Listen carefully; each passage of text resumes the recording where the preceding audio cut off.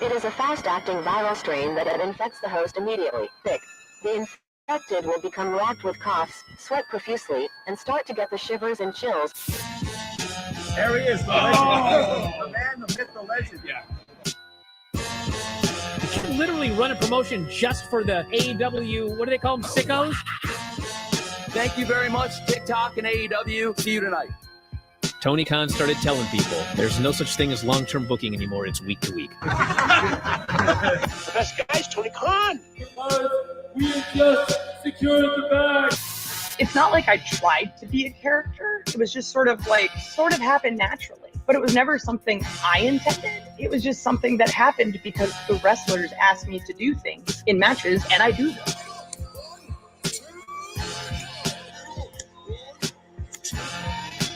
If you run a promotion just for the sickos, you're going to do 400,000 viewers eventually.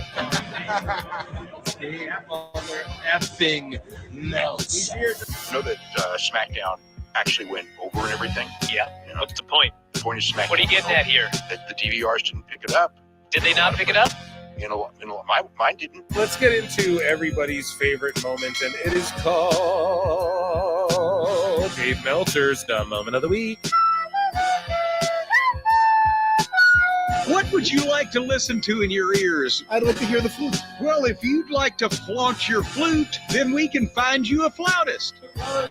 We have just secured the bag. It doesn't help me. Okay, so complain, but I will complain. Let me have my misery. And when I heard that, I was like, what? Thank you, fuck you, bye, boom.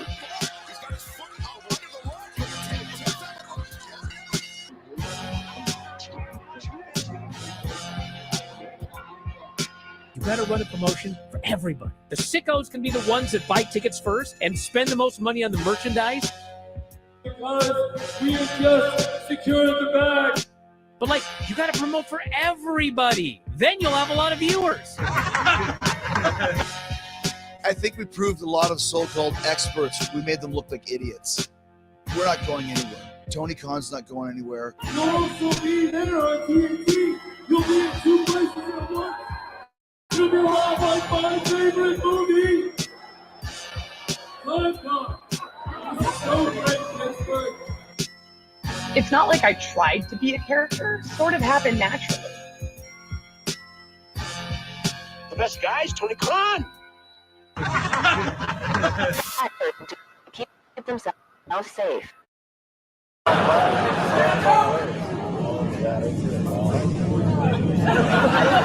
And now to the man of the hour.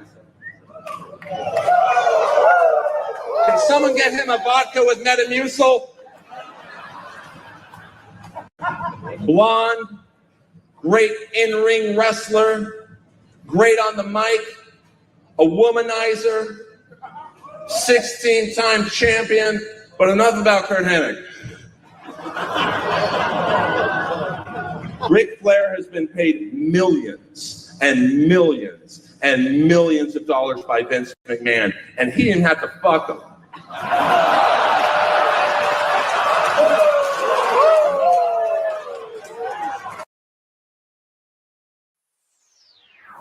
I look and see it's not just me. Jeff, why do you insist on doing this dumb internet shit on TV? I look and see it's not just me. This place is a fucking joke, man. You're a clown. I quit. So many of us have stood where we stand. We are the young, so raise your hand. So many of us have stood where we stand. We are the young, so raise your hand. We call us problem child. We spend our lives on trial. We walk an endless mile. We are the youth gone wild. We stand and we won't fall. We're 1 and 1 for all. The writing's on the wall. We are the youth gone wild. No. It doesn't make logical sense, but it makes. Well, yes, of course. But it makes wrestling booking sense. Of course, this makes no sense. Of course, okay, it makes no sense. However, in pro wrestling booking, which often makes no sense, you would do that. It's about making money. It's not about anything else. Wrestling's always been about making money first and foremost. That's it. Yes, I see, it's not just me. Last weekend was the greatest weekend in AEW history. This is the greatest week. I look and see, it's not just me. Security, my safety, my life was in danger at a wrestling show. So many of us have stood where I stand. We are the young, so raise your hand. So many of us have stood where I stand. We are the young, so raise your hand. We call this problem child. We spend our nights on trial. We walk an endless mile. We are the youth on trial. We stand, we won't fall. We're 1 and 1 for all. The writing's on the wall. We are the youth on wild. We call this problem child. We spend our nights on trial. We walk an endless mile. We are the youth on wild. We stand, we won't fall. We're 1 and 1 for all. The writing's on the wall. We are the youth on wild. Living wild. Yeah. If you're familiar with how we do things often here on these Wednesdays, it's a lot like one of my favorite movies, Time Cop. What? Fuck you. Fuck you. Yeah. No! Damn it, God damn it! Yeah! No! Damn it, God damn it!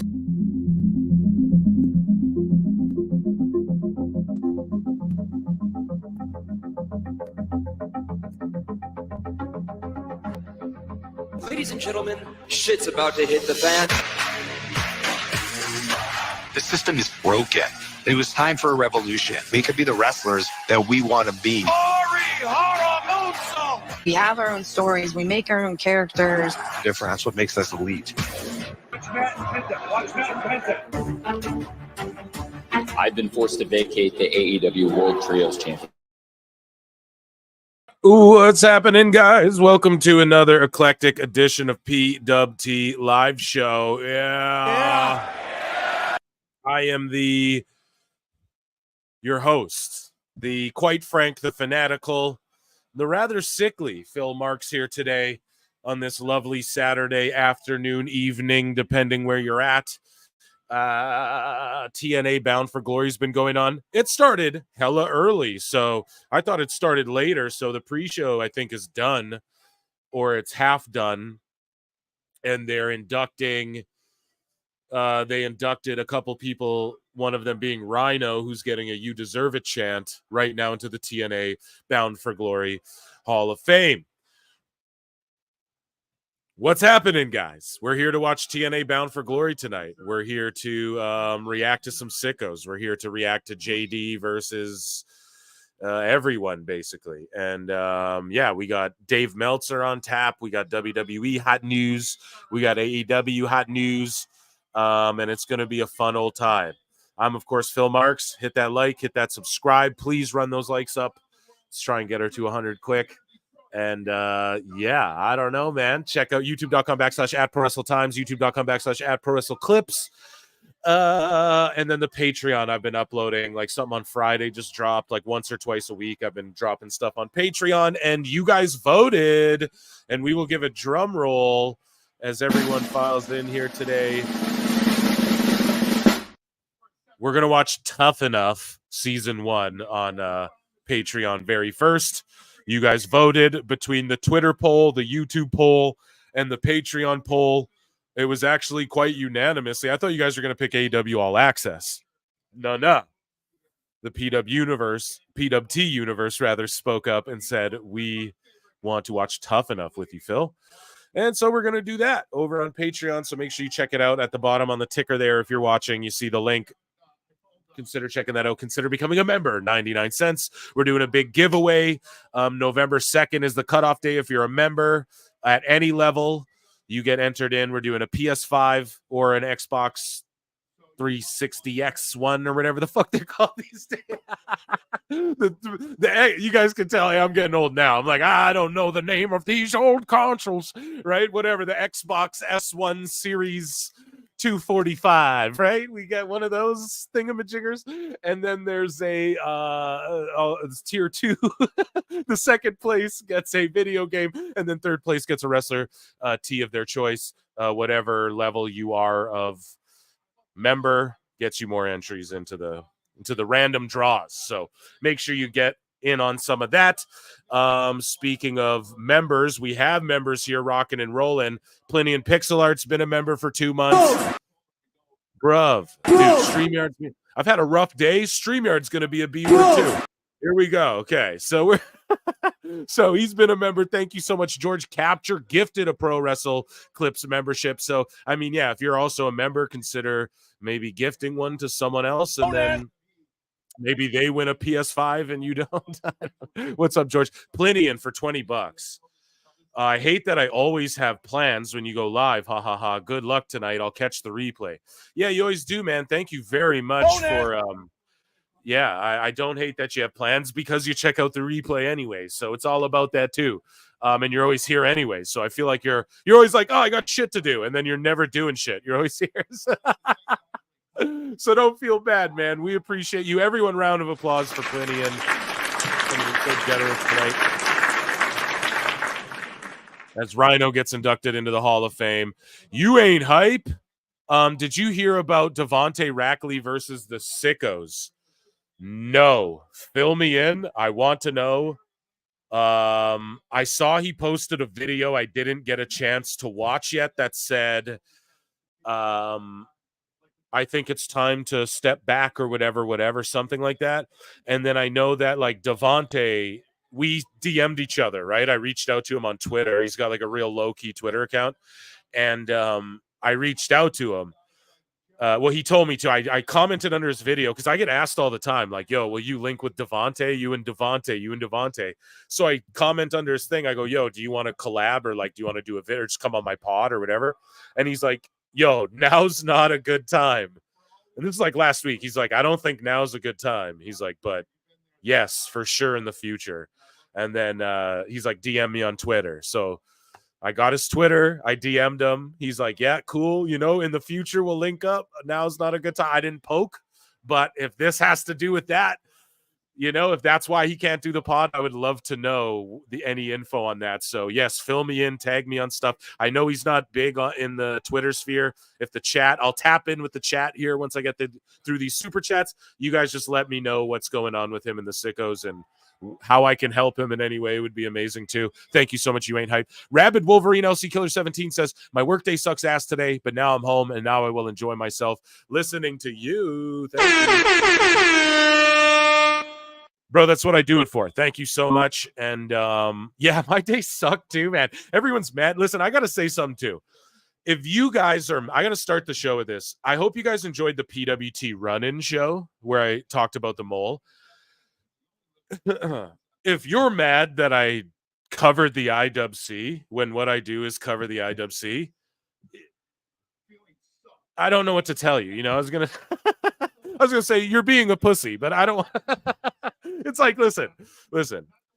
I'll just leave it with this, right? The guy wants people to see what he's doing. Period. Okay. So sorry, you know what I mean? I could say more, but again, it was what it was. That was a very entertaining show, and we'll just leave it at that. But he wants to be seen. There's a reason he accepted a bunch of the chat here into his friend thing after he privated his thing, or as his followers, you know, after he privated his shit. There's a reason for that. He wants to be seen. It's not like he would have just wrote it in a diary, put it in a bottle.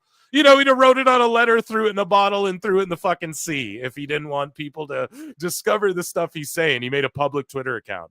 He's the Joker. He's going mad there, and he wants to watch the world burn. Don't be mad at me for doing what, how do I word it?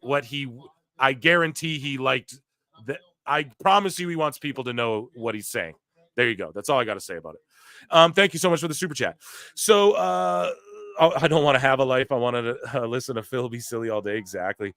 The mole is Kenny. That'd be hilarious. But yeah, I don't even want to speculate on it anymore. It's cringe. We're just going to look at his stuff when guys, everything I bring to PWT is for a reason, right? So we're not just hotshot booking the mole. We're not just going to EFAP the mole's account every day, right? It's like Fantastical Tales of Tony Khan. We don't read a tale every show, right? It's so mole will be back, but it's not just trust me when I come and bloop, you know, I'll plop little things in, I'll plug little things in, and it'll tell the greater story of what of the tale we're telling here. Make sure you hit those likes. And I love the run-in. Yeah, people love the concept of the run-in. Shout out my wife for giving me the name. And yeah, I like the concept too. And I didn't even mean for it to go that long. I was going to go like 30 minutes. So, but yeah, let's not even speculate who he is. If I could take one thing back, I wouldn't have had Awful on, and that's not anything against Awful. It's just the guy doesn't want people speculating on who he is. Here's the thing. I know that's dumb too. You guys are like, what? He's leaking shit, but doesn't want people to speculate? Exactly. But it is, you know what I mean? So it's like, oh, you want to be fucking Michael Jackson, but you don't want to be, you want to be able to shop at Walmart, you know? I get it. It's sort of, I don't even know the terminology for it. It's not redundant, but it's like counterintuitive. I don't know if that's the word. But either way, just let's not even speculate. Let's just enjoy the ride. And bloop, Mole's gonna pop up here and there, you know, and it'll be a fun, good old time. Happy late B-Day. Thank you so much. So ultimately, after posting about taking a hiatus, the sickos swarmed like killer bees. Pardon me, guys. I'm still sick. I feel a lot better, although I sound like shit because all the snot and everything is just at the front. It's just dying to get out now, you know, but I feel good. Like my head's not thumping, my like, you know, my throat doesn't feel as swollen and stuff. So it's good. Anyways, though, so like what, under his YouTube video? Oh man, we're going to have to pull up Devontae. I got this fool's back, man, for sure. Thank you for informing me on that. Like, so, cause he's not big on like social media and stuff, right? It's just more like his YouTube presence. Sorry guys, I'm literally looking up Devontae. Oh damn, he went off. Oh my god, bro, he went off. There's like a 13-minute video. Okay, well, that's what we're here to do, guys. I guess here, we're going to share this. So, I don't know. All of a sudden, a random segment. We'll talk about Bound for Glory in a minute, but let's hear what Devontae's got to say. Oh, my God, and Fightful's under his shit. Y'all remember when Fightful came up under my shit, too? And I had to be like, no, bro. Like, we make jokes. Like, holy. So, let's read what Fightful said to him. I don't care what company you do or don't like, but if you're making 15 hate videos towards any particular company and it's making you lose your passion and affecting you personally, yeah, a break is recommended. I didn't lie about you. I stated a fact. Best of luck regardless, SRS. So what did SRS say about Devontae before? Guys, oh, Jesus. We're all over the place today. Listen, so Gauntlet's about to go down. I don't know who's even all in the match right now. Here, let's look at this TNA news. We're gonna go back. Fucking poor Devontae, man. Such bullshit. Who's all in this thing? We don't even know. But my prediction: someone from NXT is gonna show up and win it. Okay. Oh look, that guy. Oh yeah, these aren't my picks. The guy I bookmarked, he made all these picks. These aren't mine. Yeah, look, he has Wes Lee as well showing up. That's my prediction. It's got to be someone from NXT, no? And then that's how you're like, oh, shit, it's... No, maybe I'm wrong about that. I don't know. That's my prediction. Let's go back to this, though.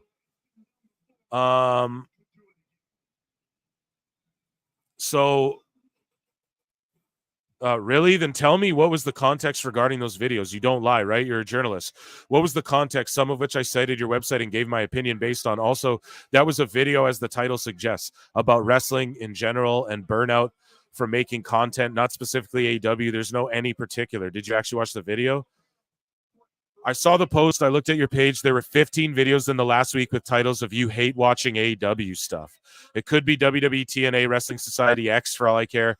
I can speak. And look at how SRS is like best of luck regardless, -- SRS. Like, bro, we know it's you, Sean. We know you run the account. No one else would do this. Like, you're the fucking news. You don't need to respond to you. No. So I don't know what post they're talking about, though, but I guess he posted he wanted to take a break to how it affected you or your family because I don't speak on people's families. But you're not going to act like all we do is report AEW news for you to react on. But you're not going to act like all we do is report AEW news for you to react on. Yeah, all the news ever reported is for people to react on. I don't have any ill will towards you, and I certainly didn't lie about you. I didn't imply you were a bad person. I made an observation by looking at your channel. Yeah, but Sean, when people make observations about looking at your shit, all of a sudden you melt down and they get doxxed and you're attacking them and shit. This is the thing, man. You're not allowed to play this fucking coy, oh, I'm just making an observation. You're not allowed to do that when you're like the dude out there like judging and fucking gatekeeping and then out here like flipping out on people who make observations about you. Holy man. I don't need to sit through your videos and see the titles. Exactly. So a headline news guy, literally the news in 2024 is predicated on we make a headline, we get you to click on it to get the context. If you just read the headline, you're a fucking idiot. Imagine this, PWT universe. If we went on a Fightful article and I read the headline and said, Sep, stupid, look at this headline. And then what would he say to me, chat? He would say, oh, you didn't read the whole article, did you? But now he's telling this fool, yo, I didn't read I didn't watch the video, but I read the title. And I'm right about my observation. What a fucking putz, man. Man, I'm fed up with the IWC lately, bro, too. Like, it's these dudes, the sickos. The wrestling's great. Wrestling's been amazing. I ain't getting burnt out from shit. I'm going to do more and more shows. You ain't going to be able to get rid of me, bitch. I'm going to be popping up everywhere. You know what I'm saying? But like, damn, bro, it's just the like good for me, not for thee. You know what I mean? Everything he's saying is like, bro, you don't keep that same energy when people do the same shit to you. So don't be hypercritical writing 4 fucking pages to this dude. You know what I'm saying? But this is Millennial Smart. So is this? Yeah. No, this is Millennial Smart. So is this? I don't even know, guys. Oh, so is this even Devontae? I might be on the wrong shit. I should be looking in chat right now. I'm just going off. Fired up Phil. It's for the sickos. Yeah, I don't know, man. Maybe I'm talking about the wrong channel, but it is what it is. Said within those 15 videos. Look, you guys, I'm not going to read this whole argument because let me tell you something. This is like the sickness that folk like SRS feed off of, bro. Like he wants to get in this little, let's play semantics and have a little joust with the g. You don't do that. You know, you just joke or you tell them what's what, you know, just be like, I ain't going to do shit. You know, you can't give them. This is just playing into like, look at all these responses, bro. You know, I had to stop responding to YouTube. I respond to like 2 a week or like 1 a day, maybe, when I go to pin my comments because I can't keep up with it. And Twitter and fucking my emails. I can't keep up with them all. I can't imagine this. Yeah, poor Devontae when he's ready. So the sickos jumped. I just went off on Sap.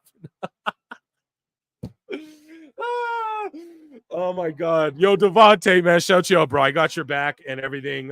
If you want to come here and talk, we don't even got to trash these fools. Like, we can just talk and you know, like we can just talk graps even. We don't even got to sweat these guys, man, you know? But yeah, that's funny stuff. Let's get into TNA, guys. I'll do like a better breakdown when I like to wait. You guys know that. I like to sit back. I know I'm quick with it, but it's because I'm on top of things, you know? But like, I like to sit back kind of, okay, I'm going to see where everyone's coming from. Then we're going to, you know, you want my instant brain fart reaction? Go on Twitter. on the show, I got to like accumulate the info before I present it. You know, it's not Dave. I can't just freestyle what's going on with Devontae, but I don't know. I like his content. And like I didn't know about it until other people were like, you guys should link up. And then I realized, damn, this guy and me would be funny as shit together. But yeah, it's too bad that the people, they want to go out, oh, you're burnt out because all you're doing is hating on AEW. Oh boy, you know? And yeah, what about it? Like, let's say you're Meltzer, right? Meltzer fucking hates WWE, right? Sap and all of Fightful and shit hate WWE, right? For the most part, right? The way they talk about it. Maybe not Sap, but like, let's say Kate Faber, one of these people who just hate WWE. You know this. Okay. So like you don't get burnt out. Oh, if you guys get what I'm saying? Like, let's say Dave gets burnt out. Is that from hating WWE? I know that that's like a what if scenario, but it's not just from that. It's like, okay, you're watching AEW, it pisses you off so much, you know what it could be, and it starts driving you nuts, and it starts draining your fucking energy. Yeah, but you're covering wrestling. Dave doesn't like WWE. He covers wrestling in his way, and he's constantly watching it. No? So it's always this notion of like, stop fucking watching AEW. No, like okay, then Dave can stop watching WWE, but he doesn't, right? He still watches it. So it's not like, oh, that burnout from hating on AEW. Like this is what I'm talking about. These are sick people, man. Sick people. Yeah, so guys, this casino battle gauntlet royal. No, I'm just joking. We're watching TNA tonight. Laredo Kid just came out. Joining me on the show is Chris Connor. Round of applause for Chris.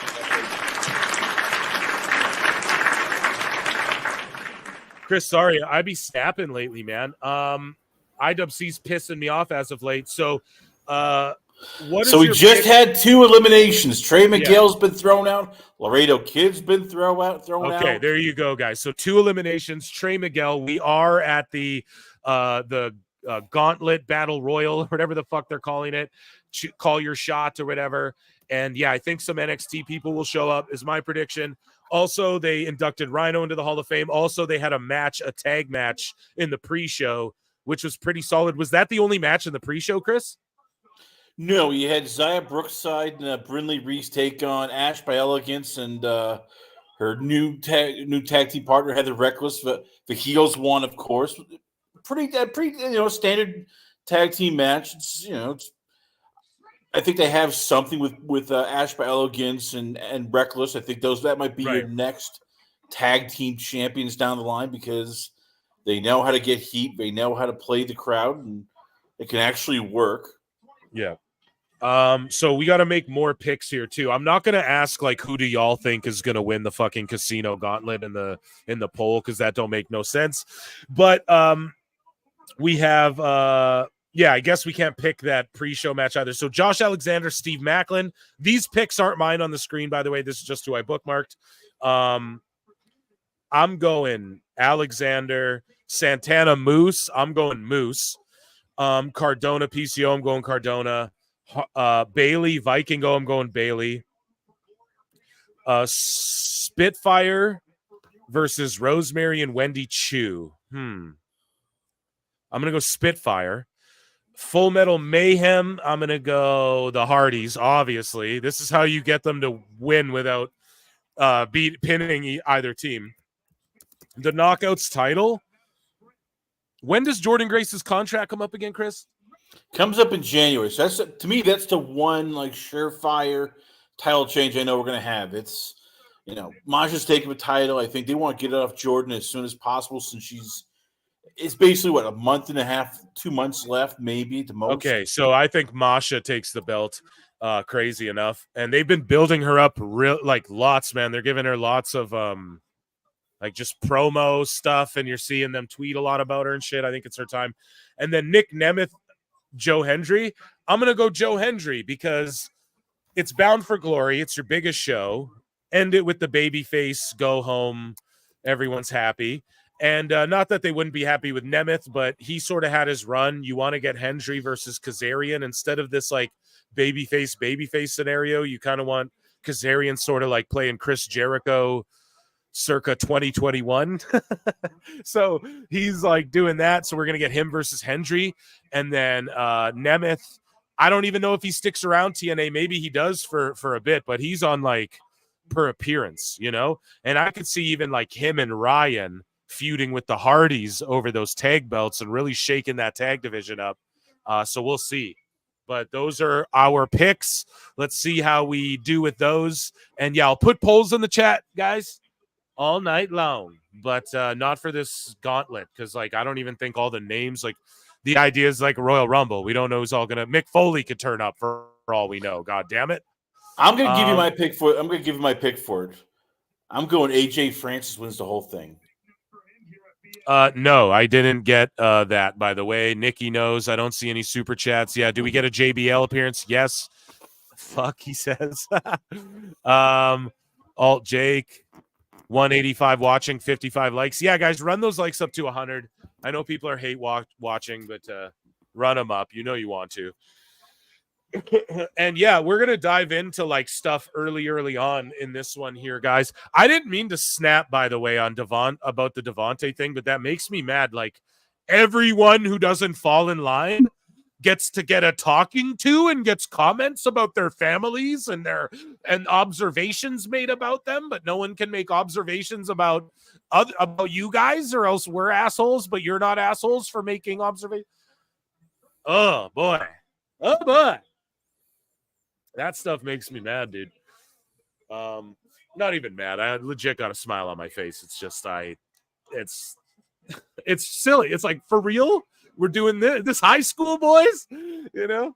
Feels so like, really? You know? Fucking middle school? I don't know. Trent 7 came out, though. He got a big pop. I love you guys, too. Trust the process, guys. Shout out chat, you guys are the best. You're goated.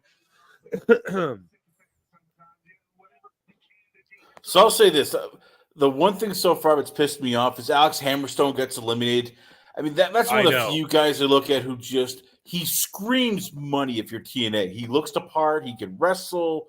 You know, I get it. You have all these guys you're trying to get in there, but god damn, you know, I'd rather him and Jake something with the tag titles in the Hardys. To me, the Hardys just feel like, okay, here's my thing, Chris. I don't want to see Jake and Hammerstone fucking teaming more. Like, yeah, they're a cool team, but I want to see them fighting each other for like the world title.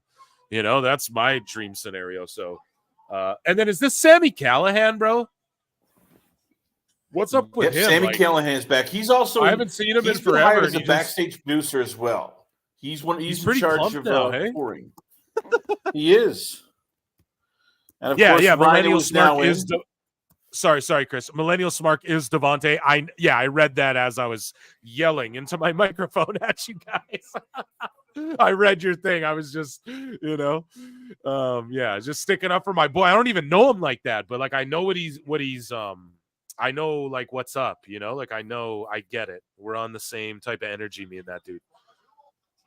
Even like you read his description of his show, he's like autistically yelling into the or whatever. It's like, yeah, I'm right there with you. But dude, Rhino's in the Rhino is living Sami Callihan. Yes. He got inducted tonight, and now he's in this Bound for Glory, and he's just throwing dudes out. I think I'm a minute behind you there, bud. Super chat is not working for me. Refresh your shit. I have no idea. I don't know if someone else wants to test it. Here, I'll refresh. I don't know.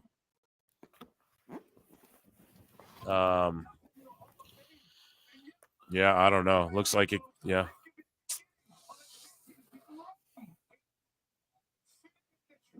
Man, yeah, well, I'm not hating on Sammy. Listen, man, he just looks nice and King Kong Bundy-ish right now, whereas his physique was, the last time I saw him in ring, he was actually looking decent, like, like not whatever, not shitting on dudes. I mean, it is what it is. So Tasha Steelz is in this. So they have girls entering this as well. Yeah, I think I think Jordan they've always Grace had that. I mean, at one point they've had Jordan Grace win the Call Your Shot.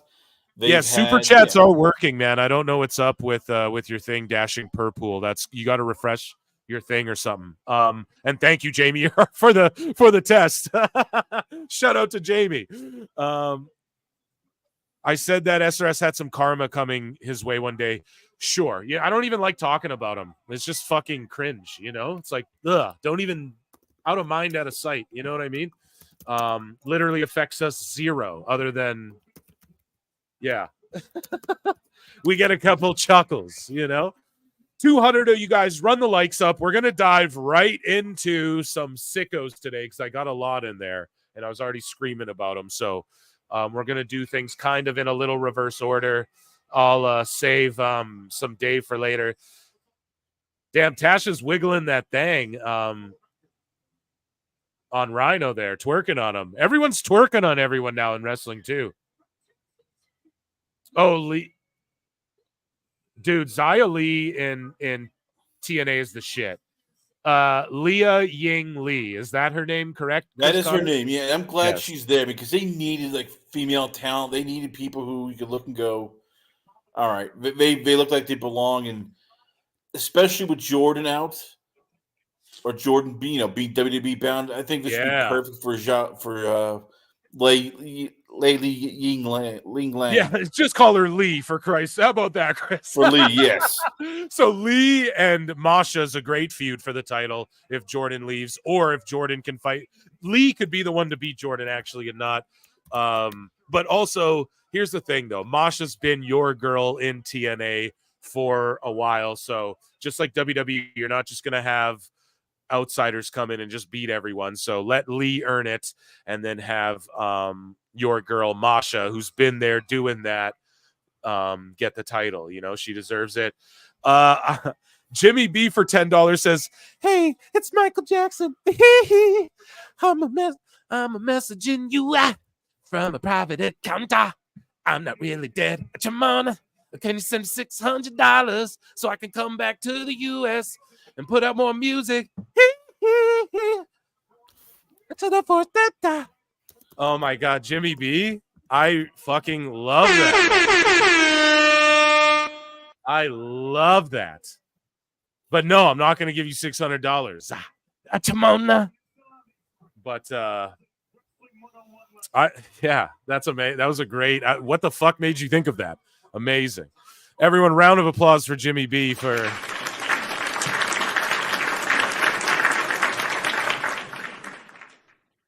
triggering my inner MJ out of nowhere. What the fuck, bro? Hey. Anyone see what happened with JD and Janela? Yeah, that's coming up. Don't worry about that. That's coming up. Okay. I'm just real into this like battle royal, guys. So we're gonna dive into the Philmarks bookmarks here. Who's this guy who just came in here? So we have Leon Slater is now debuted. You know, right. There you go. He's back Slater. In there. Yeah. Nope. Lei Ying Yang got eliminated by Kazarian, of course. Kind of an a-hole. Spoilers, Chris. No, I'm like 10 seconds behind you. Yeah. I'm like, she's just getting eliminated here. Yeah, I'm behind you. No spoilers, damn it. It's 30 seconds. Your inner MJ, are you allowed in your schools? Yeah. Oh my gosh. So I think it's safe to say we will probably not see the NXT kids now. I mean, because we know that AJ Francis is still left. He's number 20 because he won this Thursday. We're gonna be in fucking Rumble soon. Moose Knuckle, you bringing Epstein back? Yeah. Them other boys don't know how to act.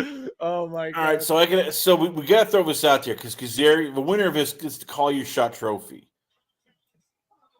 Kazarian. Oh, wait a minute. I don't think. Oh yeah. So Jonathan Gresham's in here. I love him, but he just dropped that octopus gimmick real hard, like a bad habit. I wonder why, man. Phil is Time Cop now. Time Cop. I'm bringing Epstein back, dude. I love that too because it's so funny. Oh my god. Them other. You can get a massage in the back. Yep. That's not even funny, actually. That's fucked up. Moose Knuckle, shame on you. Karaoke time again? Yeah. Oh my God, you guys are funny, dude. Okay, All let me right. look at some messages here for a sec. Sorry, I got. Oh my God, who did I?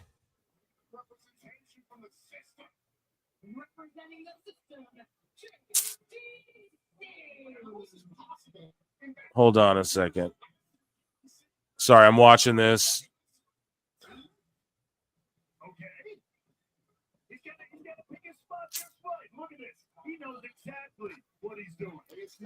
Oh yeah, I sent that was to George. Sorry guys, I know I'm just sitting here silently, but I'm like doing something off to the side. So while you're doing that, so we got to point this out. So Sorry Frank guys, sorry. I know Kazarian is a compelling special radio. guest. I'm just looking at. I had some DMs. I'm just reading something. Yeah, while you're doing that, let me throw this out there. So Frank Kazarian is still in this Call Your Shot Royal Rumble. He's also in the main event as the special guest referee. So what are the odds that we see Kazarian? Oh yeah, win the whole Kazarian's thing? in the main event. You're right. I forgot about that. I mean, can we see a screw job where Joe Hendry wins the whole thing, Kazarian then blasts him right afterwards and cashes in his Call Your Shot? Would TNA do that? Maybe all in one night. That could be because that's what they did last year, isn't it? They did that to. They did that Alexander 2 years last ago. They did it in 2022 when they had Christian Cage, Moose, and Josh Alexander. Oh my God. Yeah, Alt Jake, man. What's up, buddy? Check your Twitter. Okay, anyways, so now AJ's in here. I could see AJ winning this thing too, maybe. No? Do you think that's too big of a Maybe push for him? he's a free agent as of December 31st of this year. So Okay. I mean, look, I think TNA re-signs him. He's been for them like just a bonus for them, but it'll be interesting. I mean, do you view? I mean, because we all thought at one point, okay, it's Flop Dollar, it's a joke, he sucks, and now all of a sudden we're like, AJ France is pretty good here. I always said he was good, dude. That's the thing. I never was like hating on him in WWE. I just always said like Hit Row ain't the same without Swerve. Now, with that being said, Top Dollar in AEW with Swerve or something and gets involved in all that Lashley shit. Who knows? Oh, I would hate that because they will bury AJ Francis because they won't let him be they bury AJ. everyone, so it doesn't. They bury everyone. But especially big guys. I mean, if you're over, 240 pounds, Tony looks at you and goes, "Oh, you're a threat. I don't want to deal with you. I don't want you even wrestling here, even unless you're going to be jobbing to my 140-pound people." Oh, Trent Severn's been eliminated, and so has Jonathan Gresham. AJ Francis looking like the monster. Yeah, he's that's throwing who bodies out. That's who should be a tag team. Phil Marks and AJ Francis. Dude, the I'd do it. Promos alone would be golden. Shout out to AJ, man. I told him, I was like, he's like, what should I, or he choke slammed a dude. I was like, you got to call it the broke slam. And he retweeted it, but he never fucking called it that. And I was like, God damn it. You should have did that. Yeah, guys, 74 likes. There's 200 watching the show. Run them up to 100 or Chris Connors is doing a 10-minute monologue. That's why he's here. Run those likes up, folks. Do not test me. I'm on edge today. Did you guys hear me go off on those guys going at Devontae, bro? You don't want to know. I'll stoop down to sickos. I'll unleash the poison into the PWT universe. Yeah. I'll unleash the poison, my own poison. Sorry, guys. I'm losing my shit. That's what it is. Here we go. Jake something on the apron. Going for a choker slam. No, if we're down to our final four. If Chris stops spoiling, I'll gift 5 memberships. Yeah, Chris, don't say anything. You can't say shit. Are You're you ahead of watching everyone. live or are you? Yes. You're ahead of everyone, though. You're ahead of the How chat. the hell am I ahead? Because I'm on YouTube. It shouldn't be this way. I don't know, bro. Just We're calling for a lifeline here. I need a hero. It's karaoke time tonight. You can hear it. No. Yeah, get Moose Knuckle here. Moose, you're getting timed out. No, I'm just joking, bro. I love you, man. You crack me up so much. Yeah, dude. So we're down to the final 4. So we're totally wrong. I was wrong. I'm 0-1, and I was completely wrong about an NXT person winning. So it's going to be Rhino, Kazarian, Dango, or Francis. We're down to the final 4. Any of these guys, I could see winning realistically. I don't think it'll be Johnny Curtis. So I'm right about that. And then there's Rhino here. I don't think it'll be him either. We're down to our final 2. I won't tell you who it is, but we're down to it. If Kazarian wins this, then yes, I could see him winning it and then cashing in the main event and just like scraping the title and then send everyone home miserable. I don't know if you do that though. Or do you have Hendry overcome twice and then really swerve everyone and oh shit, that was crazy. Yeah, final 2, chat. Final 2. Connor is the most. Oh my God. Yeah, the only one allowed to spoil shit is Phil Marks because it's Phil Marks' show. So when I spoil, it's okay. Everyone else has got to chill. Unless I'm way ahead of you guys, then it's not. But I think I'm right on par with like Lincoln. He's like, because I was about to say the same shit, Lincoln. All right, so we have. Here we go. No, don't say it. Don't say anything, goddamn. Don't say anything. No, we're gonna mute this guy. No, I'm just kidding. But don't say anything. Here we go. It's boiled down. I'm still in the final 2, baby. Here we go. Oh, and then the final 2 have to pin each other. That's right. Oh yeah. Damn. Okay. Now we can spoil Chris. So Kazarian won. So yeah, Chris called it. He's gonna go into the main event, cash this shit in as the guest ref after the match between Hendry and Nemeth probably. So I could maybe see Nemeth retaining, losing to Kazarian that way, and then fucking Hendry and Kazarian, we get that feud off of that or whatever, maybe. I just see Nemeth doing other stuff. He's been doing a bunch of podcasts lately and shit. He's been like making the rounds. I don't know. He's not like really promoting anything particular. It's just him and Ryan are making the podcast rounds. Hey, like maybe they're going. I don't know. It's hard to tell. He literally gifted 5 memberships. Oh, amazing. So would TNA have the balls to do that? But all of a sudden, Joe Hendry wins the whole thing. They think they're going home happy. JBL comes out, clothesline from hell. Kazarian cashes in. Just the ultimate FU. Yeah, I could totally see that because TNA did that like 2 years ago and it went over. It like went viral. Like it was because Josh Alexander's like crying. He has the belt. He's like crying with his family. Then Moose just comes in, spears him and pins him. And everyone was like, what? It was like such a crazy moment. I could maybe see TNA pulling that because last year they didn't do that. So this year, if they do that, like that sort of thing again, where everyone just gets their hearts broken, I mean, that makes you want to tune in the next week, because once Hendry, the chase is always more fun than the end game, like ultimately.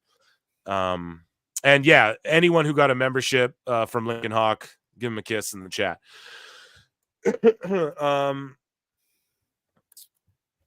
Yeah, member. Okay, here we go. Thank you guys. Let's get into like some sickos as the PPV starts, or what? You guys want? I might have some TNA had news. Yeah. So speaking of Hendry, him and the Hardy Boys were at this Detroit Pistons game.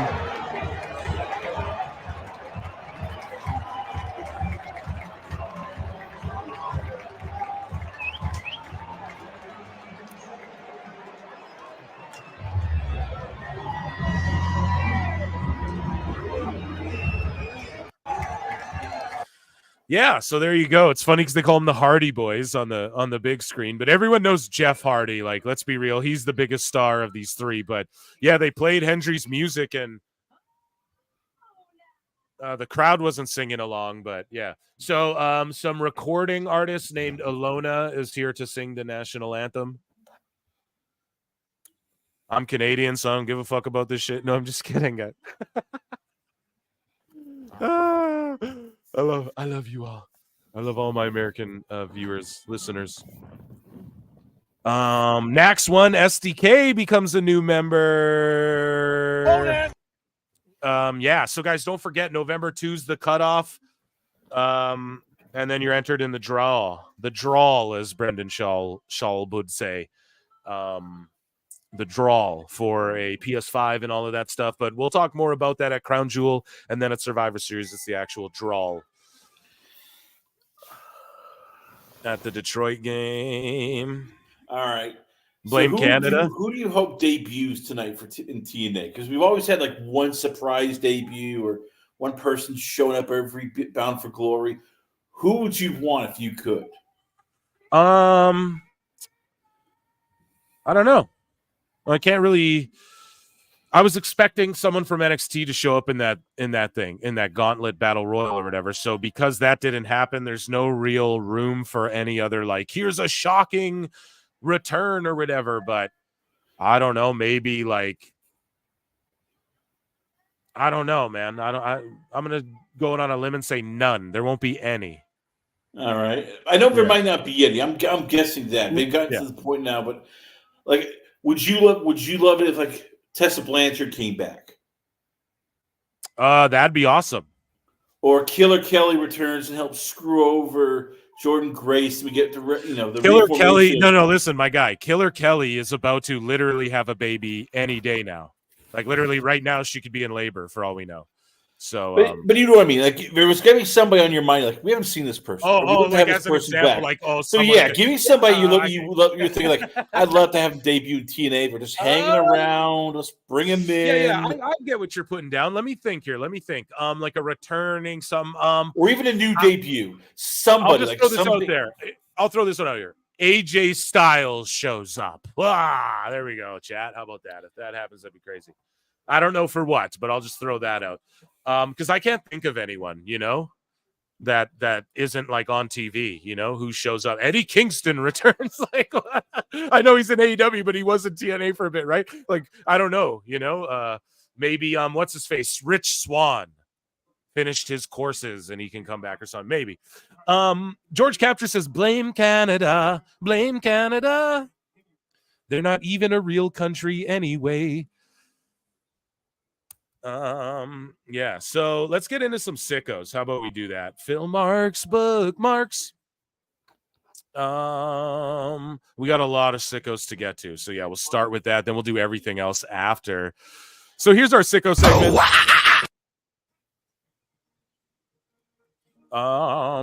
This Reg dude. So Jay from Canada, speaking of boot Canada, bud, eh? LOL, why is Reg so triggered? Instead of worrying and getting into his feelings, he needs to go back and work on his music career because that shit is whack. Oh, damn. Oh, come on now, Jay from Canada. Why you got to bury his music career? That's not very fair to say that his music's whack. I'm not sure if that. I'm sure some people like it subjectively. And a healthy, righteous Reg album is healthy for the rest of the music business. Jay from Canada. That's not very fair. But Wrestle Purist says WWE has a date booked for the 2300 arena. We covered this on the last show, and then Righteous Reg goes, they don't belong there. Dude, they own ECW. And then he goes, if it ain't called NXT Bingo Hall, they some cowards. Oh, man, these guys are funny. So SRS trying to justify his blatant grifting while being a massive douche. Shout out Machiavelli. So this guy, Fuck You Nelson, says, imagine charging people $12.99 about behind-the-scenes stuff of a wrestling show, or is $13.99 because of inflation. Either way, this is karma for that ass. And then Sap says, I hope you also work for free, but assuming you have a job is bold. And then this guy goes, I guess assuming you know what real work is bold, but that's why you're there defending your daddy, right? I don't know who he was. I don't even know the context of this. Just a funny back and forth, guys. How many 12.99s did it take for you to swallow, or are you a spitter? Oh God. You what? Oh God, Moose Knuckles a spitter. I know that. Moving along here. That's funny. I got can we talk about the shots fired recently by Samantha Irvin? She's becoming more saltier than even you in a can of peanuts right now. I mean, she's just. No, well, we'll get to that, Chris. You know what I'm saying? There's another one she just dropped, a new one. So I'm just telling you right now. I got it, bro. I got it, bro. Like Planters peanuts. Here we got El Hijo del Vikingo taking on Mike Bailey. This match will be crazy. This one is for the sickos, so it's appropriate we do our sickos segment, and I will give one more down with the sickos. But I bet this match cooks. Dude, I like Mike Bailey. Anyways, though. So from God's gift, he goes, does this moron not realize that the middle-aged Bucks are MAGA too? And so, yeah, this guy just posted that the Bucks are greater than Kane and Undertaker. And yeah, a lot of people are mad that Kane and Undertaker support Trump. A lot of people are mad Mick Foley and Kevin Nash support Kamala Harris. I say who gives a shit, but yes, this is funny because the Bucks support Trump too. So you can't get mad at, you can't be like, oh, have they officially come out and supported Trump? Assuming this is what they are referring to, obviously, because people are hating on Kane and Undertaker right now because of their fucking TikTok or whatever. And I watched Trump on Joe Rogan, and he's like, I started TikTok. Yeah, it's great. It's huge. We're getting billions. Actually, billions, yeah. We're in the biggest views, the most views ever. It's great. So, you know what? I gotta stop right there because I support Donald Trump. So I'm not gonna take the slander on you, mocking Trump here. You can mock Mick Foley, bro. You can mock Jim Cornette, you can mock AEW all you like. You can even mock Sean Ross Sapp, and I'll join in on that. But God damn it, not Trump. He's actually a pro. Jesus Christ, fan. Chris, what the fuck are you doing, dude? Oh my God, Chad, what's going on? We might have to exile. We might have to banish this motherfucker to the. You actually have a president who actually knows what WWE is. Kamala Harris probably couldn't pick it out of a lineup. Chris, I don't give a fuck who you support, bro. This isn't. We're moving along. Kingslayer Network for $2 says MCMG show up in face to face. No, guys, MCMG is going to move on. They're not doing any TNA crossover. Same with Nick Nemeth. Did an interview. He's like, I'm not doing any NXT WWE crossovers. I just spent time there. So in my opinion, this won't happen. But would I pop for this shit? Yeah, obviously. 100,000,000%. And would that be cool, actually, the TNA tag champs versus the WWE? Yes. But what I think we get before any of that, the TNA tag champs are going to take on the NXT tag champs before we get like main roster TNA stuff. Crossing over. I'm just going to spitball here. I've heard from two reliable sources. Don't expect any main roster talent to come on to TNA. But the word is that it is a developmental trade. We're not sending any Raw people, any SmackDown people. It's just the kids coming over. That's it. Yeah, so that's pretty much my understanding of it too. Guys, somebody asked me on the last show, I think during the run-in or the live show, they said, what is like Fozzie's attendance like? Well, here we go. Here's some Chris Jericho, guys. I hope you enjoy.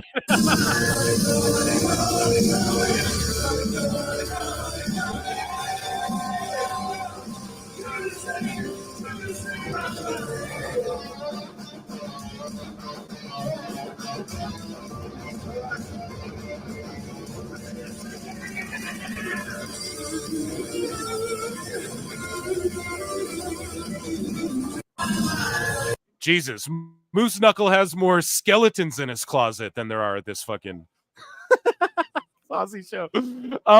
Dude is now discrediting himself. It's so funny. Read this, dude. This is like sap inception. Do. I need it.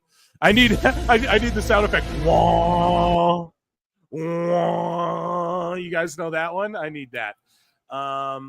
Here we go. So Sapp quote tweets himself. So he says, sources within AEW and NJPW told Fightful Select they expect protections to be put in place moving forward to prevent talent from immediately jumping to WWE after working AEW New Japan shows.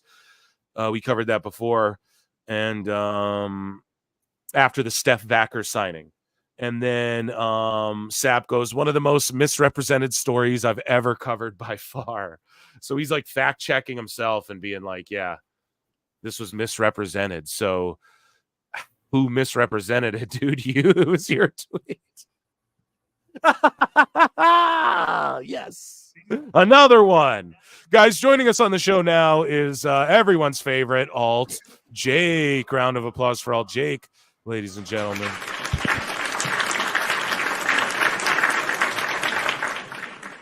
Good evening, everybody. How's everybody going? How's it going, Chris? I'm doing well. How you doing, Jake? I am good. It's Saturday, live show, ready to rock and roll. So, Jake, you can help us settle the debate. What is going to happen in the final? Because Frank Kazarian won a trophy, as we call your shot trophy. Will TNA cash in or no? Yeah, he cash in? Will JBL screw both Hendry and Nick Nemeth, and all of a sudden we get a Kazarian JBL ending where Kazarian's the champion? I mean, it would create a lot of buzz, and I mean, how long before Hendry goes to WWE? So I could see them wanting to do something like that. I do think JBL will show up for sure. I just don't know about the Kazarian thing. It would make sense though, because he's a special. Well, whatever JBL does, he's aligning with Nick Nemeth. That's the key thing that should be pointed out, So, or he screws Nemeth out of nowhere, which no Diddy, which would be crazy. When you were saying earlier about how Nemeth might be doing other stuff, I could see how maybe that's how they get rid of Nick, possibly, is having JBL turn on him and join Kazarian. That would probably be that, because he wouldn't join Hendry, because JBL can't be a babyface. So watch this spot here from we have Ricochet getting mad at, or just having arguments with himself. This is real sicko shit, guys. This is what people do, where they have a fake argument with a fake person. This is what's happening right here. So Sidney Akeem, the former, what was his name? Reggie. He was also Scripps in WWE. He posted this clip of him in GCW, and this shit was wild right here. Jack doing the same. Nobody's really able to. He's taking on Jack Evans. Now, some people might be like, oh, it's just gymnastics. And yeah, I mean, you can't argue that, but just for a minute, admire this dude's athleticism. Crazy. But then watch what Ricochet says about it. Why you got to do this? Anyways, let's watch this clip. Jack doing the same. Nobody's really able to score with anything all that impactful until now. There you go, that twisting cross top rope, twisting, and they're getting a lot of climbing in. Look at that moonsault. Akeem. He's getting a lot of momentum. Oh. Now that's a to the apron, springboard, and Sidney handspring. Final act. So that's his finisher. He does 2 backflips, then hits you with a cutter. So if anyone's that's dumb, maybe Sol Ruka does a flip, then hits you with a cutter. It's she doesn't really need a flip to hit you with it, So it's his thing. So it's not like he's just doing this I'm going to hit 2 back. He finds clever ways to hit it every time. It's kind of like what he's been doing on the indies. I don't know. I get why it might not be everyone's cup of tea, right? But cover 2, and that's it. Jack doing this. So Ricochet quote tweets it and goes, "This sucks. Not one wrestling move was done. Just flip, flip, flip. You suck and can't wrestle. Just gymnastics and Cirque du Soleil shit." And meanwhile, this dude was in Cirque du Soleil. I'm pretty sure. Sidney Akeem. Yeah, he was in Cirque du Soleil. So I get it. He's cracking a joke, but I quote tweeted, I'm let it go already, bro. Jesus Christ, stop. It's just, I don't know. It's cringe. I don't know what Ricochet's going through, but Bruce Pritchard said this, and I thought this deserved to be in the sicko segment here. He goes, "I don't believe Ricky Steamboat could survive in the modern day era of pro wrestling." That's pretty fucking crazy to me. Maybe because he's thinking to himself the personalities need to be larger than life, but dude, he would look like a monster compared to some of these people today. He'd look like a rippling giant, like just in this picture alone that you see of him, compare that to Garcia. You know, I get he's not the tallest guy, but just no, I think he would totally make it. He'd be unique. It'd be refreshing to see a guy like Ricky Steamboat. That's my opinion. Here, I'm gonna group the JD stuff together. So this guy tagged me in this and says, opinions of the most hardcore sickos.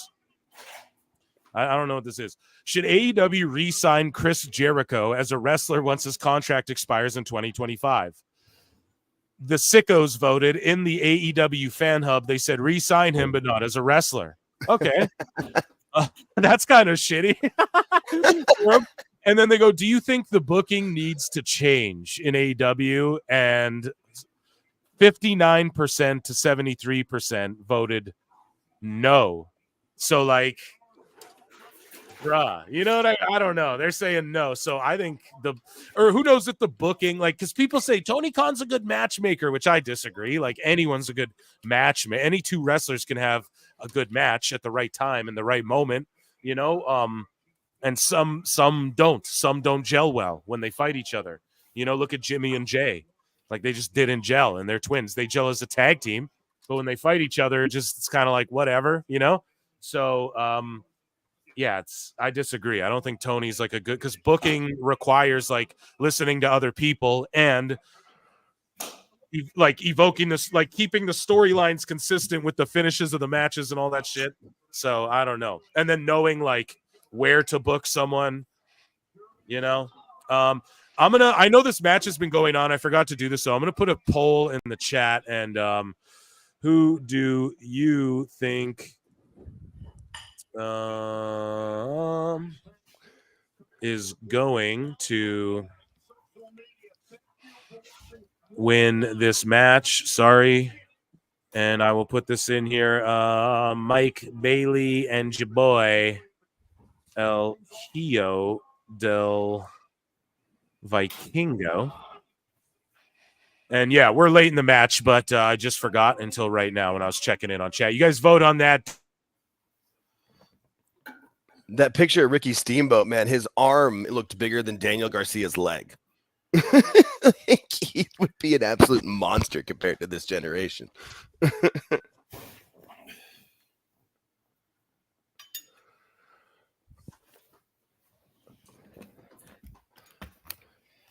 And then I hope Ricochet was being like facetious with that or like sarcastic, because I feel like that's what he was always called. But you can't ever tell when they go to Tony. Are they you know, they lost their minds, or they don't think they can deal with satire anymore.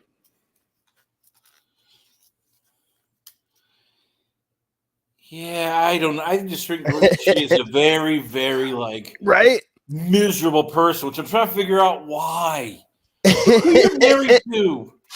Why? Because he came out and realized there's nobody on the other side of the building. He had that moment where like Edge's face, like I always think of Edge's face when he first made that move over, and he looked, and you could see it in his eyes of like, oh, I immediately regret this decision. Like, as I swear, I don't think they really know or pay much attention to the IWC enough to where the guys that go over, some of them didn't realize that they're really not drawing fans in AEW, and you're not going to be the one to make the difference. Did we lose Phil? Did he lose his internet? Right. No, he's recovering. But yeah, I get it. Still, he's married to Samantha Irvin. He's getting paid big money. Engaged. I'm back. Engaged. There he is. Sorry, no, StreamYard fucking kicked me, dude. It's being such a B word. I don't know what's going on. I gotta like not use my laptop or something. It fucked up, but it's all good. You're Anyways. like, thanks. That's what you want. Yeah, don't use your laptop that you need to do it. Yeah, it's fine. Yeah, it's like Jesus Christ. No, we're good though. We're good now. I just it literally kicked me, and I'm like, what's going on? And then I'm like talking, and it took me a minute to realize too I was still talking, and I'm like, oh great. Like how long? I threw something out there, and I was like, "What? Nothing that filled it." I thought that was a good joke because I meant the joke of Ricky Steamboat's arm was bigger than Daniel Garcia's leg when you made that comparison. That was the first thing I thought. I was looking. I was waiting. I'm waiting for Phil to jump in. Welcome to PW Jake. Yeah. What's up, Jamie? Let's go. Jamie's That's my hilarious. people, man. Jamie, 10 Nikki, more likes. Moose. Are we still not at 100? Not at 100? Jesus. Come on, people. Okay, I'm leaving again. Chris is taking over. Yeah. I'm leaving again. Chris is taking over. I'll be back in a bit. See, Start doing karaoke. Still those likes are at 100. We're not. All right, so AJ, I asked this earlier. Who would you like to see debut in AEW or return in TNA soon, AJ? Because I was thinking like we there's always like a surprise, like somebody who just all of a sudden comes in we don't expect. Like I was hoping it's like Tessa Blanchard, Yeah. So who are you asking? I already told you AJ Styles. Yeah, I'm asking AJ. Who would Jake, you like to see? Yeah, I Jake. mean, who would you want to I know see? TNA was usually pretty good about doing any like little teasers in their commercials and stuff. Was there any of that? I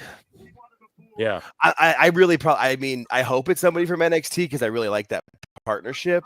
But I mean, if JBL comes out and does it, that might be it'll be JBL, bro. It won't be like anyone crazy. We already seen Rhino show up after his induction, blah blah blah blah.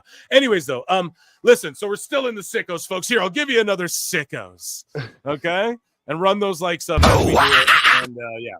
So Big Van Kale says, I generally like what WWE is offering at the moment, but I feel as though the only scenario where you get back the feeling of innovation happens once WWE goes cold again and companies scramble to find the new hot thing to sell to modern audiences. No, you fickle marks. The new hot thing is telling good stories. In the mid-2010s there, it was all about viral flippy clips, and we need someone to take down Big Bad Vince. Now, it's like, yeah, we want to see global superstars on the biggest stage, wrestling become mainstream again, and telling good stories. That's what the new hot thing is. Fuck, man, it's such delusion. But Ibu is just like, oh, he's talking shit. Yeah, I think we're fucked. Industry trends are being set by WWE with no new ideas. Bro. What?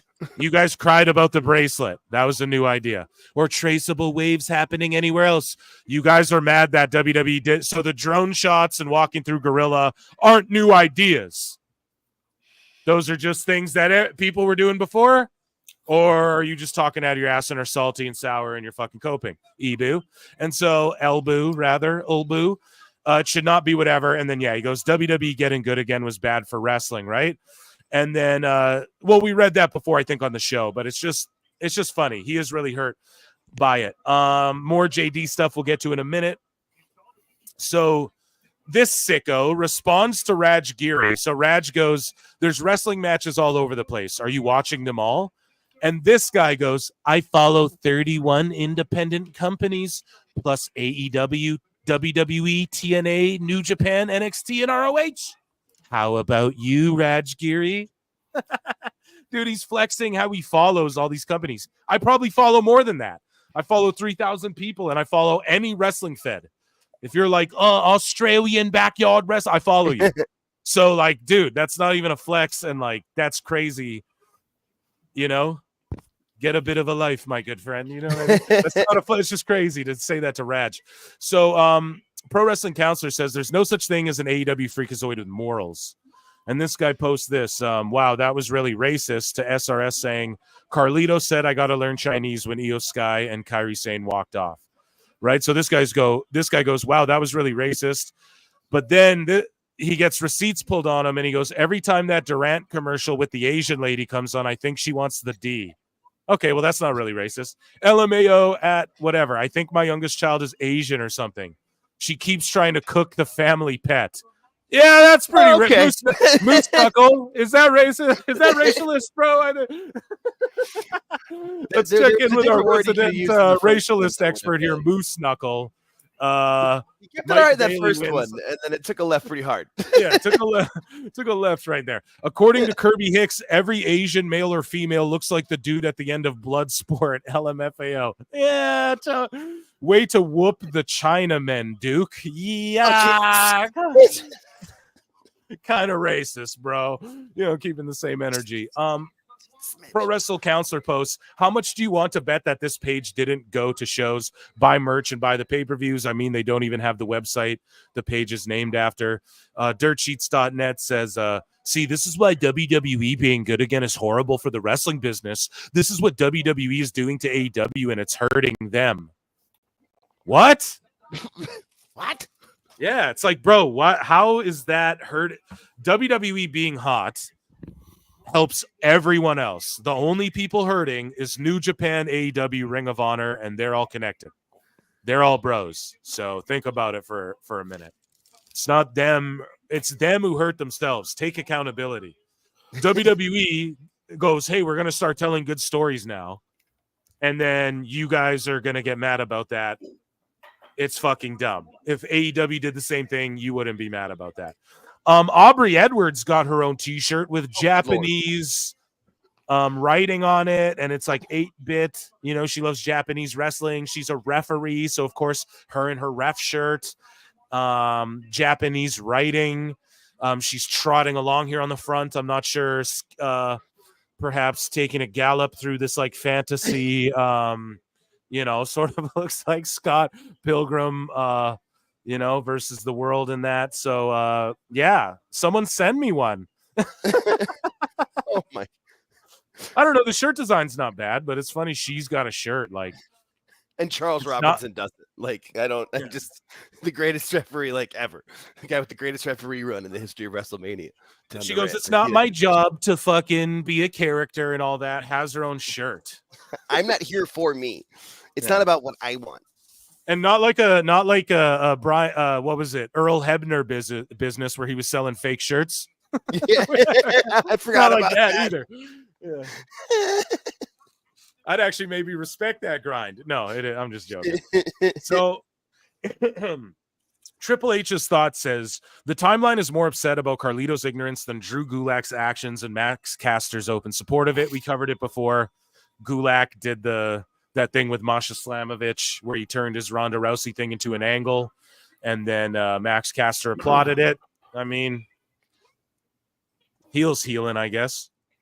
Right. So Alfred Konuwa dropped this heater. Here's 14 seconds of him recapping Dynamite in a nutshell. And Konuwa makes the sicko segment every time. We're all sickos. You guys know that. Here we go.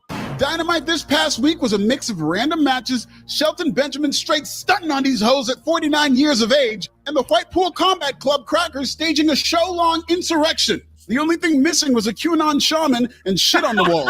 Dynamite.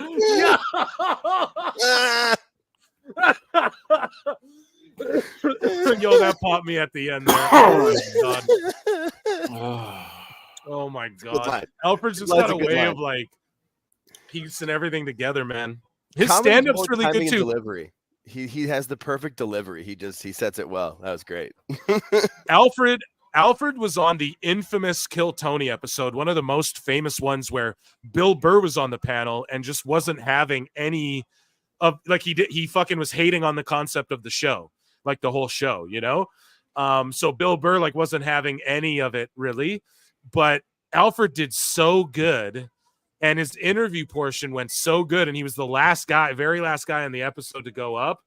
And I truly feel like if Bill Burr wasn't there that episode, they would have given Alfred one of those golden tickets or been like, you come back on the show. Some guys, they say come back and do another minute for us routinely.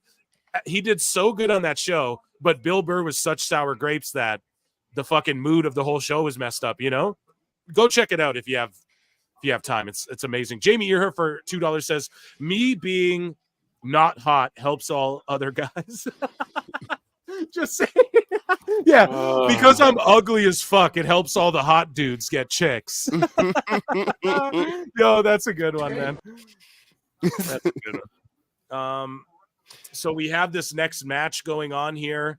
Spitfire versus Chew and Rosemary. So I'm going to put a poll in the chat. Who do you think is going to win this match-a-roonski?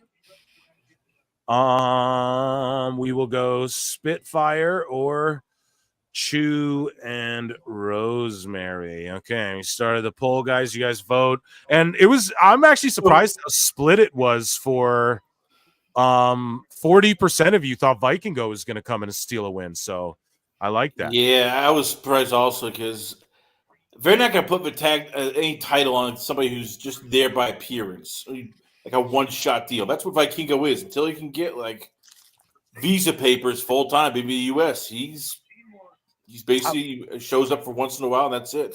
The only reason I think they could is because they do multiple tapings at once, so you don't need him there every week. Like there's a chance they could if they can just like maybe not with him, but like if they do it with Wendy Chu, they could film 3 weeks of TV in 1 or 2 nights with her there. So I can see them doing that Wendy with her. Chu, there's not going to be Right. No, with her, yeah.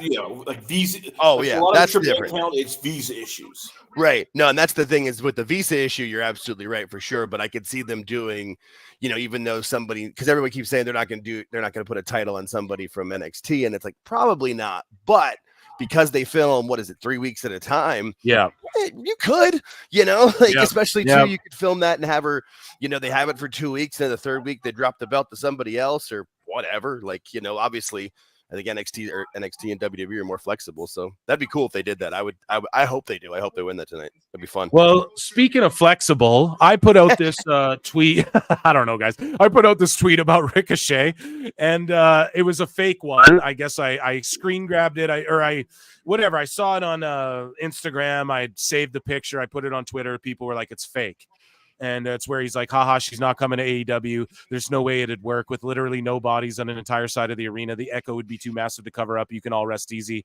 And then this guy responds like, this is the first time an AEW contracted individual acknowledges the weekly attendance issues. How long till Tony sends him to the doghouse?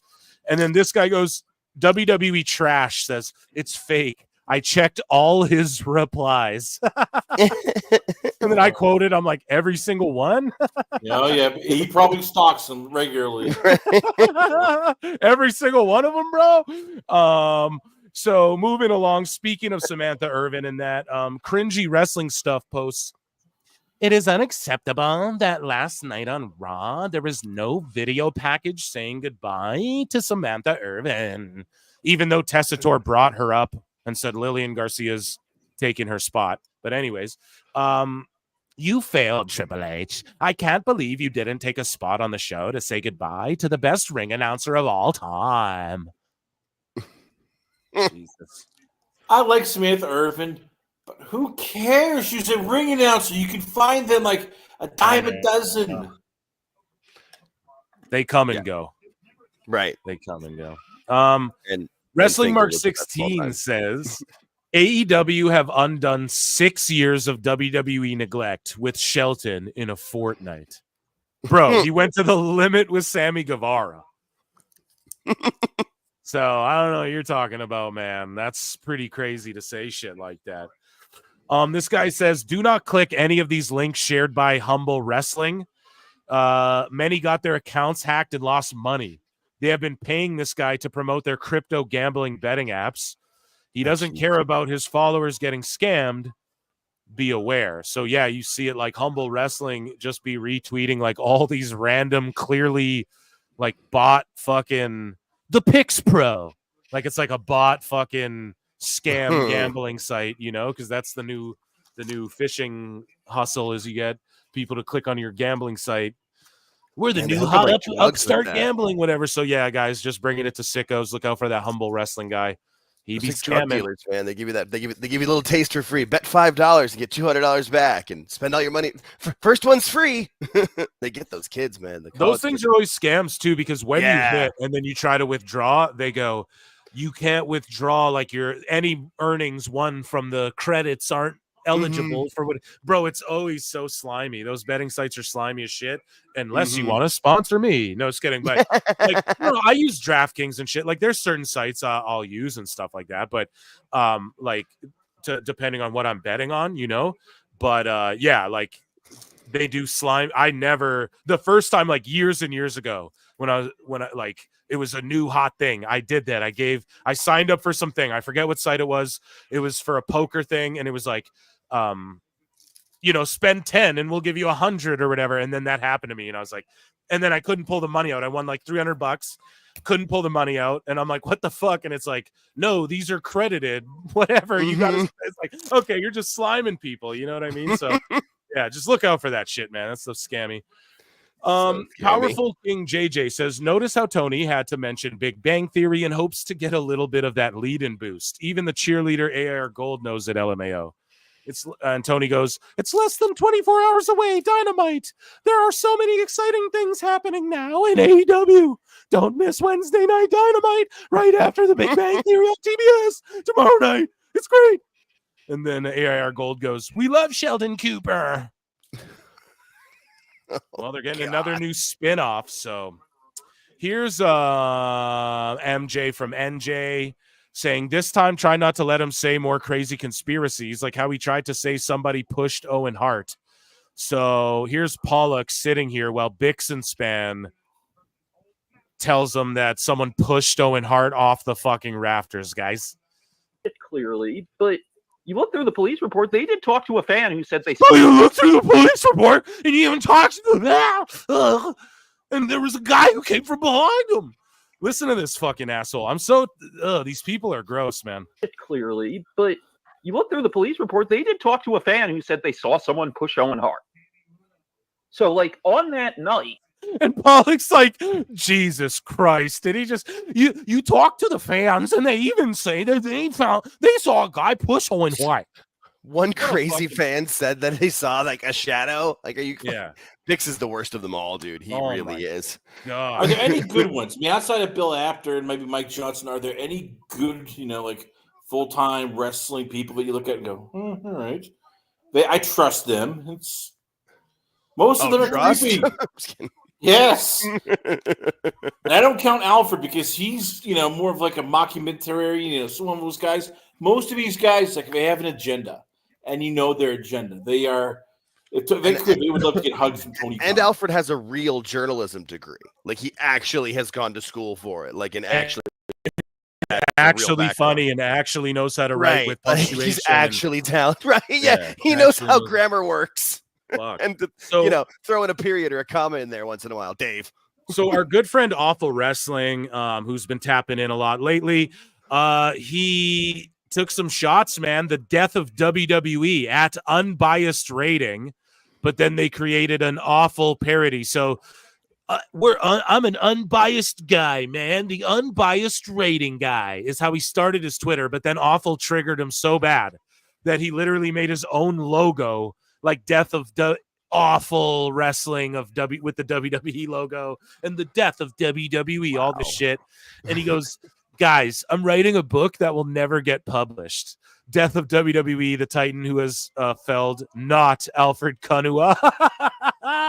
And then Alfred, pardon me, Awful goes, this is flattering. Like if your baby niece drew a pic of you with a big happy blue head and 3 eyes skating on a tree, yet you admire it because she draws pictures with her toes.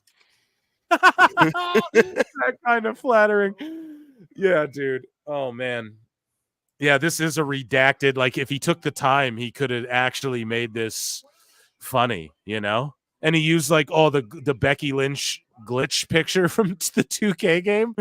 Oh shit, that's funny, man. It's funny that Awful triggered this guy into like parodying him,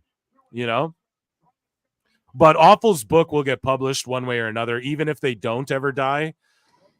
He'll just publish shitting on them or something. At least I'll try and convince him to, so don't worry. Mick Foley with a message to America and Donald Trump. Now, it's he needs to go away. No, I'm not playing this at all. I was just going to make fun of it, but Chris might fucking... Paul Walter Hauser. No, listen, though. Paul Walter Hauser, he plays Stingray in Cobra Kai. He's a tremendous actor. I like him. He's a funny dude. I follow him on X and everything, and he's a good...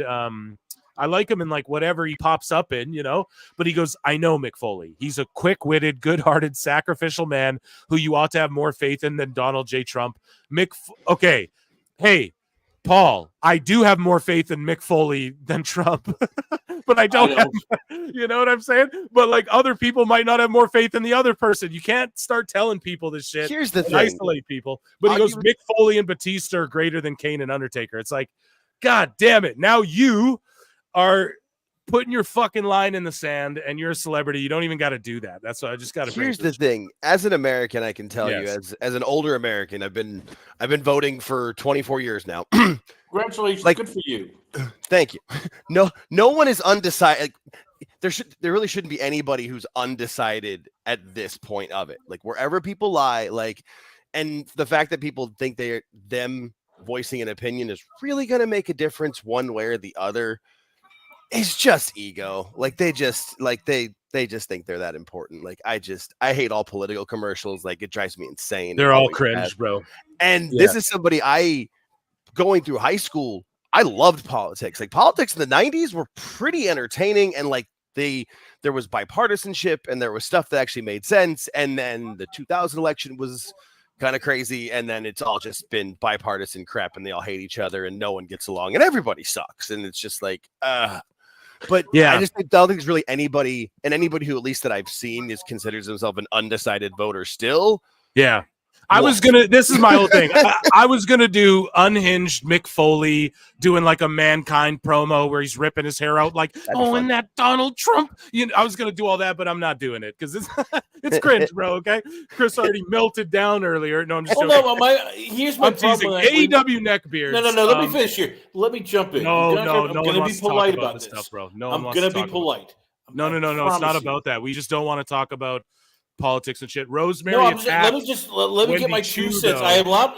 Give me my 2 cents. Oh, man.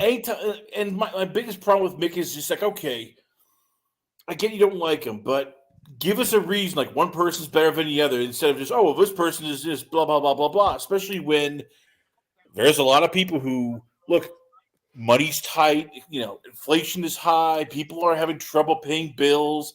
We don't just want to hear like, this person sucks. This person's a bad person. Like, tell us what the other person's going to do. Yeah, no, you're right about that. Yeah, you are right about that. Like, yes, 100%. It's the same thing. Politics are here. They just trash each other. Look up Canadian politics. Like, they all stand in a room together. Like, you guys are like, we have the debates. The debates, man, our guys debate in front of crowds like once a week. They go to Parliament and they chat shit at each other, and it's become like a movie at this point. And then you've got the English politics where they still wear the wigs and like throw things at each other. It's just shit all over. And the rest of us normal people just have to sit here and go, okay. And people wonder why we Minecraft, right? We have a full channel to that. We have a daily called C-SPAN where you can just see like debate laws and argue. But AEW Neckbeard says, you used to like him. What changed? And so the real one goes, thank you, AEW, for barely putting Ethan Page on our screens. But then when he debuted, he's like, Ethan Page is all elite. But again, real one is just fucking trolling. He's watching TNA right now, fapping. So Carmen Petrovich absolutely destroys a sicko. Okay. And this sexy BJ Ray, which he goes, his name's Dipshit literally on X. So he goes at Carmen, isn't this guy like in WWE or something too? Or isn't he like friends with, he like trains at the Performance Center or something, I want to say. Let me look. WWE superstar, West Coast gangster, mean streets of OC. Okay, maybe not actually. Sorry, I just missed it. Either way, though, he goes, Carmen ain't even that cute for real type shit. And then she goes, is this you? And he messaged her like when Sable was rubbing Albert's hairy titties. Do you guys remember that? When like no, they were trying to, God, I don't. You've now scarred me for life, damn it. When Vince was trying to like bring A-Train into like helping him take out the Undertaker or whatever, so he sent Sable to like rub his titties. It's so funny. I don't know if this guy's friends with her or not, but it's funny how she's like, is this you? And he just sent her this crazy shit.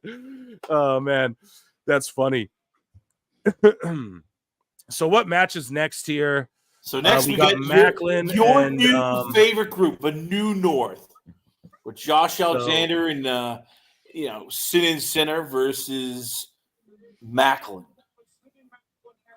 Okay, so who we're putting a new poll in the chat, guys. I'm typing it out. Who do you think will win this match? Steve Macklin, Merca, or Josh Alexander? Yay, Canadien! By the way, Okay, I want to. The big question we want to know with Phil Marks is: Have you called WWE yet? Have you called Sean to go? Hey, we need an Ethan Page, Josh Alexander reunion. Make it happen. You're on your bat phone. You're probably calling him in between. Like, remember, Sean, Ethan Page, Josh Alexander, tag team champions. It's money for NXT. I don't know, man. I don't know. God, I think he's going to be talking to you and me, Chris, if he's got Sean's number. Come on, man. Oh, yes, because he's calling them every week. Like, hey, remember, Tonga Twins, 2025, female bloodline. Make it happen. Christ. He's not dealing with us, Dilf. He's not dealing with us jobbers.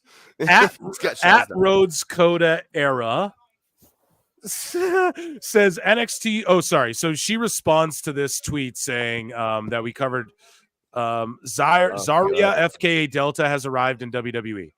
Sam says NXT is genuinely unreal. The show featured 26 different women tonight. Triple H should take some notes, not gonna lie. And literally on the screen, it says his fucking name as one of the executive producers as they tweet this to him. Like, you guys see that? His name's right there. So I don't really know if he needs to take notes from anyone. So I just brought it to the show. I don't know. Shout you out.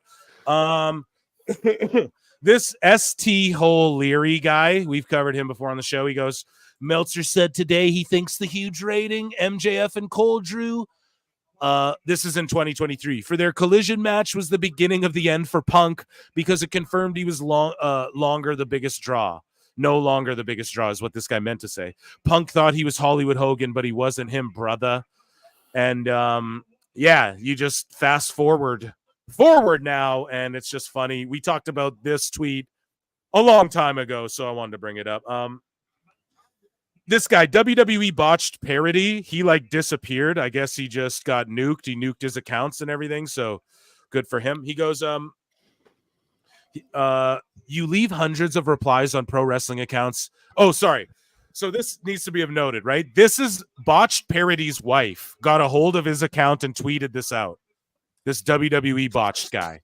His wife got his account and tweeted this out on his account, right? And Counselor goes, she posted this to him, but it was deleted after that. And she meant to like say this to him, post this to him, but it was on his account.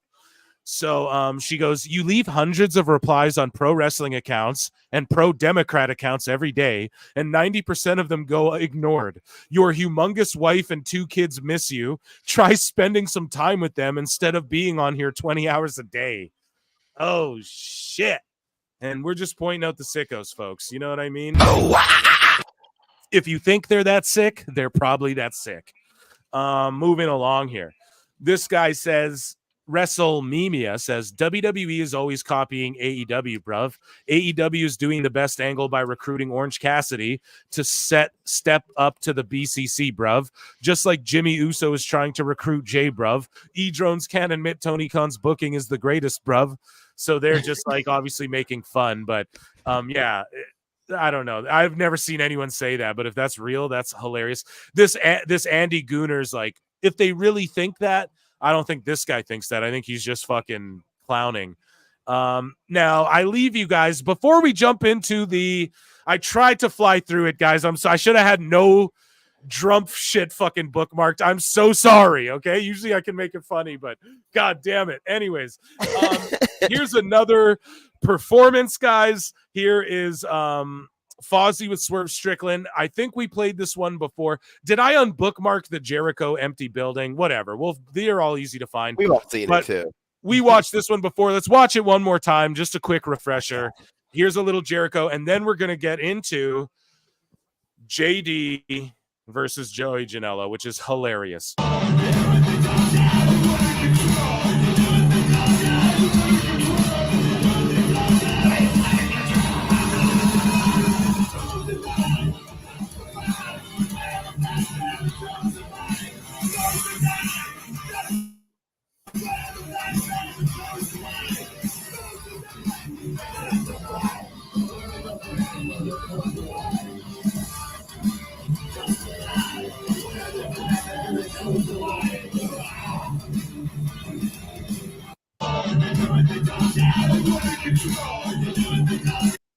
I find that so adorable. I was legitimately head bobbing the whole time.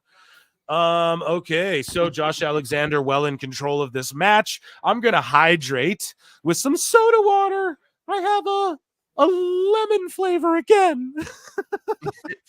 And then we're gonna go through the JD Joey Janela stuff and some Tony Khan stuff as well, because Dax FTR gets mixed into it. This will be a very good segment here. I know it. So unless something crazy happens in TNA here, I'm going to try and like get through this segment in one go of things. You know what I mean? But first I need to hydrate and maybe have a little smoke of the Perry Pack in Minecraft. Folks, chat, let me know right now though. I'm going to look in a chat while I'm doing this here. How are you guys feeling TNA tonight thus far? Like, good show so far. I think the crowd's been hot. It's so good it's weird seeing TNA with this sort of big of a crowd, you know? Biggest crowd in 11 years. Yeah, like it feels weird seeing them in like sort of this packed of a building. You're like, damn, they're going to start catching AEW soon, you know? You'd like to see it. I hope they do. They have the money for it. I mean, are they going to spend like Tony Khan does and just? Well, they can't because Tony prices everyone out, man. That's why people don't get Tony hurts the wrestling business because he prices TNA out of being able to bring some of these guys in that could help make a difference. But man, they're making stars. I mean, to me, Masha Slamovich is, I mean, not a star. Like I know not like a star, but in the wrestling world, if you're a mark, dude, you know who Josh Alexander is, and you know he's a guy. He's a name. You want to wrestle, so it's same with Masha, same with a lot of these people, and yeah, I don't know. They do things right. Like even that Hall of Fame thing, they did it really good. Like right at the end of the kickoff there, their formatting's great. Whatever Scott D'Amore left behind too, whoever, like they just continued what he was doing. They didn't like veer off the cliff and change everything. You know, they just sort of kept what he was doing alive. Minor changes you do see. Like if you pay really close attention, like there is less intergender stuff and things like that. But even though we did see Tasha Steelz and all that, but like Lee just kicked her out really quick. But yeah, you guys know what I'm saying. They sort of just continued what he was doing, and then he's continuing what he's doing times 10 over in Maple Leaf. You know, it's sort of a combo of TNA, AEW, and we're seeing infinite German suplexes by Macklin here. I think you had to with the intergender. It just, if there's only, especially with, in today's society where it's, it's not like it was back in the day where you could do this, where you could have, guys power bombing women, stone cold stunners, RKOs. It's, Time's Up, Me Too, everything. It is what it is. It's you could argue about it, and say, look, it shouldn't be that way because it still happens in action movies, but it is what it is in pro wrestling. When you cater to kids, can't do this kind of stuff. You know, it would have been insane if they wrote Samantha Irvin off of WWE TV by fucking having Braun Breaker spear her. That would have been Braun Breaker would get fired within like 30 seconds. I was thinking like he could hit the barricade or something, like make it like an accident for sure. That would have, like when you say it does make sense. Yeah, like she's standing there, like they clear out by the table, and then he runs to spear someone through the barricade, but then they move, and then she's there, something like that along those lines, Yeah, but or like they move and he hits the barricade and hits into her. You're right. No one IWC would lose. They'd fucking meltdown if that happened, dude. He just does it on purpose. Oh yeah, that's that's bad. That's Vince heat. That's not heat anybody wants. Yeah, that's called you're getting fired, sued, and even they might start talking about even shutting down Raw. No longer the future of the company. And after having that face off between him and Jacob Fatu, like when they just were faced off on Raw, it's like everybody's thinking like WrestleMania 45 main event, please give me that all day. Yeah, dude, we're having a punch back and forth here, a yay boo. Nice. Okay, guys, let's get into JD and that here. Okay. So this whole thing sort of starts where JD, he's going at the AEW guys really hard. Obviously, they're selling for him because he's like a big platform and he's got like 100,000 or 200,000 subs or something like that, and he's a huge platform, and so they don't like that he turned his back on them, sort of, right? Like he put them over all the time forever, and then he sort of changed course. A lot of people think it's disingenuous. They think he's being fake about it. I don't really know. I don't listen to his shit enough to know whether he is or not. But yeah, a lot of these, I've said it before. It's safe to hate on AEW and that sort of thing, whereas before it was sort of taboo. And it's easy to make these same criticisms that like your boy's been making for 2 years, or all these other people have made. There's countless people who've made them the last 2 years, to say the least, that it's easy to parrot these things. But whatever, maybe JD's just discovering these things on his own. Who knows? But basically, JD melts down and he decides he's going to start dropping receipts and he wants to fight wrestlers and everything. So JD tweets Tony Khan and says, "Hey, at Tony Khan, seems like yous don't even follow your own company guidelines when it comes to online social media behavior. Is your talent held responsible?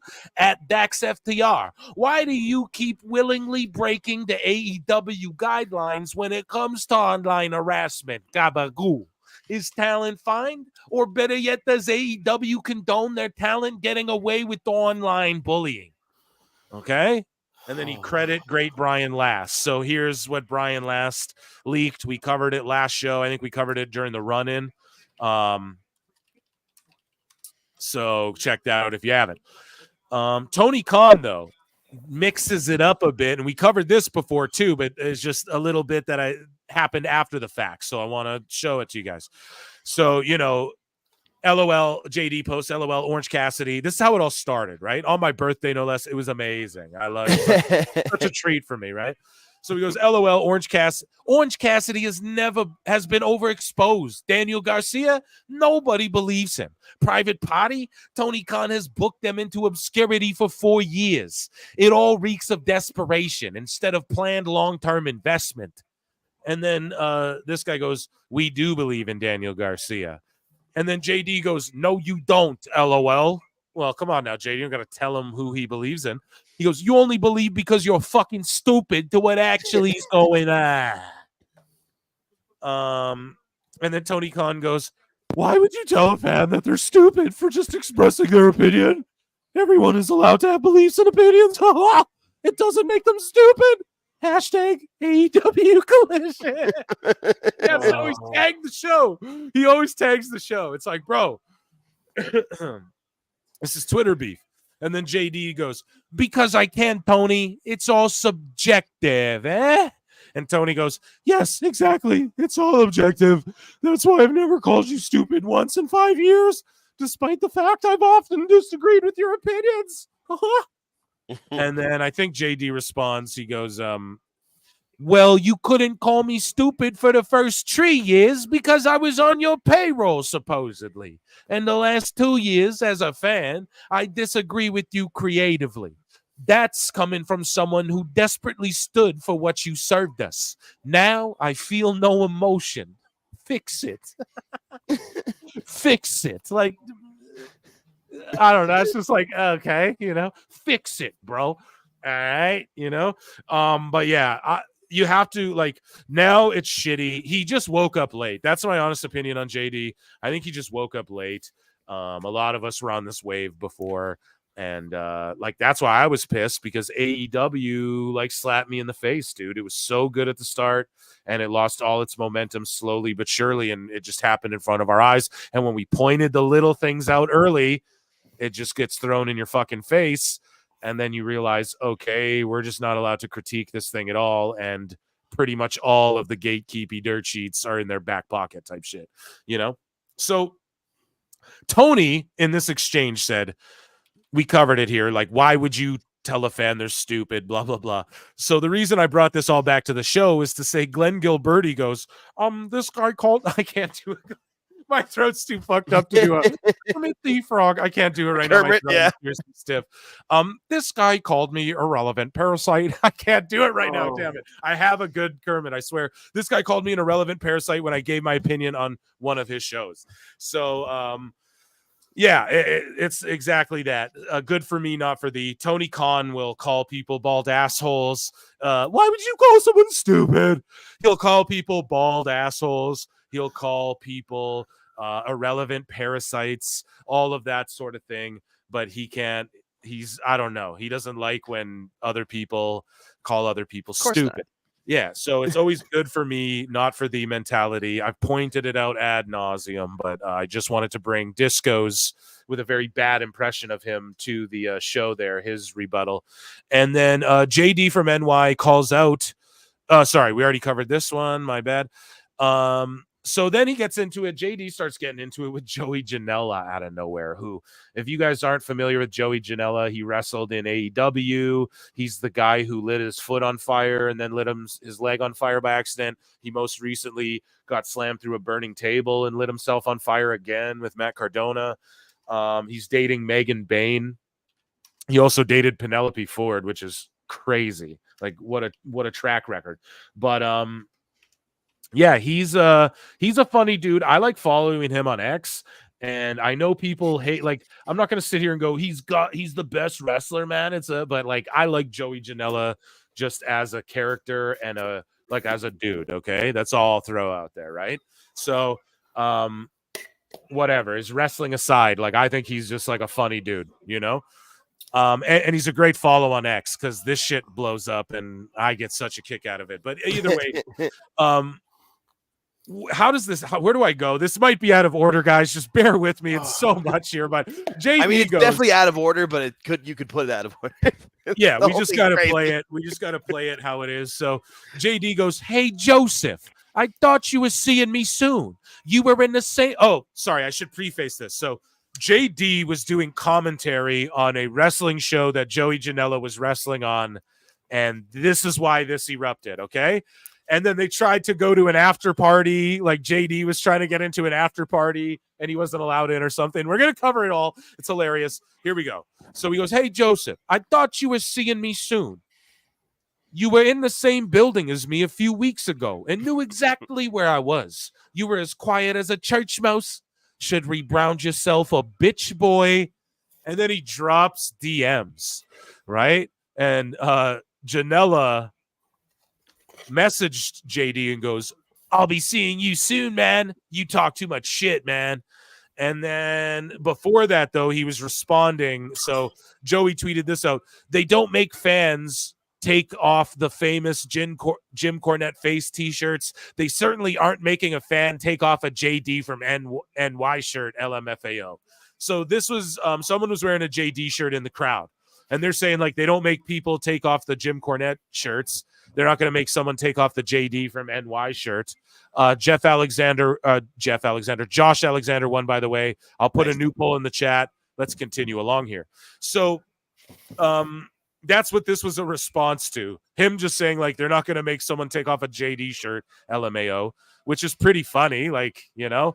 But then, yeah, so this was JD's response, like, "Hey, Joseph, blah, blah, blah." So then Joey quote tweets that and responds to it and goes, "This guy is absolutely pathetic. I was rolling in after a double shot after being stuck in traffic for 2 hours with my girlfriend. We got there, the show started. Had to go over my match immediately with Joe Hendry because he had a 9:30 p.m. flight. Didn't see this guy once. Didn't even know he was there. I'm more professional to beat the piss out of someone in a locker room anyways. I swear on my father's grave 100% that if I ever see this guy in person, I will beat the absolute fuck out of him. I saw the video." Listen to this. "I saw the video of him standing in the street waiting for someone to let him into the after party while telling security, 'Tell Max I'm out here.' Well, everyone looked down to the street and laughed at him." So, like, I don't even know what's up, but we got more, guys. This is just the start, okay? This is just the beginnings.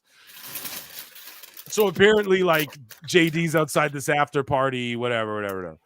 And so JD goes, he just puts this out in the universe. He goes, curious. Let me ask you a question.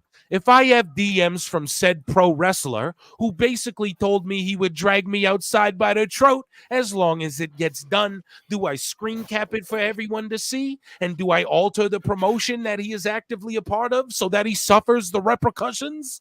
So now he's like threatening people's jobs or what? Like, I'm going to get you in trouble with your boss? You know, it's like, come on, man. I don't know, man. Like they're both talking shit. It's like, you're going to fight or get them fired, bro. Feast or fired. Yeah, feast or fired. And then Janela underneath it cops to it. He goes, it was me, cop callers.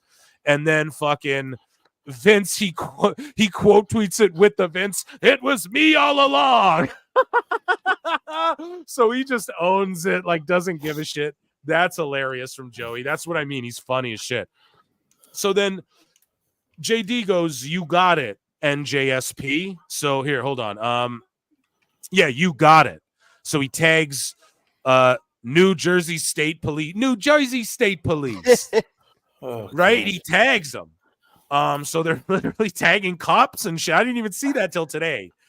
That was actually what caught my eye. I don't know. It's weird to even do that. To tag cops. I mean, we're at the point now where it's like, okay, just end it. This thing is stupid. As AJ Francis said, some of you all need to be slapped, because if you said this in real time. So I jumped ahead here also. I jumped ahead here by accident because, like, this is in response. So he actually tagged cops in this, dude. I'm just seeing this for the first time. You what? He tagged police, bro. What the fuck? This makes me embarrassed. I mean, this is so embarrassing, man. It is. So anyways, though, JD, goddamn. Okay, so I skipped ahead there, but he tags the popos. But JD goes, hey, at Lauderdale, at GCW Wrestling, tags them. Trying to get this dude fired or what, man? Nice to know you employ someone who blatantly wants to drag me outside by the throat as long as it gets done. Bro, I hate this too. Drag you outside by the throat. I had this debate too with someone where they're like, CM Punk said he would kill Jack Perry. Bro, he said, what? He said, Jack Perry said, what are you going to do? And I responded, Jack, I'd kill you. He doesn't mean literally, guys. It's like yeah, he's going to do the cane and grab you, JD, by your throat and rip it out like a zombie movie and drag you to the outside. No, he just means like, bro, I'm going to beat you up. You know what I mean? Like, well, anyways, we got breaking news. We have breaking news. We have a new match starting at TNA. Yeah, we know, dude. Glory. We got PCO versus Cardona. We got it, bro. Let me get this off. Anyways, though. So he goes, drag me outside from the throat as long as it gets done. And then also threaten to meet me in the city, or better yet, come to my home. And I should tell the cops all over pro wrestling. I know, but and he's going like, I should tell the cops all over pro wrestling. Bro, it's not literal, like Jesus Christ. And because, according to him, I don't deserve the platform I have, that really pissed JD off, that he said he doesn't deserve his platform. So here's the DMs. So we crack the DMs wide open. He drops a bunch of them. Oh, this gets so juicy. I love it. Chat, I know you guys are loving this. So Janela goes, no, I'll buy you a beer and we can talk like men. So instantly, like, Joey is saying, no, dude, let's talk this out. But no, that's is that JD saying that? Yeah, JD's in the blue. Good. Yep. Okay, good. So JD's saying, no, we can talk like men. Okay, good for him. Points for you, because that's like good. Okay, so let's go. Yeah. JD says, no, I'll buy you a beer and we can talk like men. I got to get my accents right too, chat. You know what's up? Thank you all, Jake, with the assist. Anytime. There. That's what I'm here for, boss. He goes, I got no problem with you, man. I have a problem with you because you have a problem with me. And I don't know why. And about AJ Francis, I apologize to him if what he heard from me about him being fired from WWE was him thinking I took a personal shot at him. I didn't. Not my fault. I predicted his fate before it actually happened. If that makes me a pussy, so be it. Hey, fair enough. That was a good one from JD. Started cool, you know. This is in the past too, so it started cool.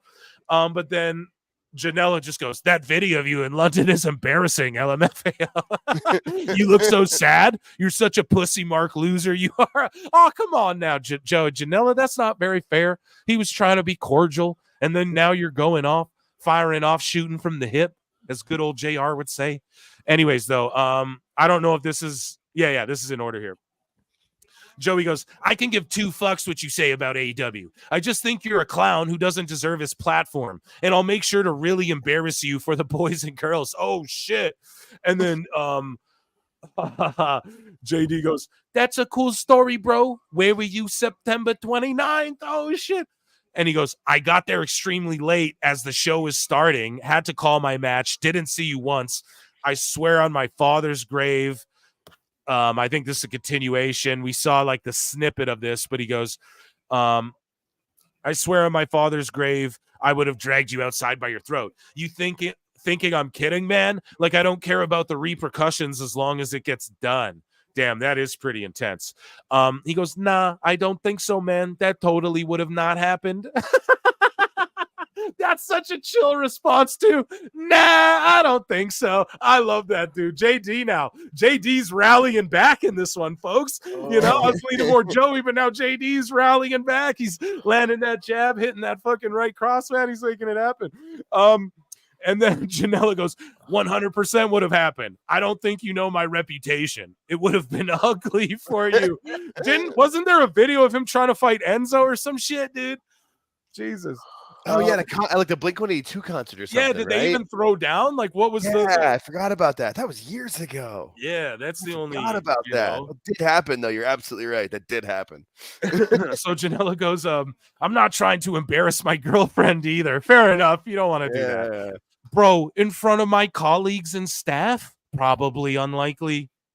Brother, I'm Joey Janela. You think I care about your colleagues? LOL. That's amazing, brother. I'm Joey Janela, brother.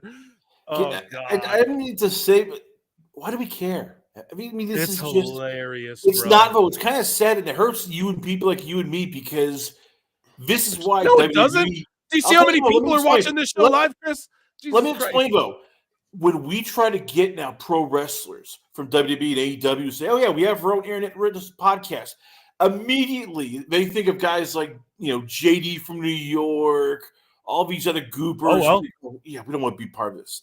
I mean, they're like Howard Stern for when we had podcasts. Nah, Howard Stern was good at one point. He was good, but he made it tough. See, now I'm taking shots. He made it tough because everybody thought, "Oh, you're a shock jock now. You want to interview these people. You want wrestlers and porn stars and all that. I don't want to deal with you. Screw this. Want to be guys." So no, that shock jock shit is cringe. But I look at all these people. It's like, oh, you make my job tough because people label me with you idiots, and half you guys couldn't do a podcast.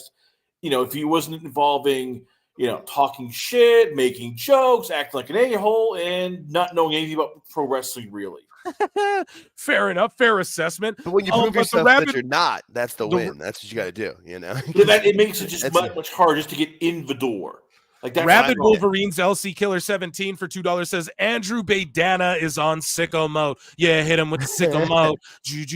I didn't listen to their whole thing with him and Baydana. I just can't listen to that shit. So I would, but anyways though, so he goes that would have so he goes, you have zero reason for the anger. I don't talk about you to anyone. You think I don't deserve a platform? Fantastic. No reason given. It's my platform. LOL. Exactly. He can do what the fuck he wants. Joey goes, they would have broke it up and laughed at you. Yeah, fair enough. Most fights get broken up. So then there's even more, though. They keep going. Like, JD drops a bunch, and he goes, it's time to take out the trash. Maybe I'll stop by your place soon. Have a good night. Now, this is where Joey, like, hey, you're crossing the line, but he's probably trolling, just trying to scare JD and, like, fuck with him. But he's, like, now you are crossing a line. But if JD was really worried, shouldn't he have gone to the cops immediately or something? But like, it also, they're just talking shit. I don't really think Joey's gonna show up to your house and shit, but it's like, I don't know, to tag police in this, like, it's either you got to take this all the way seriously or you got to take it in jest and know that you guys are just talking shit and are gonna have to throw down in mutual combat when you see each other, or you have to be like, oh, I'm scared and need the cops. You can't like play it one way and then all of a sudden decide, oh, I need the police, or now it's a joke or whatever, right? For both guys, I'm saying, you right? can't go half-assed on this. Yeah, you got to either be all in or you got to fucking, you know? So Joey Janela is like, yeah, have a good night. And then JD goes, "What place is that? My home?" And then Janela goes, "Yes, your home. Tell the cops." I just think that's trolling. I'm reading it as trolling, but it is going kind of far. And then JD's like, "You don't know where I live," laugh face. And then he goes, "I could find out in about 10 minutes. And then JD goes, "Please do humor me." Yeah, I don't know. He welcomed him, bro. So there you go. I don't know. And then he goes, "Or just meet in NYC tomorrow." Do these guys both live in Jersey? In Jersey? I think JD lives like in like Queens or Yonkers or something, like outside the city in New York, and then Janela lives in Jersey. Okay, Jersey. Yeah, they're like, the outskirts of New York City, I think. So the bad boy goes, "Or just meet in NYC tomorrow. Take the beating like a man. I'll slap you around a few times." Film it. You can press charges if you want. Sue me. I'm off tomorrow. Yeah, so this is what this is. Joey just really wants to fight JD, and he's saying anything he can. Like, he's actually mad, that you can tell. No one's saying like "sue me," and it's a joke. So JD goes, "Your issues with me are fabricated. They don't exist. You can't even tell me why you have a problem. I never said a fucking thing to you or about you. Meet me tomorrow, brother. Don't be a little pussy." He's just not hearing anything JD has to say. He's just like, "Nah, come and fight, man, right now." It's not even reading, just responding back with this. Yeah. "Meet me tomorrow, brother. Don't be a pussy. I'm off. Takes me an hour to get to the city. It'll be just me and the cameraman. I'll beat you up like they do in the pedo videos." Oh, Jesus Christ! Oh. In the meantime, if you're watching Bound for Glory, I'm surprised that PCO has not died yet. On several occasions. Yeah, he's taken. This is a crazy hardcore match, guys. Cardona PCO throwing down. It's a good one for the ages. Cardona's wearing a Ghostbusters thing. You all know. He's got a bag full of something. Probably no, it's not Ghostbusters. It's or something. But Dream Match Busters. So he goes, "Yeah, and then you can sue me." So he keeps saying like, "Go ahead and sue me, bro. Get a payday out of it." And then JD's like, "LOL, you're actually hilarious, bro. I got no issue with you. Keep spreading falsified stories about on here, though. Okay? What a pussy." You're a pussy. That's all he can say. So then Janela goes, "Meet me, LOL. Come on, big loud mouth NY tough guy. I got bitched out by Enzo, remember? And I have second-degree burns all over me. Luck is on your side. Have a good night, Joe." So that's a good little response. But yeah, what happened in the fight with Enzo? I thought they just fought each other. Did Joey bitch out or did he actually beat up Enzo? Or I thought it was like one of those fake fights or like they were both kind of like, "Hold me back, bro." I don't remember. It was a long time ago. It was like "What are you gonna do?" Yeah, what are you gonna do, bro? Yeah, yeah. Like, if my buddy wasn't hold me, buddy, dude, hold me. Come here. Okay. Yeah, hold me back, bro. Like, yeah, if he wasn't holding me, like that kind of thing. Yeah, like sports fight where they, a lot of pushing, but no one's actually throwing a punch. And so, yeah, man, he goes, "Brother, GCW ain't doing anything. Call the cops. You got it." He tags the cops. Did we read through these ones? "Brother, I'm Joey Janela." Yeah, that's a classic. So, yeah, I mean, he tags them. He goes on, he tags Lauderdale. He tags GCW. He's like, "Nice to know you employ someone that'll beat me up or whatever." And then he even tags the New Jersey police, bro. And then Janela quotes it and goes, "LMFAO, this guy is such a pussy." Again, dude. He's gotten personal many times and now is scared. Pretends he never has said anything personal to me and plays victim. I could give two fucks about this wrestling opinions. He's a sexist, racist, grifting loser. Damn. Now you're throwing the ists around, brah. That's where it's like, oh, come on, man. Don't do all that. Just unless he is, I don't know. Alfred Konowa always is like, "Oh, JD's not wearing his clan hood and stuff." And I don't know. Like, I don't know. Someone would have to fill me in on if there's racialist stuff he's done in the, I don't know, right? Wang Guan, shout out Ali G. Anyways, he doesn't deserve to have any platform and doesn't deserve to make a fucking dime off anything of the hard work, abuse, and hardship we go through in this business. He brings nothing to the table and has paid zero dues and deserves to be molly-whomped. Not molly-whopped, molly-whomped. Yes, I love that. Molly-whomped. That's what I'm going to start saying now. Molly-whomped with an M. Whomped, not whopped. like a Whopper. That's what it's supposed to be, Molly Whopped. He said Molly Whomped. Fuck, I love this, dude. That's hilarious. Joey, this is why I love Joey. He just says funny shit. You know what I mean? Here we go. Continuing along. We read these ones. Brett Lauderdale. So to end this, Brett Lauderdale quote tweets it to just put a cap on this, and it sort of went silent from here a little bit, but he goes, thank you for bringing this to my attention. I will be presenting this to the head of talent relations for disciplinary consideration. And then it's Jimmy Lloyd. It was like a fucking is he really the head of talent relations, or was this Lauderdale making a joke? Jimmy Lloyd's like a hardcore jump through glass, you know what I mean, like fucking cut his head, barbed wire, all that shit wrestler. From what I know, is this real that Lauderdale's like, oh, we'll actually pass this along and Janela's gonna get in trouble? Or is he trolling? To me it seems like a troll that he tagged Jimmy Lloyd, which I thought was so funny to end this thing, you know what I mean? But a round of applause, ladies and gentlemen, for JD and Joey Janela. Just hilarious. Yeah, I just looked up the fight on Twitter, like it's still there, and yeah, they don't actually ever touch each other. They just kind of like almost fight, and then Enzo gets pulled away by his girlfriend. They like dance around each other in a circle. Yeah, yeah, that's what I thought it was. They didn't actually fight. So I'm going to throw another poll in the chat. I know it's late in the match, but we're going to say, who do you think wins this match? It's last minute. Get your last minute votes in, guys. Cardona or PCO? I know it's right at the end. I'm sure it's done for some people. It's now, yeah, but it needs to be. And look, I mad respect for PCO. They got to move on from him. He is what he is at this point. It's like, all right, he's good for bumps. He's good for crazy stuff. He doesn't fit, for TNA. I mean, you can't put him in a lot of other places. He's just. So Jamie Earhart for $2 says, this sounds like a slap fight. Yeah, dude.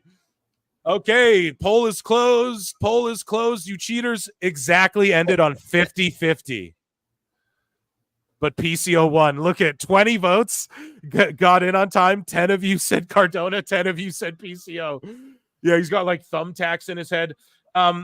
He's got thumbtacks in his head. I hope that JD stuff is entertaining. I had such a blast with that segment, but it should be a slap fight for real. They should work a match. Can you trust Joey? Is he gonna, PCO is such a jobber. No, I disagree. He's like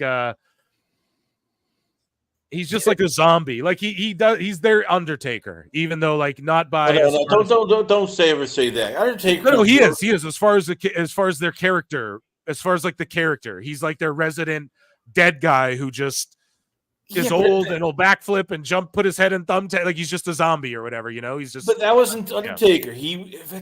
He's more. Okay, sorry, Demon Kane. For a while, Undertaker was like untouchable, but Demon Kane then, when he was like breaks his foot, gets put in the ambulance, walks out of the ambulance. Well, that part, it's just that sort of thing. PCO's like a dead guy. Oh, you can't kill me. So I enjoy him for that. I'm going to put a new poll in the chat. Moose versus Mike Santana. And I'm going to ask, finally, we got one in on time here. Who do you think wins this match? But I totally get why you wouldn't be in a PCO buddy in the chat there. I totally get it. Like, I get why you look at that and you're like, oh, come on, but I just enjoy him for what it is. I will say back in the day, my big criticism of TNA, I was like, there's a lot of spooky shit on the show. We need less spooky stuff everywhere. Everyone's got 5 spooky factions in every wrestling company. So there's less of that. We have Wendy Chu, Rosemary, PCO. Okay, I'm cool with that. Let's not get too much more into the silliness, as far as that's concerned. But yeah, I get why you look at a PCO and you're like, oh, come on, what the fuck is this? But he's a ledge, bro. Let him get his money. Let him flip off shit if he wants. I don't know. You can't put him in because he can't do a lot of the stuff these guys are doing. He's not a technical guy. Hey, I saw Ricochet do a moonsault last week. What are you talking about? But you know what I mean? I mean, would you put him in there with like Joe Hendry or Nick Nemeth? Or no, Moose, not unless he was just jobbing. Unless it's a hardcore match. It's just you It's gonna be. He's basically a mix of R-Truth and Mick Foley wrapped in one. He's sort of semi-comic relief mixed in with hardcore action, and you gotta do his style of match. Right. Guys, we are going to, I want to maybe even review SmackDown a little. Well, what is there to review? It was such a brilliant SmackDown. I should have did that at the top of the show, but I started screaming about Devontae Rackley, and then I had to fucking switch over to the sickos. But that was a long ass sicko segment. Let me also give us an ooh-wah-ah-ah for enduring that. Thank you guys for being down with the sickness. We have Meltzer, don't worry. We have WWE TNA hot news. We got hot news. A bunch of news, not like terribly lots, but just enough. And then we got just enough Dave Meltzer. And maybe we could talk about SmackDown. We're going to do like the ultra uber mega fast WWE SmackDown review as the entrances happen here. Okay. So this was, and it's a shame we got to do it this quickly because this was truly such a great SmackDown front to back. Orton comes through the gorilla. He calls out Triple H. He goes, I demand a match with Kevin. Triple H is like, I'm trying to protect you, Randy. I don't want to see you get hurt again. KO's ruthless. Like once it's you against him, like he's going to come after you, and we know that from the past. He's going to power bomb you onto aprons. He's going to all of that shit. Right. And so they just had a brilliant segment there between Triple H and Randy Orton. I really loved it. And then he's like, okay, Owens is getting sicked on you. You know what I mean? Then we had Andrade and Carmelo Hayes with LA Knight as the special guest referee. I thought the referee thing was kind of silly. Like the whole match was just silly how LA Knight's just BFT and everyone, but he's so over and the crowd, he can just do whatever he wants. It's like and I get it. He's maybe not drawing like Roman or Cody, but he's a part of why they're so hot right now. Every building erupts for him, even the ones where we're like, oh, they're not featuring LA. They erupt for him. Even when he was losing matches and we're like, man, he needs those wins. No one gave up on him. And he's just in that era. He's in his aura of like, I don't want to say Steve Austin or The Rock, but he is in a sense that like he can just do whatever, and the fans just love it. We just want to see LA Knight doing shit. They were chanting a yeah along with a 10 count for crying. I know it was that insane. was over as hell. That's an awesome contest. Even this guy rated it a B+, and it was really just like a whatever match. Right? Yeah. And now we get a triple threat at the Crown Jewel. Yes. Naomi, Candice LeRae. Naomi gets the win. So how about her, man? She leaves WWE, has a tremendous run in TNA, comes back, does a bunch of jobs, and then now she's getting all of her wins and she's being built up. I actually read something today. She is the betting favorite to win the Women's Royal Rumble this year, I guess. Naomi is. I read that somewhere on X today, so that's crazy. She defeated LeRae. Cool stuff. We move along here. DIY versus Motor City. They get the win. Great match. Well, it was a decent match. It was short, and that's fun for TV. Yay. Great short matches, So then what made this whole thing amazing was afterwards the bloodline come out, the floodline. And the floodline are like, let's do this right now type shit. And Nick Aldis is there to like protect the machine guns. He's like, no, they're so good. They deserve, you're going to disrespect them. And MCMGs are like, nah, dude, let's do this. So then we get impromptu MCMGs versus the GODs on a SmackDown for the WWE tag titles, bro. Yeah. How timeline are we living in? Bro, shit is insane. And then, yeah, they show Lin-Manuel Miranda. Shout out that dude. But, yeah, man, they I don't know. They have this match. A bunch of shenanigans goes down. I don't even know where to start. Jimmy comes out, and then fucking eventually Jay comes out. Everybody's yeeting all over the place. The Motor Cities win the tag titles. Amazing. They get fireworks and all that shit. And then after we have like Roman, the Floodline, all that, whatever. Jay shows up. He might have shown up during the match or after, I forget. But regardless, the reason they won. Yeah, so Jay shows up. He super kicks everyone, rips the mask off. Crowd goes crazy. I thought it would have hit harder if they like hit his music and he came running out. But the reason they didn't do that is because they had to have Roman fight off solo backstage, as Jim Cornette would call it, and then they fight off screen, you know? They fought off. So they fought off to the back, and then Roman comes out, and the final shot is, you know, Jimmy and Jay hugging each other. It's all emotional. The Usos are finally reunited. We're going to get Usos versus GODs. I can't fucking wait. And then also, you know, Roman's standing there, and the last shot is on his face. And I want to point this out. I don't think that face is him like, can we trust Jay? Or like, damn, he was rude to me last week. I think that was a face of realization from Roman. Roman realizing, damn, when we are together as one, and Jay's with us and our families together, the OG bloodline, we fucking, like, we will truly be unstoppable. Like, these motherfuckers won't be able to touch us, you know, or whatever. Like, we together, you know, we have to make this work. We're stronger like, together. Yeah, dude. Like, it was it was a look of realization, not like, oh, what are we gonna do? Like, we're so used to. It was more like, okay, like, I thought he might put the one up. I was actually sitting in my living room like, put the one up. That would have been the only thing that would have been like to solidify it, but they gotta draw it out. You're right, though. I think you're 100% right. So here's the question we got to ask: when do you end the bloodline?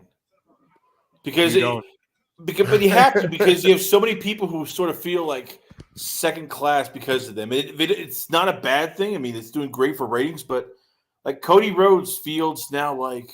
I don't think so. Everyone says, not everyone tries to say it, but people try to say that Cody Rhodes feels second. I just disagree. Like, it's just they have three, like, at any given time, you have, because like Rhea and Liv and Dom, I don't care if people are like, oh, repetitive, the heels run away from Rhea. Yeah, the most dominant woman in fucking recent history. Right? Yeah, they're all running away from her. They're fucking heels, bro. So it's like, to me, they have three stories that are so hot and do such good numbers. What's Cody's story? Punk and Drew just ended. They had fucking 4, but Punk and Drew just ended. So it's like, nah, like, yeah, they're different levels, and some of them are better. And Cody's just over because he's Cody. Cody's story right now with Gunther's like, it's kind of whack. I won't lie, but that segment that segment was really good. I enjoyed that. Right, but it was a great segment because they know how to pull it off. But I mean, I was talking with Duke and both Brad Shepard this, and they said Cody's hasn't had a story since the end of the story. He's been, oh, well, we need somebody. Here's AJ. Oh, we need somebody. Here's Logan Paul. Let's get AJ again. I mean, he's just building up his title reign, though. He's like building up the credibility. Yeah, he's just getting the defenses in to get in whatever the WrestleMania story is, and if there's a fallout of short term, he's doing short term fucking feuds, and then this way, and then he's doing like the friendly title defenses. So we can rack up the defenses, and then because we're almost at the time where after Survivor Series is when when's the Royal Rumble in that? The first weekend in February. So there you go. So right after Survivor Series, we're talking like December, January, February. We're heating up on the road to WrestleMania. Then it's going to get really. That's what I think Cody's doing right now. He's building the resume. But I was saying, when you look back at, he's going to be great. When you look back at Roman. And when he started, they gave him stories. It was him, Jey Uso, bucking, Jey Uso bucking, hey, I'm not apples and oranges though. Like that's the difference of it. It's a different. Roman was a heel champ. Cody's a babyface champ. It's different. I look at them as like this is our modern day Austin and Rock, and I'm just loving the fact that there's multiple people that are over, and there's not segments where I'm like, where the hell's my remote? Can I either fast forward or? And Cody's better as a fight from behind babyface, where we always think he's can he pull it off against the monster Gunther? Can he pull it off against Kevin Owens, who might turn his back on him? Can he pull it off against the evil Brock? Can he end the Roman Reigns' reign? Like that's how he is presented better. And like even AJ, he like snapped. Oh, can he defeat? AJ's one of the greatest ever, So, but it wasn't that though. I mean, they're getting his wins under his belt because he needs fucking wins to make his title reign mean something. And I also don't think he's going to hold this belt for like 2 years or anything. I think he's going to drop it. He could even drop it at this Mania. So you got to get those wins under his belt to like make the reign that took out Roman's reign mean something, right? We're booking for the future. I guess, but I mean, even Seth Rollins when Seth the champion, he was feuding with Damian Priest and with Judgment Day. He did the same thing. He did the same thing. He fought fucking Nakamura. And how many people complain about that? People, I mean, as I said, Well, right, but he's not as over. It's almost like Roman and the Bloodline get like the prime rib, and everybody else. Well, of course, gets the because they're the fucking draws. They're the draws. I understand man. it, but then that's the problem. Are you creating any draws? Are you creating new stars, or is it just we got Roman Reigns? He's still Solo. here, and... No. Yes, Solo Sikoa. I need a cola. Solo Sikoa and Jacob Fatu are new stars. Braun Breaker. Braun Breaker's a new star. Williams. Yes, they're making a bunch of new stars. The answer is yes. I'll give you Tiffany is a new star. The Motor Cities are going to be new stars, even though they're vets. All right, now we're getting crazy. New stars, because you're like, oh, everybody's a star. Let me guess. I'm guessing you also think that they're all superstars, Chris. Nia Jax is a star. Naomi's a star. Stars are basically they're all superstars, Chris. No matter who you put in there, people will watch. It's like must-see TV. Yeah, so they have the guy. Like, I don't get how it's a problem having Cody with the title, and then you have fucking Roman who's red hot and he doesn't even need the title, and it's the hottest shit ever.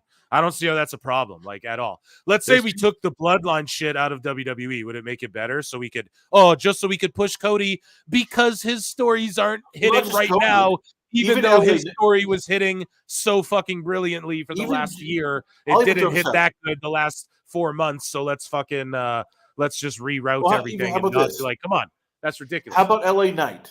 Who he's fucking saying, he needs someone. Yes, he needs a guy. And that's the problem. You got to keep the bloodline away from LA Knight because you don't want Jacob Fatu just destroying LA Knight. You got to keep. I mean, it's just as I said, it's the bloodline's become like the NWO, where certain people get to work with it, and everybody else gets to just sort of ignore it. No, I don't know, man, because we had like Ciampa and shit working the bloodline here recently and They weren't working. It was just that they basically got in and got destroyed. That was it. It's not working. I know, but they kind of feuded with them. They had 2-3 matches. A feud is when there's like wins or traded. I didn't say a feud. I said they're working with them. Like they're touching them. Like they are even the like the Motor Cities just mix it up with the bloodline. Like everyone's getting the bloodline rub here.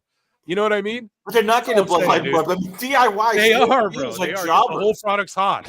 The whole product wouldn't be hot. They just sold a ton of WrestleMania tickets at like literally $1,000 a pop. Yeah, 10,000. Some of them are 4,000. Right? Yeah. Like, how did Breaker get over? Why did Breaker get so over? And was Jey Uso a part of that? Yeah. Why is Jey Uso so over? Because the fucking bloodline story. It's called trickle down effect. Chris, it's called the trickle down effect. So rising tide raises all ships. So it trickles to everybody. Everyone gets the rub as long as you're on that fucking show. You want to be on that 2-hour program real bad because it's hot right now, man. And or you want to be featured at the live shows because the attendance is. You could even argue the attendance is hotter than the fucking TV. You know what I mean? Like really, if you count in the house shows and everything, like.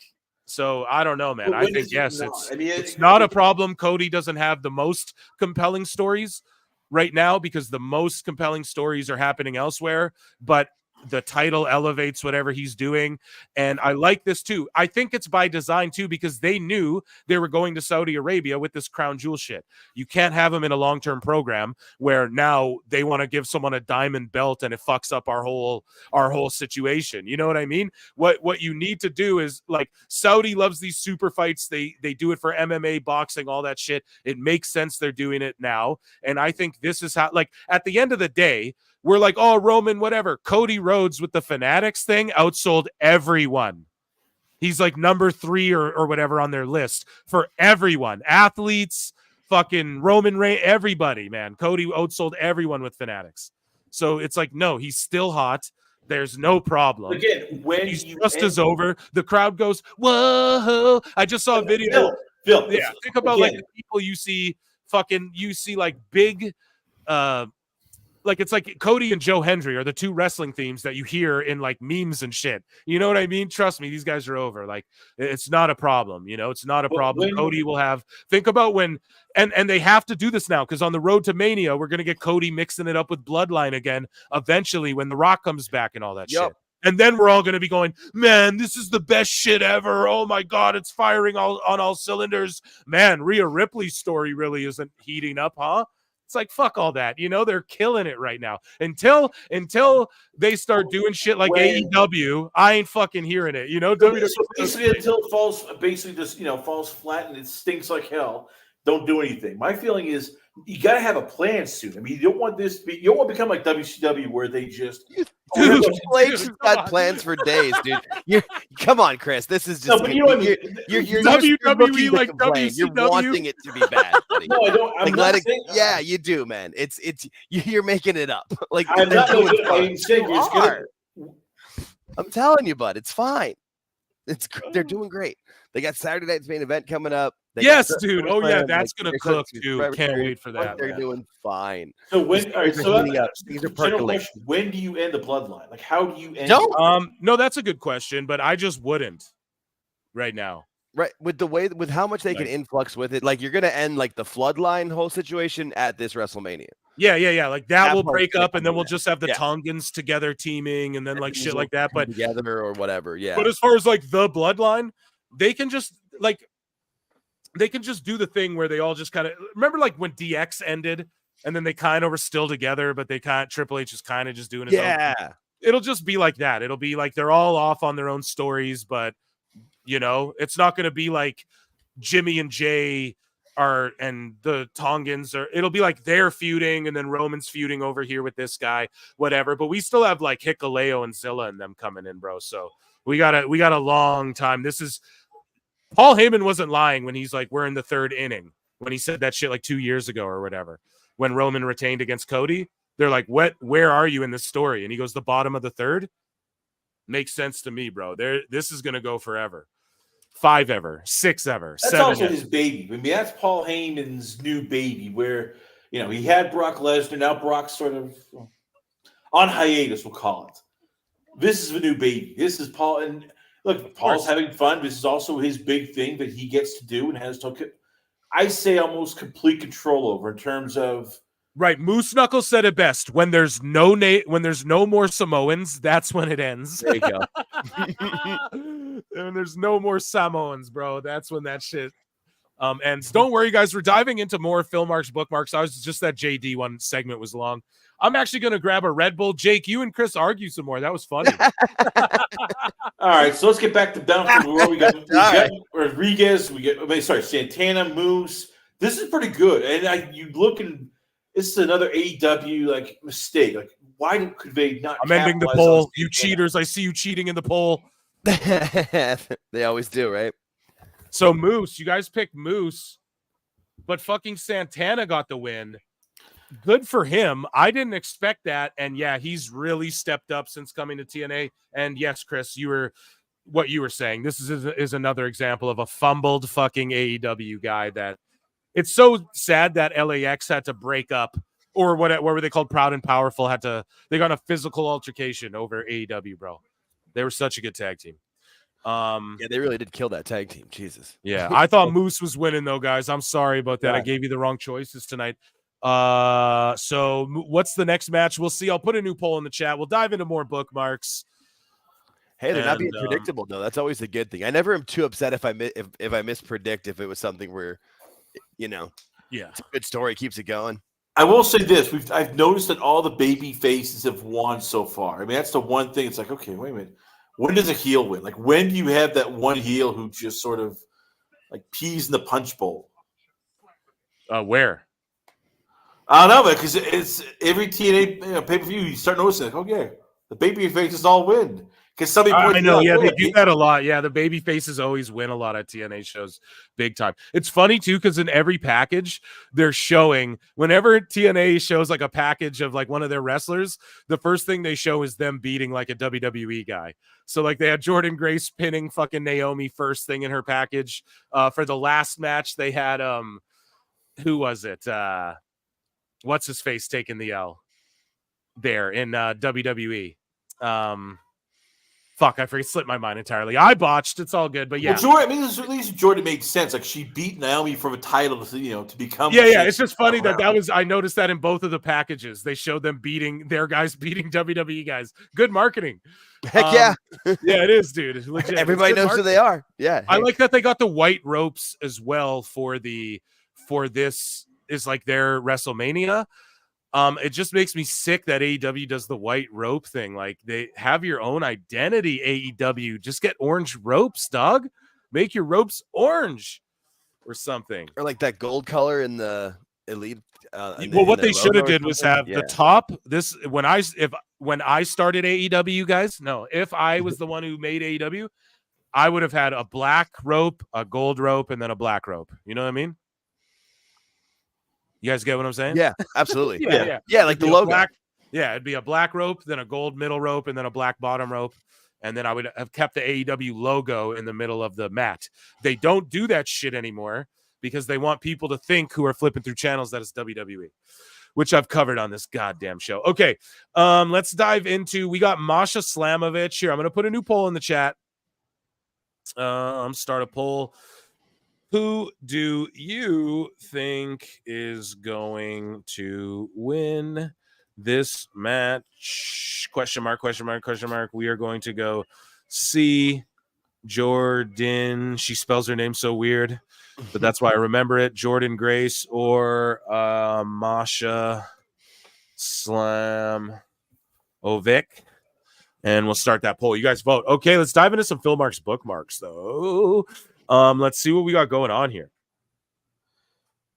We're just going to dive into some hot news. Well, do I have any UFC, MMA? No. Oh, by the way, I did watch UFC earlier today, and man, we saw Max Holloway get knocked out for the first time ever by Ilia Topuria, and then we saw Robert Whittaker get submitted for the first time ever by Hamzat Chimaev. Both undefeated talents, tremendous fights. Actually, I found the main card was really excitable. Even that, like, I don't know, that Rakic Ankalaev fight was very. I know some people might be like, that's boring and patty cake, but it's just so technical. Both those guys are so technical, you can't really afford to fuck around and give up on your fundamentals and stuff. So that's why it was like that. But yeah, no UFC or MMA hot news. We do have some myths, though.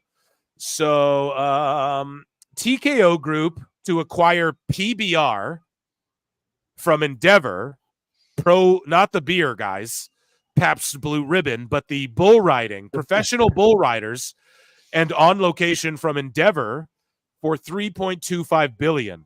So let's break this down here. TKO Group is the combination of WWE and UFC. Correct, Jake, right? Yeah. And then they are under the Endeavor umbrella, correct?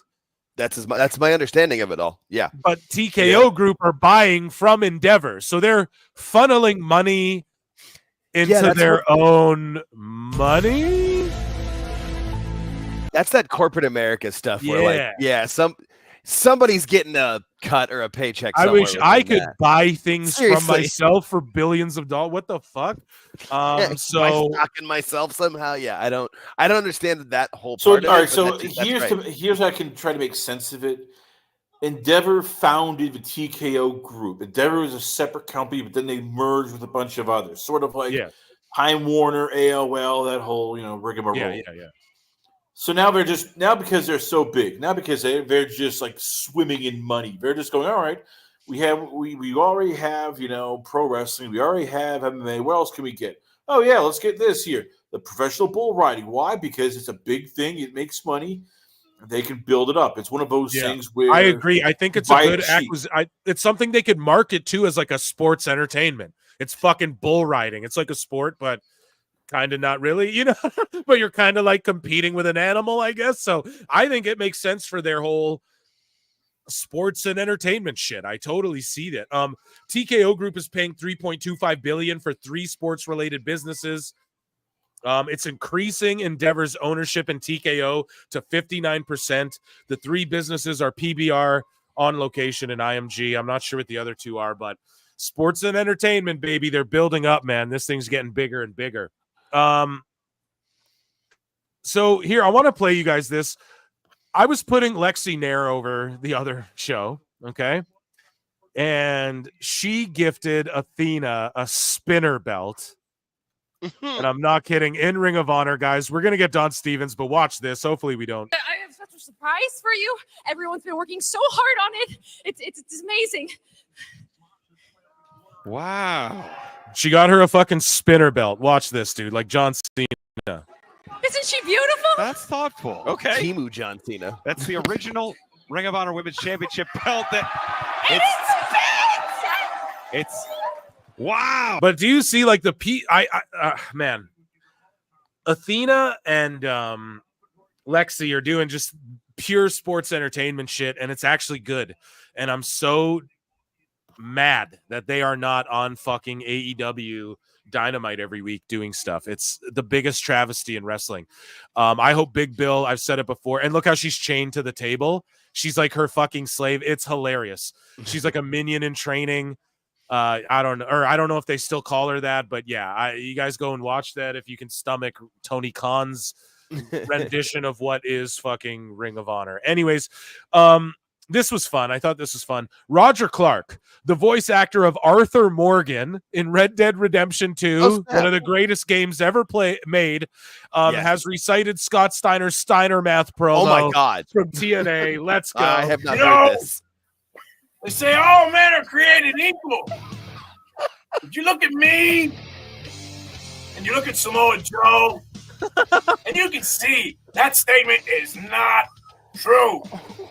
See, normally, if you go one-on-one with another wrestler, you got a 50-50 chance of winning. But I'm a genetic freak, and I'm not normal. You got a 25% at best at beat me. When you had Angle to the mix. How funny is it that he knows it off cuff, off rip? I mean, I'm sure he's reading it, but he knows the delivery. Like, yes, he knows it. I am very much the redheaded girl on the top, but they're just covering her mouth. Just, oh my God, this is amazing. I am this. Oh man, wow. This is like one of my favorite, like probably the best game when it dropped for sure. It was the South Park made a goddamn episode. It was so good. The chances of winning drastically go down. See, the three-way at Sacrifice, you got a 33rd and a third chance of winning, but I got a 66 and 2/3 chance of winning. Because Kurt Angle, no! He can't beat me. He's not even going to try. So, you take your 33 and a third chance minus 25% chance if he was going to go one-on-one, and then you got an 8 and a third chance of winning at Sacrifice. Okay, somebody needs to like clip that and put it to like video of Arthur from the game, like I know. cutting the promo That's to a such a good camera. idea. Oh my God, somebody's gonna idea. be on that. There's no way I could be the first person to think that because I can't physically do that, but someone's got to be able to do. That's amazing. That's the last video game I played. Shout out Talk Culture with Kid Cadet and Danica Janela, I guess. Only on Twitch. Yeah, I don't Twitch. Should I start? I think I would get banned right away because I say like vulgar words and shit, you know? I don't think they like that much over there. Do we have TNA hot news? We may. Let's look. Nope.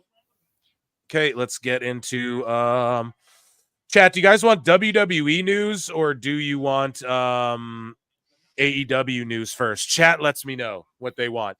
Do you guys want AEW news first or WWE news? And then we got Meltzer.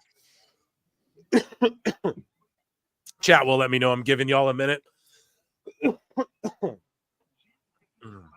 it's kind of WWE. We're split. Okay, I'd start a poll, but we already got one in there. We're split so far. Keep telling me AEW. Looks like we're doing AEW first. AEW, yeah, okay. The AEWs are coming in. Okay, let's do AEW first. So,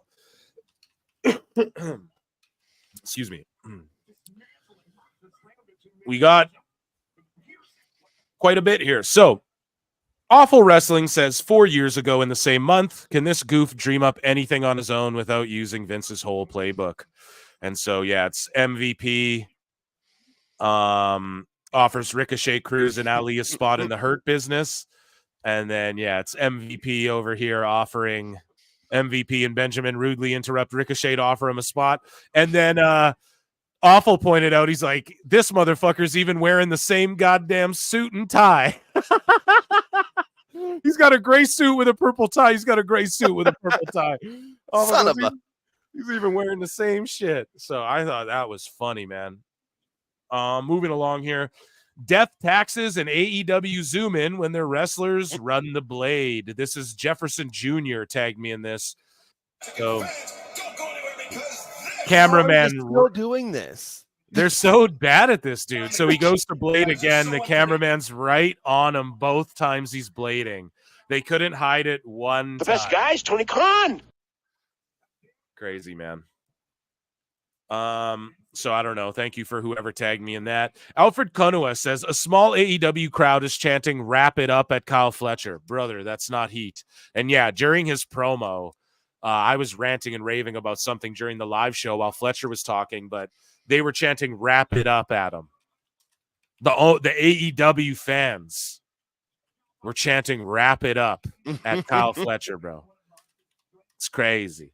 Moving along here. Adam Cole talks about being body shamed on social media.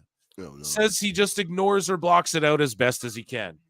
Early on, I recognized part of being a public figure is expecting to hear scrutiny, expecting to hear judgment. That's what being in the public eye really means. People are allowed to say what they want to say. Does it feel good? Not at all. It definitely doesn't. At the same time, if I'm someone who wants to be in the entertainment business and the public eye, I know it's something I have to expect to deal with in a lot of ways. I know everyone handles it differently. For me, I've gotten to the point where I kind of ignore it or block it out as best I can. I'm focused on making me the best version of me. I try not to get too discouraged with what social media can say. And yeah, man, my whole thing is like he was small in NXT, and no one was saying shit. And so he's still small now. His physique was better in WWE, but so is everybody's. There's like people hold each other accountable there. And also this motherfucker's foot was disintegrated, and I guess they had to get a bone from a dead body and insert it into his foot. Oof. You know what I mean? So he probably ain't working out too much. I don't know. Shout out Adam Cole. Just don't get hurt again, bro, because that's two serious ones back to back. Dynamite got smoked 637 to NXT 702. We're going to cover Dave Meltzer doing some Steiner math of his own in a bit. But just remember this, that Dynamite did 637 and NXT did 702. Bro. And we're not settled in. Remember, Meltzer will settle into the real number in 3 to 4 weeks. Well, it looks like the real number is closer to 7, Dave. And that's the thing. It's going to start beating Dynamite every week. And I called that shit. And yeah, man, it is what it is. Tried to warn you. AEW's A show loses to developmental for the 4th week in a row. So true. Daniel Garcia via Wrestle Purist has something to say to Up Rocks about AEW hate. And he goes, hating on AEW is a very popular thing and it gets people a lot of attention. And I feel like a lot of these things come from people who retired their jerseys. So just, the old wrestlers, we never hung it in the rafters and we don't even remember what their number was on their jerseys. Imagine being on like, what's the worst team in the NBA? I know this season just started and shit, but what's considered the worst team in the NBA right now? I'm not sure about the NBA, but like the Chicago White Sox just had the worst season in baseball history of the past season. Oh, Chris, he fucking dipped for a second. Yeah, the chat can rejoice then for a minute. You guys were getting fucking mad at him. But hey, it's part of the show, baby. It's all part of the show. We just try to get some positivity out of the guy sometimes. Oh, you know? man, yeah. That's all. We know that there's a happy guy in there somewhere. We're just trying to bring it out, you know? Oh, yeah. Yeah. That's what I try to do with everybody, man. Make you smile, make you laugh. Come on. But Garcia, though, imagine like being the worst team in the NBA right now, Pistons. So imagine you're like on the Pistons and you're like, we don't even remember, we don't remember fucking Ben Wallace jersey. Who's some of the Pistons legends? I'm sure Chauncey Billups. We don't even remember Thomas jersey, huh? Isaiah Thomas. That's right. Yeah, Isaiah Thomas. There you go. That's the best example. There it is. Remember his number or whatever. Right. Yeah. It's like, who are you talking about? Like Cornette, you mean the greatest manager considered by many in the history of the fucking business? Like, who are you talking about? You know? So it's Undertaker, who fucking is the greatest wrestler of all time. One of them, you know, to some people, he's on their Mount Rushmore. He's one of the greatest character. He is the greatest wrestling character of all time. You know, like whose number are you talking about, bud? Yeah, so like Arn Anderson. Arn Anderson's got a podcast. Yeah, what Magnum TA? Like, yeah, Rob Van Dam. There's some exactly Jeff Jarrett. Like, who are you talking about? Exactly. There's some pretty big guys out there. A lot of these people are trying to get a new career off hating on AEW and hating on people who are trying to be successful. Now, here's the thing, Garcia. We don't feel like you guys are trying to be successful. That's the problem. And that's the disconnect. Okay, my boy? We do not think you guys are trying to be successful with the shit you're doing, you know? And it might hurt your feelings. I know Garcia personally, who I'm sure is in the chat right now. No, I'm just kidding. But like, you know, I'm talking to you, bud. It's like, I know it probably sucks to hear motherfuckers like me be like, dude, just people don't want to see you get pushed like that. But I'm like the ultimate fan, bro. Right? I don't want to see fucking, who's the guy who played McLovin? I know the kid, but I couldn't. Christopher, whatever the fuck. He's not allowed to play Peter Parker. I'm sorry. And he knows that. Right? So it's just like, bro, I don't want to see, no one wants to see Jack Perry and the Bucks and you and Orange Cassidy and shit, brother. It's all it is. If they had a cruiserweight division, a junior, maybe the television title, but it's just like, it's been fucking, the stories are bad. Yeah. And then the production's bad and nothing's really making sense. And you have fucking, it looks shitty in these dark, vapid fucking buildings. And it's like, if that changed, we would get behind you and go, they're trying to be successful. But it looks like you're not Tony at least is not trying to be. Maybe you are. Maybe you are, Daniel. I'll give you that. But the higher ups there, man, I don't know. I don't know if they're feeling you. Tony Schiavone. Now, if you guys remember on the last show we covered, he said that well, Jake, refresh their memories, okay? What has he said? He said that Excalibur's the greatest, better than Tessitore. He said that, which, I mean, that's sort of subjective, I guess, when it comes to wrestling, because Tessitore's new. But if Tessitore never came into pro wrestling, he's still better than Excalibur in my book from the fights he's called and shit. So and Excalibur's just so bad. He said that Danielson's the greatest of all time, better than Bret Hart and HBK. That was the one. And Ric Flair. He even said it, and Ric Flair. Like, he included names that he called in the NWA and WCW days. And then he says Samantha Irvin is not coming to AEW because they already have someone better. Like, why does he have to do that? Do all that? So Schiavone says, we already got the best ring announcer in the world with Justin Roberts, and Arcady Ora is a great ring announcer who's a great person. It's all great. Everything's great as well. And she's doing a great job. Samantha Irvin ain't coming here. Okay. Sounds like she's coming there, bro. Right? And it sounds like maybe you're a little bit threatened. Because if she doesn't want to announce, like if she wants to do something more, or she doesn't want to just ring announce, she wants to do something more. There's already like so many people that hold microphones in that stinking company. So, good friend of the show, the Fantastical Tales of Tony Khan, Burning Senton 90. Go and give him a follow too. All you assholes followed the mole. You didn't follow Burning Senton. Come on now. Let's go. So, Fantastical Tales. We're not reading a tale. But he does quote tweet this picture from Fightful, and he goes, Tony is so kind, lending his world-class employees to other companies. His kindness brings tears to mine eyes.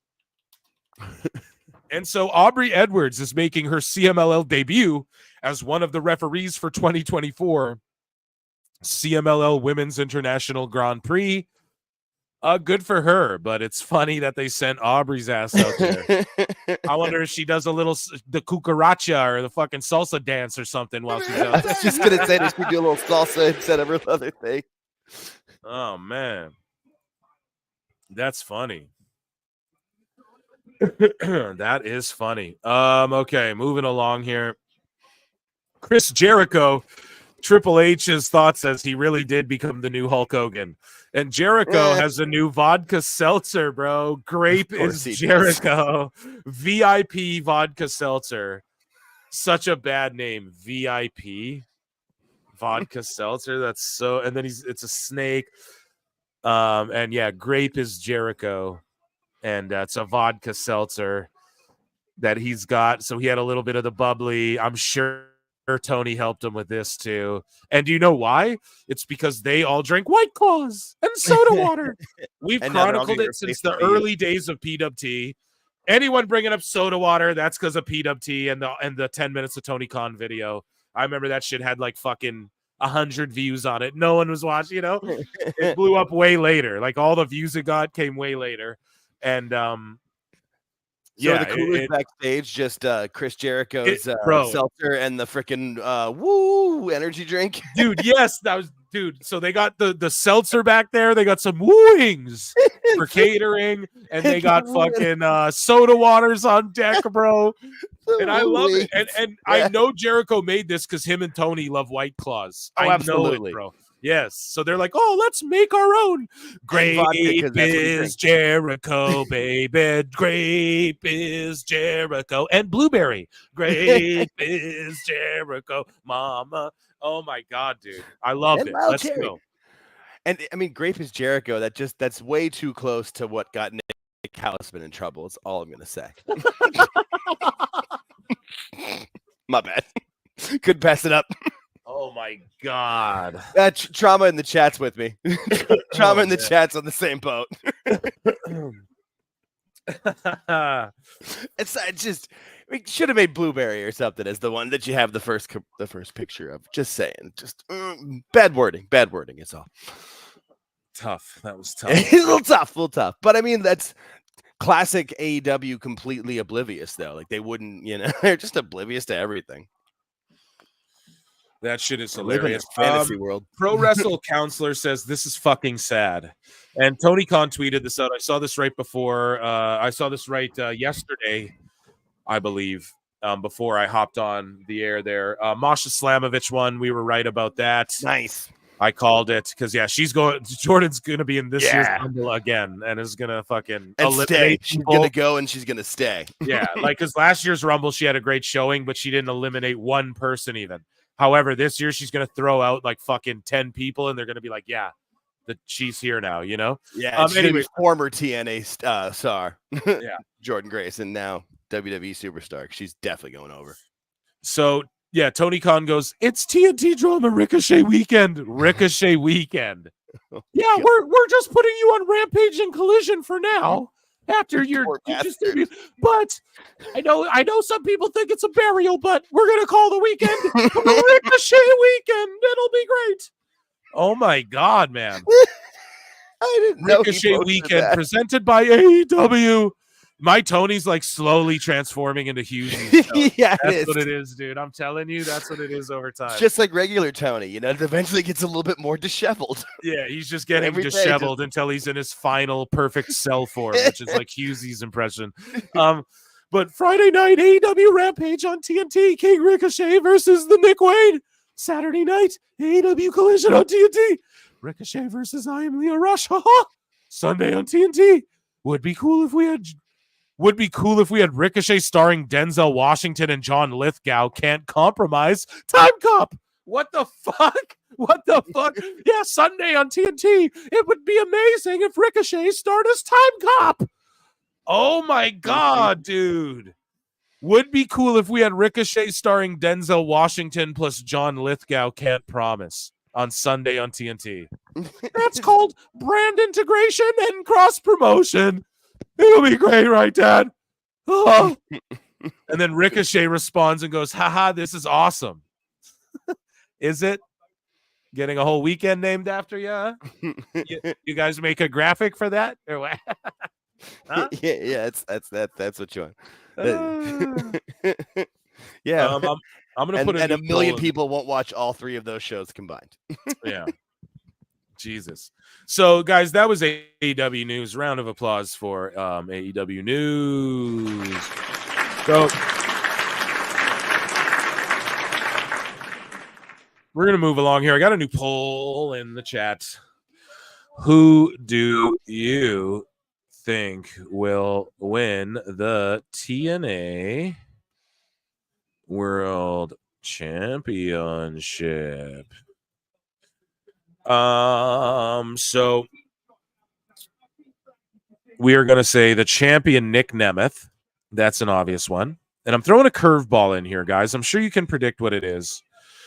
Nick Nemeth, Joe Hendry. We're going to add another option, and it will be Frankie Kazarian. And let's just see, because he can call his shot or whatever. So I'm going to start the poll. There's 3 options, mixing it up. Man, you guys, tons of viewers tonight. Another smash hit show.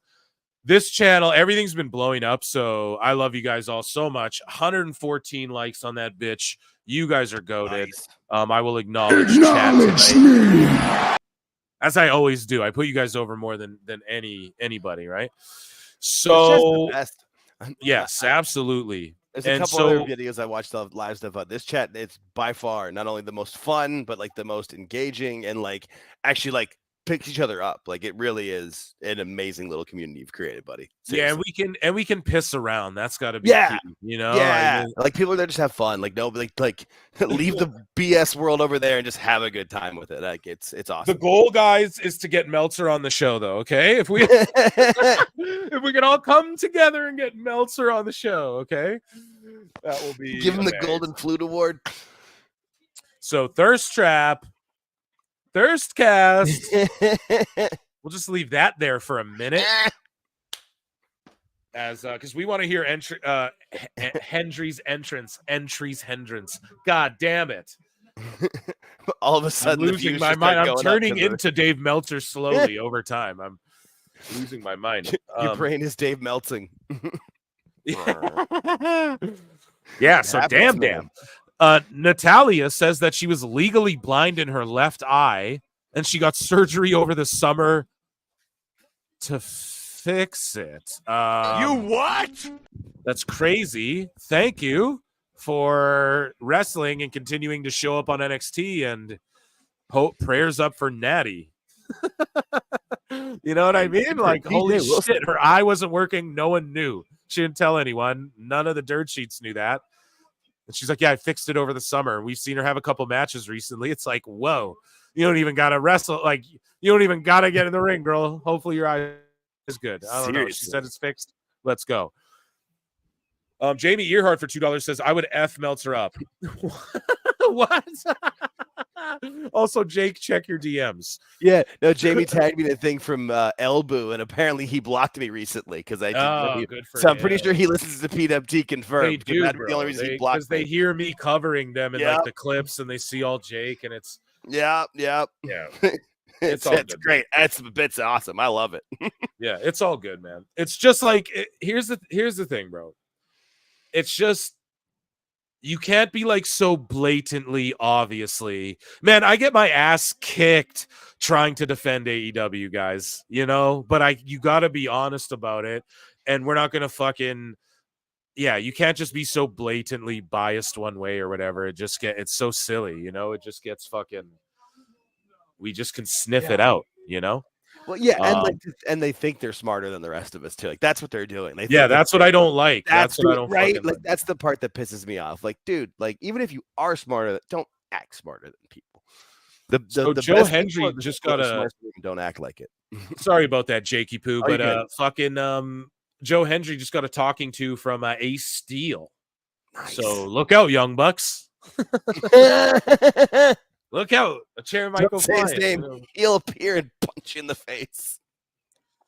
Thirstcast, everyone. Yeah, I want Natty. I'm a fan of Natty's sister. yeah. What's her name? She's on Total Divas. Jenny Neidhart, and she was like dating Big E, or they were like. Here we go. Joe Hendry's big entrance, and then we're gonna do some quickly. We got 3 WWE hot newses, and then we did it. We're gonna watch this main event and then talk about some Meltzy in a bit. But yeah, dude, everyone listens to PWT. Yeah, confirmed. Yeah. Oh yeah. It's funny because that's just like a joke I made up on like episode 1 or 2 of PWT when it was impossible for anyone to have listened to us confirmed because we weren't even a thing. And that was the joke. And then it became real, you know? That's how it works, though. Yeah, dude. Like all of it. Like Moxley being the cool jazz guy. And then at All In, they came out with fucking matching band shirts and cool jazz guy shades and then everything. Tony Khan, you know, like all that shit, man. It comes Hey, that's a true good after idea. I'm going to do Yeah. that. Believe in Joe Hendry.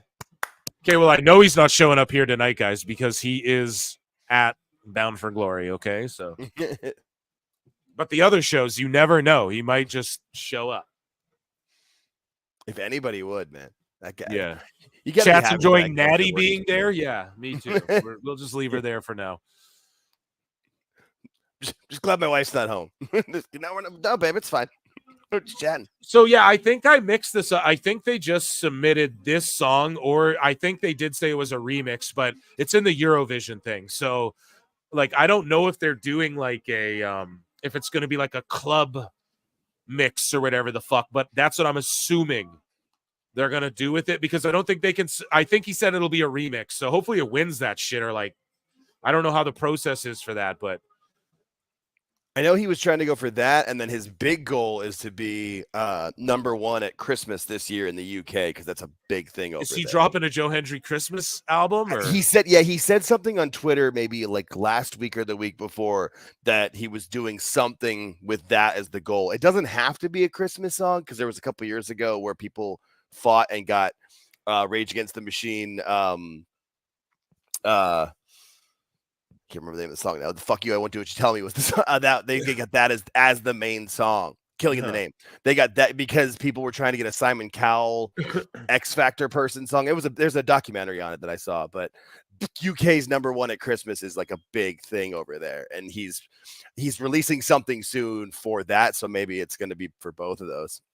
Okay, like why not? Because he got to #4 with just the Joe Hendry song, and that's like a minute 30-second song. Good for him, man. He puts in the work. You can't be upset about what. Yeah, it's his time. You can yeah. just tell Well, it's he's his not like an moment overnight. right now. He's an overnight. He's like one of those 10-year overnight sensations. You look back at his career, and he's put in the work. Yeah, Like, that's absolutely. just awesome. And Oh, then yeah, then out of Cornette nowhere, video. he just gets his. And I just love Yeah, it. you love it. You can't. Yeah, it's so awesome to see. His interview with Chris Van Vliet was great because it was like right before he was about to debut on NXT, and you could see he wanted to be like, "Yeah, it's coming, man. It's coming." And Nemeth is awesome too, honestly. Yeah.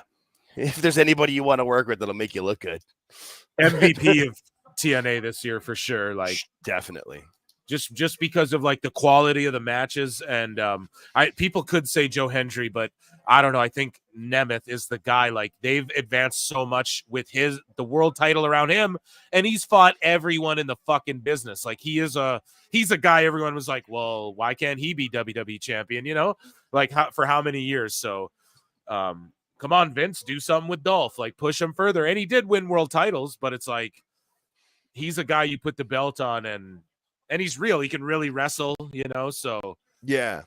Good I mean, stuff. that pop when he cashed in on what was it, Del Rio that one time. One of the that greatest pop was wrestling moments in history. Yeah. Seriously, that's a top fiver. Like that's Yeah. such a moment.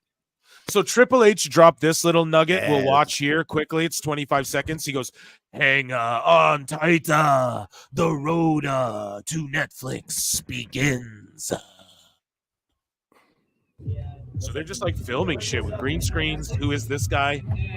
We are rehearsing. Roll video. Looks like Matt Morgan back in the day. Smaller. Shout out Gigantic Pop and Raj Giri and Matt Morgan. Oh, Cutler. It's that. Oh, is this the guy from Wow, hold on a second. So that's the guy from the Next Gen show, I think. Okay. That they did for Roku. That makes sense. So I wasn't sure who it was, and I didn't watch that show. Now he has gear and shit. So I wonder maybe they're doing a new Next Gen type show on Netflix, or maybe who knows? I hope they do it because it's better. I know than that's Tough part Enough. of the deal where they can burn Netflix, and like obviously the more ratings that they get, the more Netflix will do. This show, so if you cool. guys didn't watch WWE Next Gen, it's better than Tough Enough. Like the format of it's way better. Okay. But I do miss like the old Tough Enough reality show competition show. I can't wait to watch those all along with you guys on Patreon, patreon.com/. What was that other show on the network? Was Breaking Ground? Was that what it's called? That was yeah, really good. Think. Yeah, So like someone in chat said Hendry spoiled his Rumble entrance. How? he didn't. When he said wait 4 months, he was talking about the Eurovision competition. So he didn't act, but he will be in the Rumble. He will be, but he didn't. I don't think he didn't spoil that. He spoiled fucking the because the Rumble's in 3 months. Yeah, and the 3 months in a Eurovision week. thing is in 4 months. Yeah, so that's and that the makes whole sense. That he's doing crowd. something We for believe, that. and they're booing Nemeth, even though like he's their dude. He's been their dude. You know, they've been behind him this whole time, but they want it's Hendry to Joe. win so bad. It's his time. It's his moment. He's finishing his story. So quickly, I'll play this as the match starts. We're gonna lock in on this match. Hi, Natty. Here is Montez Ford on Bianca saying he's ready for a singles run, but he feels guilty about Dawkins, leaving Dawkins behind. So let's play this quickly as the match starts. And she said, and I kind of feel like everyone feels like this, you are ready for it and everybody wants it. But she said that you kind of feel guilty because of how close you and Dawkins are. So what are your thoughts on that? Well, I think what she was saying, we're speaking on is, when I first got signed to NXT or developmental around 2015, and my first match around 2016. And literally right after that, they put me and Docs together. Like the end of 2016, and we debuted in Someone in chat said Lexis King's girlfriend is in WWE Next Gen. Everyone from that show except for one person, and I guess they brought that dude back, or I'm 99% sure that guy was let go too. They released everyone from that thing. Carolina Cruz is Lexis King's real life girlfriend. She got released after the Next Gen thing. Shout her out and go follow her on socials, and I'll tell you why. Because she is putting in the work. She took everything she learned from that show and from the WWE. She has her own gimmick. She has good gear, and she's really good on social media, like Instagram specifically. And she's fucking out there on the indies applying the WWE style of shit. She'll be back there one day, or she's going to get scooped up by TNA or something, and she's going to be good in this business. I'm telling you, Carolina Cruz, look out for that girl. She took everything she learned and is applying it on the indies and everywhere. She's showing up all these little places. She's getting booked more and more against real talent too. And she isn't like the greatest wrestler in the world right now, but just it's the seed she's planting right now. In fucking 10 years, I bet we'll be looking at her as like, wow, she is a talent. Or maybe not 10 years. I don't know. Maybe she'll float off in obscurity. Even Mandy Rose didn't stay around as long as everyone thought she would, you know? Everyone thought Mandy Rose was like the next big fucking thing eventually once that Toxic Attraction run was done or whatever. Not saying it couldn't still happen, but all I'm saying is Carolina Cruz is she's going to get scooped up by AEW, TNA, one of these places sooner or later. Anyways, though, back to 2017 on NXT TV. So this has been the only thing I have done since I've been with the company, the Street Profits. I haven't done anything else. I haven't done single stuff, haven't done solo stuff. And I think what she means is kind of similar to Survivor's guilt. Been with this person for so long, we built so much. So for me to take off and just do things on my own, kind of feels like I'm leaving him behind. But I realized recently that's not my fault. And that's not a knock to him. It's not a knock to anybody. But I know how talented I am. I know how much I brought to the table for the Street Profits, and I know how much I've inputted to the Street Profits to make it what it is today. If I decide to go my way, and it's not with the Street Profits. Here, guys, this is Carolina. And she said, and I kind of feel like everyone feels like this, you are ready for it. And whatever happened. That was weird. It like was playing double. Everybody wants it. But she said that you kind of feel guilty because of how close you and Dawkins. Sorry, when I go to the other tab, the audio starts playing over again. Sorry, here's Carolina Cruz. And yeah, make sure you guys follow her up. Okay, there you go. and see her like gimmick. She's like a racing whatever, you know?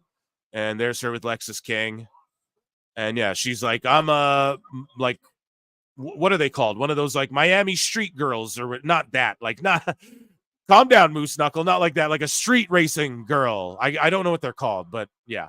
Anyways, though, Montez Ford, he feels like he's going to leave Dawkins behind, and Hendry and Nemeth have been having a great match so far. The crowd's red hot for him, and they started with some great chain wrestling. I'm locked in on this one, man. Because after that, either does successful or it fails, that's not on me, because me is on me. And I think that's why she said that, because like I said, we have such a close-knit relationship and been together for so long. She knows how much I not only just care about him, but the Street Profits as a whole. But I've been ready ever since I started watching this. And I'm not gonna a lot, Lizard. Yeah, Montez should. I think Dawkins will be fine. He could be put in another faction. He could be the leader of a different faction. He could do his own thing. I think he has a good look, and he wrestles well, and they'll be fine. Everybody goes, "Oh, you're the Marty Jannetty and shit," but who knows? Like, look at JC Jane and Gigi Dolan. Like, Jane's been more kind of over than Gigi sort of since that breakup, whereas I thought it would be Gigi. So I don't know, man. It is what it is. Shout him out for being loyal to his friend, but bro, even UFC fighters got to fight their friends. You got to do what's best for you. And yeah, people love you, man. And he's hilarious. So yeah, shout him out too. Shout out everybody. But yeah, Dawkins will be fine, whatever he decides to do as well. I think he's really improved over the last 2 years, as Ford's ready to go for sure. But we'll see what they do with them. I think it'll be interesting for sure, whatever they decide to go with. Well, that was WWE news, guys. Round of applause for WWE news. A flag girl. Yeah, Miami street girl. Yeah, I meant to say like a Miami street racer girl, but I just said Miami street girl. And I'm just like, oh, God, I fucked that one up. You know what I mean? Yeah. Like, wait. Yeah. Didn't mean for it to sound like it did. No. I know. Dummy. Yeah. Terrible. It seems like with those next gen people, they're like gave them the initial, because most of them didn't really have any kind of training, so they got a good base. Yes, they were mostly like NILs. They were mostly NILs. Yeah, and like now they go out to the world, and then it's like whoever continues down the path and like, you know, puts it in with the indies for a bit, gets a little bit more training, and then comes back at the next tryout time or whatever, then they'll know who they've really got out of it. Seems like, at least, but who knows? Whatever they're doing, their developmental is great right now. I mean, yeah, God. everything's cooking, firing on all cylinders. Man, like NXT is like, you can just see the growth on NXT is insane. I mean, what was it, like less than a year ago, people were making fun of Lash Legend every time she was on TV, and now she's on SmackDown with Piper Niven. You're like, yeah, she's good. She's ready to go. This dude in the chat, Lorenzo, the chick who throws down the flag. Yeah. That was maybe better. Miami Street Girls. That's a little better than Street Girl. Yeah, just a smidge. Oh, man. Millennial Smark dropped a new video. It's 23 minutes long. I'll peep it once you're done here. Oh, guys, let me do some research. Let me reach out to Devontae. I'm going to fucking DM him right now and just see if he's okay. I'm just going to do that, and hopefully I'm off screen. Yeah, okay, good. Where is Devontae? I was messaging him somewhere. Yeah, we're watching this match, though. Did he get rid of his fucking Twitter?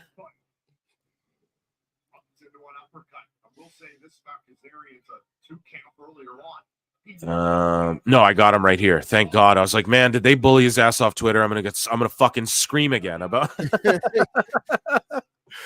So sad that they fucking do that. Like, they just pile on people, and like people could be going, like, I mean, because then people like, oh, they're being a pussy for, you know, people bullying him or being online bullied, or I'm like, but you don't know what's going on in their real life. Like, as somebody who's gone through some shit this past year, there's certain days where like the right bully or somebody says the right thing or pokes you, man.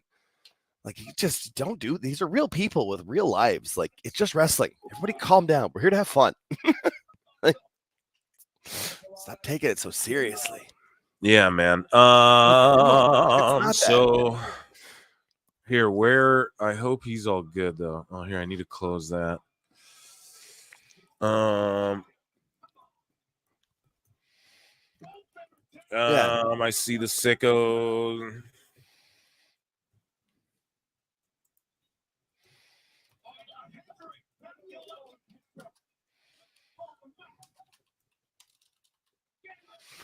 Oh yeah, Ray J's World's right. And then Lash is now going to Saudi. Yeah, less than a year ago, everybody was shitting on her work and saying that she was terrible, and now she's on the Saudi card.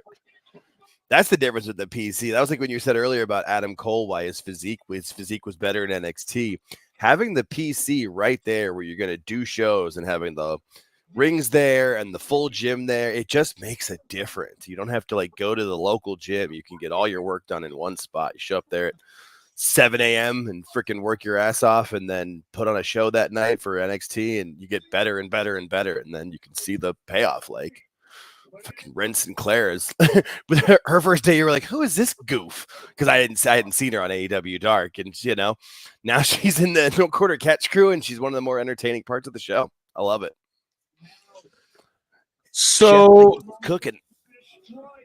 Yeah, this match is fucking banging right now. I'm having a good time with it. I want to show you guys the Samantha Irvin meltdown. Should we get into that?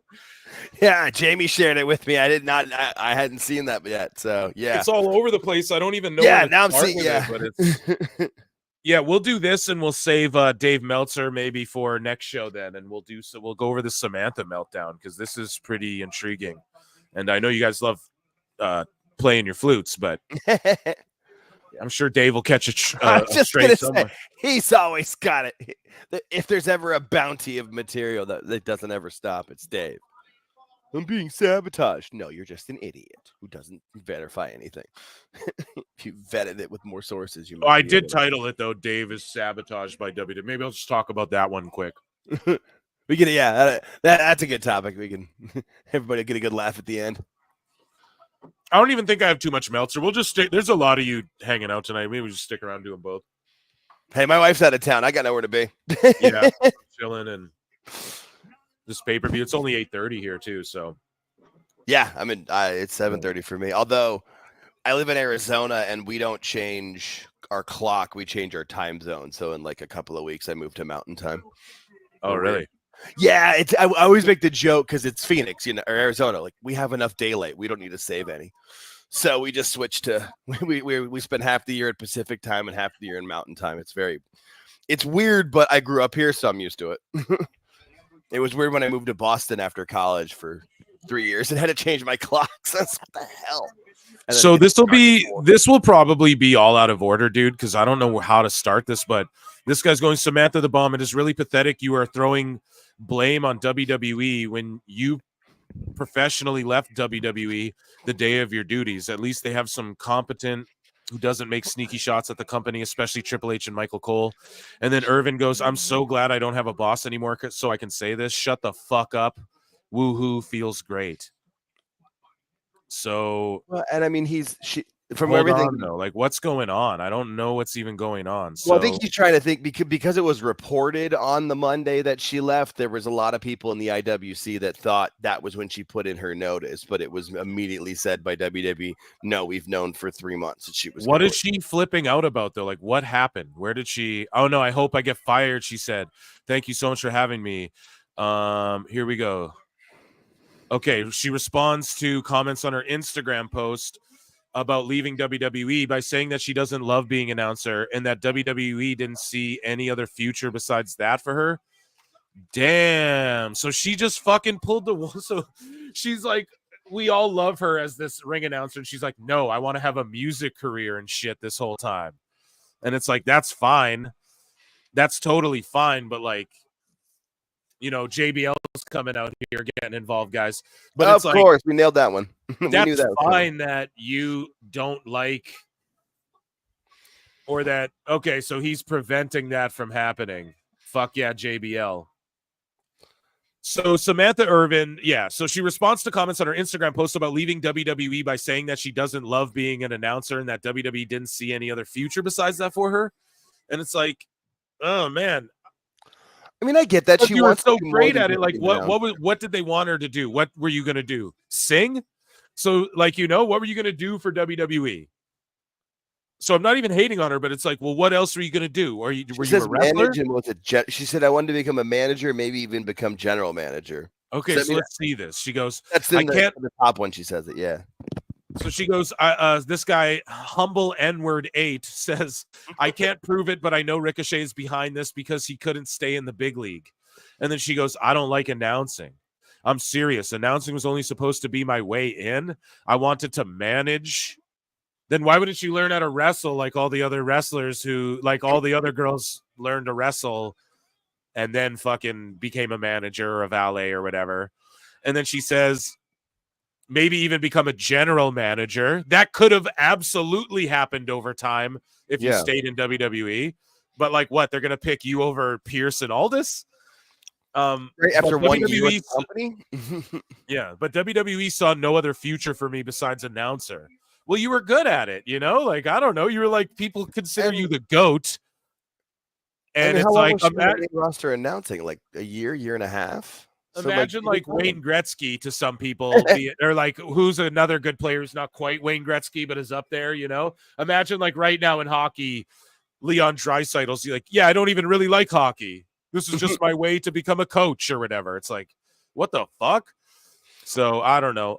She goes, I love watching the action, but I don't love being an announcer. Wow, shit on everyone. She goes, thank you so much. I love WWE, and I'm so proud and honored I got to share all the moments with fellow fans. Much love. She goes, also, they wanted Rico to stay in the big leagues. I don't know why everyone pretending like he was always in great positions at WWE. Okay.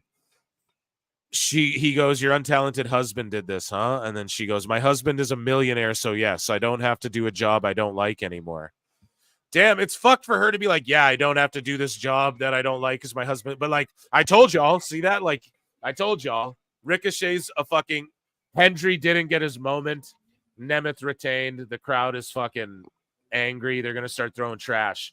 But yeah, man, she's like, my husband's a millionaire. I told y'all that he's a fucking millionaire. So he doesn't have to worry about like, she can just go do whatever. Let them just go have their honeymoon and shit, But Tony gave him like a bunch of fucking money, like probably close to $1 million, and then he has some in the bank, obviously. So she is like, I don't have to do this job I don't like anymore. I just think she's gonna be in AEW tomorrow. Like she's gonna be there so fast after this shit.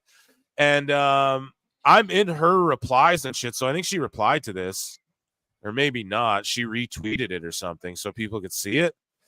I don't know. Or maybe I'm such an idiot. I think I just have her name searched. But anyways, Samantha Irvin said she didn't like announcing. Why are you so obsessed though? Here's her statement.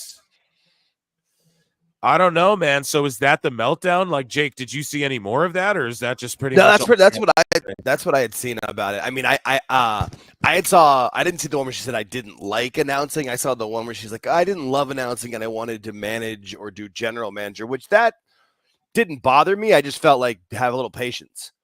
Like it's gonna take some time. She was only there for 3 fucking years. Like what? Yeah, and on the main roster for like 18 months, I think. Like she wasn't the main roster announcer for that long. Yeah, I mean, some people wrestle for 3 years and then fucking switch to like Byron Saxton wrestled for 3 years and then switched to a backstage guy.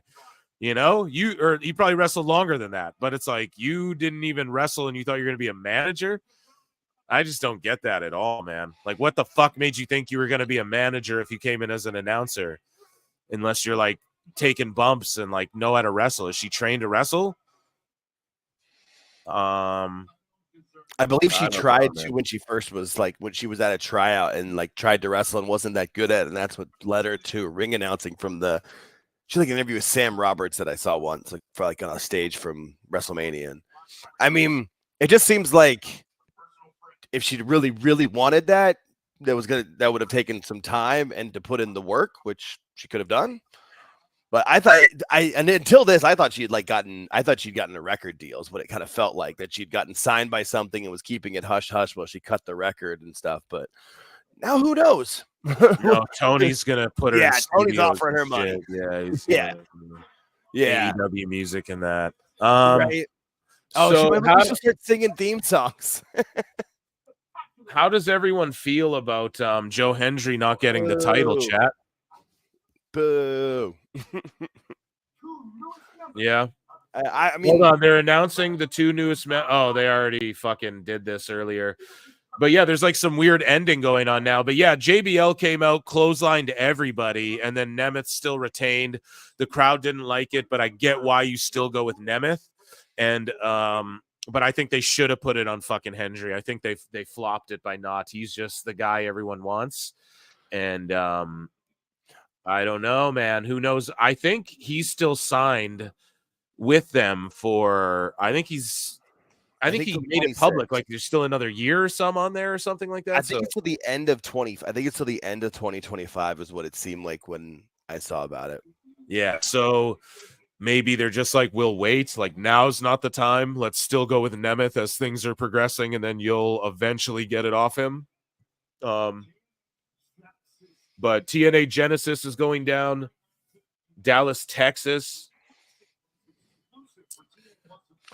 I just thought, because I mean, this is like you said, Bound for Glory is their main event, or their WrestleMania. I wasn't sure if it was Bound for Glory or Slammiversary, but I think I always thought Slammiversary was. Sorry, Jake, but I think it's Bound for Glory now is like their main big show. Like that's their. I literally, you said exactly. You were good to cut me off because that's the sentence I was about to say. Okay, yeah. No, and never feel bad for cutting me off. I'm fine. This is your show. I'm just here to help. But 100%, I either way, they should. I thought they were saving it because I knew that he almost won it previously or whatever. I thought it was saving it to do it at the biggest show, especially if, like Chris said, it was the biggest crowd they had in 11 years. Seemed like the time to do it to me, but. Maybe it's because they just know, like, dude, he's gonna show up in the Rumble. Everyone's fucking heads are gonna explode, and then he's just gonna continue to carry with the belt. Because now they'll say he's the champion. Because I remember that was like the big thing about Jordan Grace that they said she's the TNA Knockouts champion. Like that. I mean, if he shows up with the TNA belt, that's pretty cool. Oh, that's actually smart. Hey, you have him show up in the Rumble with the TNA World Title. Yeah. He does that turn with the belt and the big pop. It's always the chase. It's always better than than when you get it. We just want to root for underdog Hendry. Once he gets it, it's not. Just the reign is never as fun. Not never, but there's, maybe Hulk Hogan was and shit back in the day. But I mean, think of the Chicago Cubs when they had like their 100 years, or the Red Sox with 86 years of the World Series. And I'm a Red Sox fan. My dad was from Massachusetts. I spent my summers back there growing up as a kid. So I went to Fenway when they were bad in the 90s. And so and I still love the team, but that until they won it, the passion was a different thing. So it changes it. The chase makes it better. Once they finally won it, it's like, eh. Wait, that match wasn't the fucking main event? Wait, what? There's still the Full Metal Mayhem tag match. The Hardys are going on last. Oh, for fuck's sake. That's why they did it, because the Hardys are going to win the tag titles without pinning ABC and the fucking system. And this is like their last run ever with the TNA tag titles before they go back to NXT/WWE. I'm telling y'all right now. And to the Hall of Fame. They knew they weren't going to put it on Hendry yet, so they didn't end with that match. But that kind of shits on why they never put the tag titles last. So why would they all of a sudden do that? That's crazy to me. So yeah, the Hardys are going to come out on top with the big babyface win. That's why they ended it this way and put them on last. So it all but confirms what I was saying. Because there's no way they have ABC and the Night winning in Detroit after Hendry just lost and they sucked the fucking air out of the building. They know that the Hardys are about to come out here, try and give us a classic TLC match, and they're gonna fucking take those tag belts to the bank, baby. And I'm okay with Hendry not winning now. Actually, honestly, think about the long term. If he's still there for a whole other year, just wait. It's not the time yet. Just Let him get his pop at the Rumble. Don't even put the belt on him then, you know? Wait till the New Year or something. Like, but yeah, fucking, I'm putting a new poll in the chat. Start a poll. Who do you think wins the TNA BFG main event? And we got 3 options for this one too. You guys all thought Hendry was winning. You all suck. Just kidding. I thought so too. ABC's, Hardy's, or System. And do we have any contrarians? Let's see in the chat.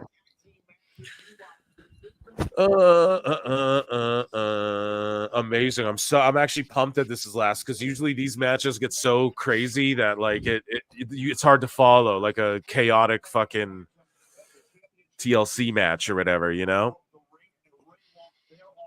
Yeah, especially with the Hardys in there. Yeah. Okay, so you guys, yeah, it's the Hardys retirement run in TNA. Then they'll get a send off. I do see them coaching and shit in NXT one day. You'd be a fool not to have them back there with fucking HBK teaching these teams how to team, bro. Especially with them like really focusing, making the tag teams a focal point. I know Chris Connors likes to fucking tell me that's not the case, but it is. And, yeah. Oh yeah, Triple H was I mean, he's always talked about how he grew up on loving the NWA in the 80s, and that was all tag teams with, like, you know, the Midnight Express and the Rock and Roll Express and the Road Warriors, Tully and Arn. I mean, that was tag teams were main eventing shows that even had Ric Flair and Dusty on them too, or drawing more money at least. So yeah. Here we go, man. Jeff is looking in good form here too. This is going to be crazy. I like that there's like paint all over the ring and shit. I don't know if they changed the apron and the canvas for this match or what, but there's like Jeff Hardy designs everywhere. Like chairs that clearly Jeff painted, right? He's into that shit. So you know he did all those. Yeah. He painted these ladders. I just rewatched this is awesome because WWE was super late at night. I was trying to sleep. My cold was keeping me up. I couldn't breathe through my nose. And I just saw WWE was live with a video. So I click on it, and it was the most hardcore matches of WrestleMania. So the match it was on is one of my all-time favorites. You guys know Hardy's, Dudley's, Edge, and Christian. So I just rewatched that. So it's awesome because I'm going to compare it to that. You know what I mean? Like I have that fresh in my mind too. So I'm like excited for this actually. Let's see if they can innovate or do something cool here. I did the same thing the other day with they had WrestleMania. It was WrestleMania matches between Hall of Famers. And Hall of Famers, yeah, I saw that one too. Like, okay. Yeah. Yes, please. Yeah.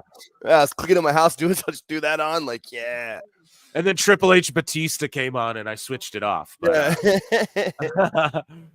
I was just waiting for the 2 Taker and HBK matches. I was at WrestleMania. Oh, man, those matches are so fucking good, dude. Oh yeah, no, yeah. I was at 26. Like that's, I knew as we were watching. I leaned on my buddy. I was like, "This is the greatest wrestling match either of us are ever going to see live." Like, just it. That's the most fun. That was the best. Jeff Hardy's face paint right now goes hard as fuck too. That face paint Jeff's got right now. That's awesome. That shit goes hard, dude.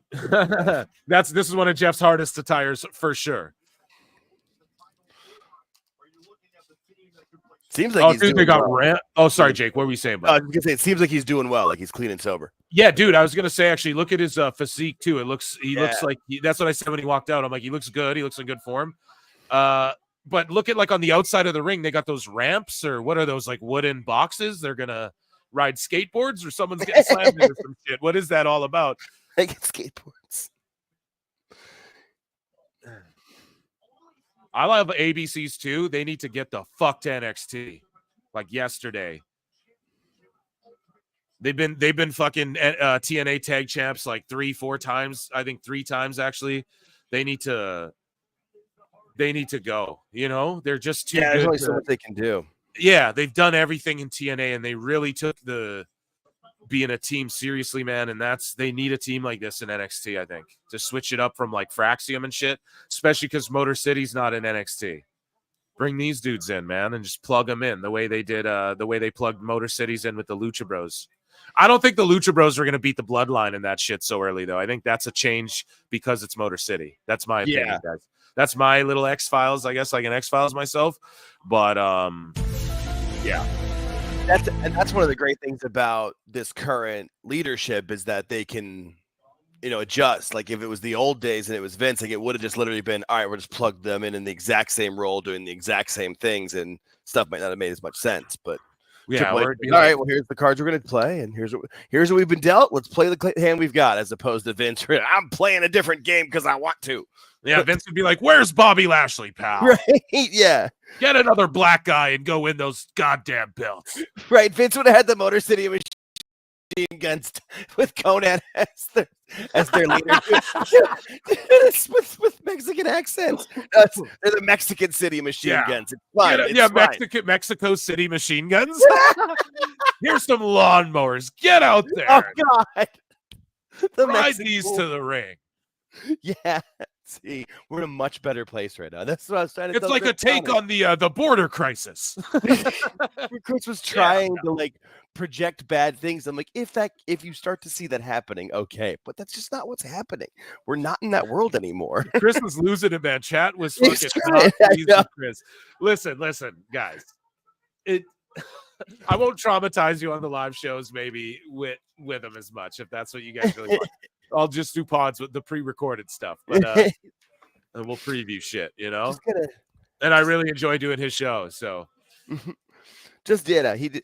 I just feel like he just and I get it because the IWC, there's so much negativity in it that's probably what brings better numbers and more interactions with people. But yeah, well, dude, the thing is, I cover fucking everything. Like everyone. Okay, if you want to watch a show that covers the same 3 headlines everyone's talking about, great. Like, go ahead and do that. Right. I'm not hating on that. I'm not telling you not to do that, but it's like I don't do that. I come with the shit's rapid fire. I'm talking the whole spectrum of pro wrestling. We're talking the matches. We're talking here's a funny death match spot. Here's some like kid who got rid of his cancer meeting fucking Cody Rhodes that made me want to cry. Here's the review of Smackdown. Here's everything, man. Here's some fucking sicko making up weird stories, fapping himself to Tony Khan. We do it all. So, and it all interconnects on some levels too. That's funny how this brings up that. Yeah, the broader scope of things. So yeah. And then make jokes about it because you got to be able to laugh. If you can't laugh, that's all I'm doing because it's pro wrestling, bro. There's a bunch of guys in their gitch in a fucking painted ring with all these weird trippy eyeballs on it about to have a fucking ladder match and pretend it's a fight. If we can't take the piss, guys, I don't know what the fuck. What are we doing? Yeah. What are we doing here, B? Shout out the homeless cats and Brendan Schaub.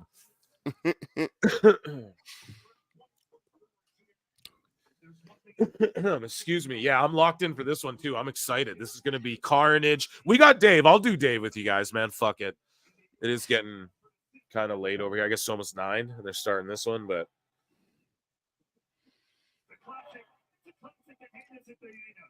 no one's ever opposed to laughing at Dave. He just gives you so much material.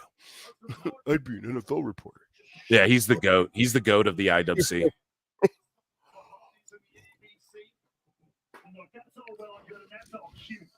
But eventually, these teams are going to have to face each other.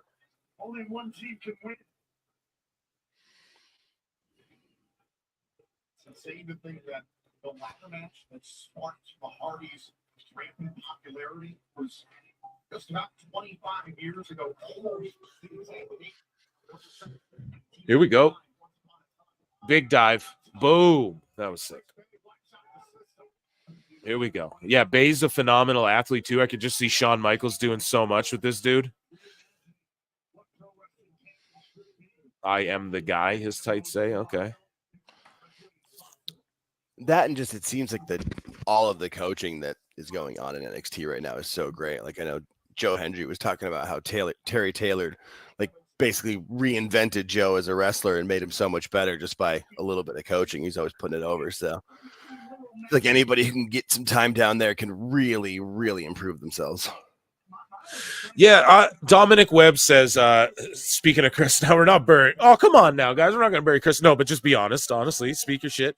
He's just a negative Nancy with incredibly shallow, disgruntled opinions, and his vibes are off. No hate. Yeah, exactly. It's like, we love him, but I don't know if, because he's like, who cares about this stuff? It's like, well, he messaged me and was like, hey, man, like, can I come on the live show? It's like, well, this is what I do. So, I mean, right. If you don't want, like, I don't know what you expected. So I don't know. Yeah, it's literally what I do, like, every show, other than like the pod. If you just want to do all that shit, we can do it on the pod. I have no problem. But that should have been me having more. I was just fucking, yeah. Yeah. I appreciate you guys. You already know. And I love doing his show. That's the other thing.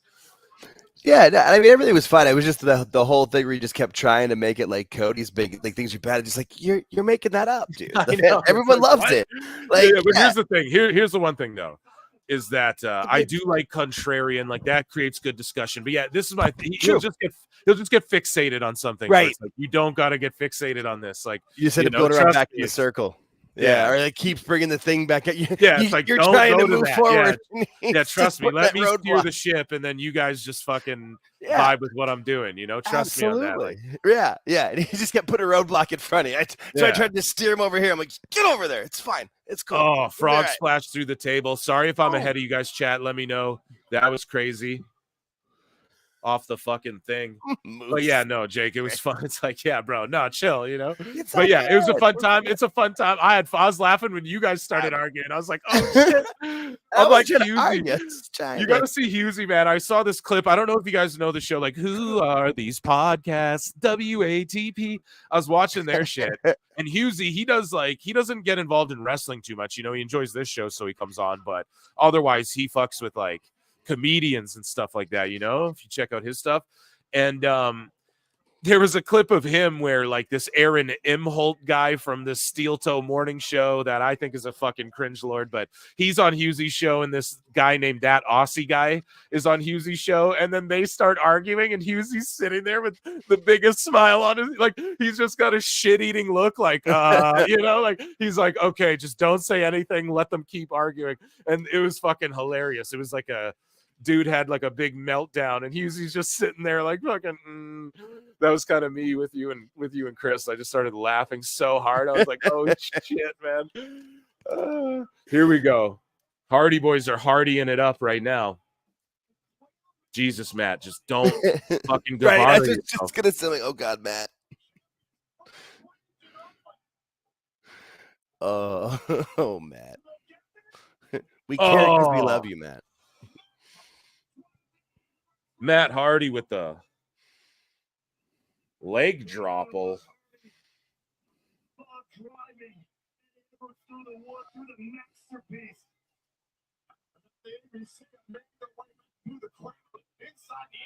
And you gotta pay attention. Jeff Hardy is the one closest to the ring. There is a ladder in the ring. Might be difficult to see with all the paint, but Jeff Hardy has got a ladder set. And now Jeff Hardy's thinking about climbing, going for a championship belt. Now Chris Bay, ABC back in the play here. Here we go. Where are you guys at, chat? Sorry, I'm not trying to spoil shit too. I know I did that so badly that one time. I'm like being real conscious. And Chris was spoiling everything too. God damn it. No, we love Chris. CTE on a pole match. I feel sad. Everything I see Matt Hardy wrestle, age caught up with him. Yeah, well, he's getting his legends run here. Hopefully he doesn't do anything. Does happen. Father Time is undefeated for a reason. Gets us all.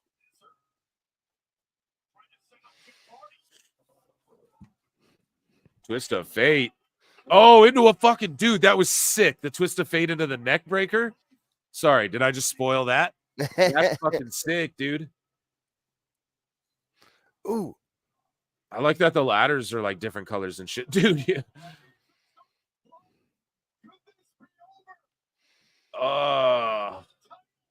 I'll just react and grunt. Oh.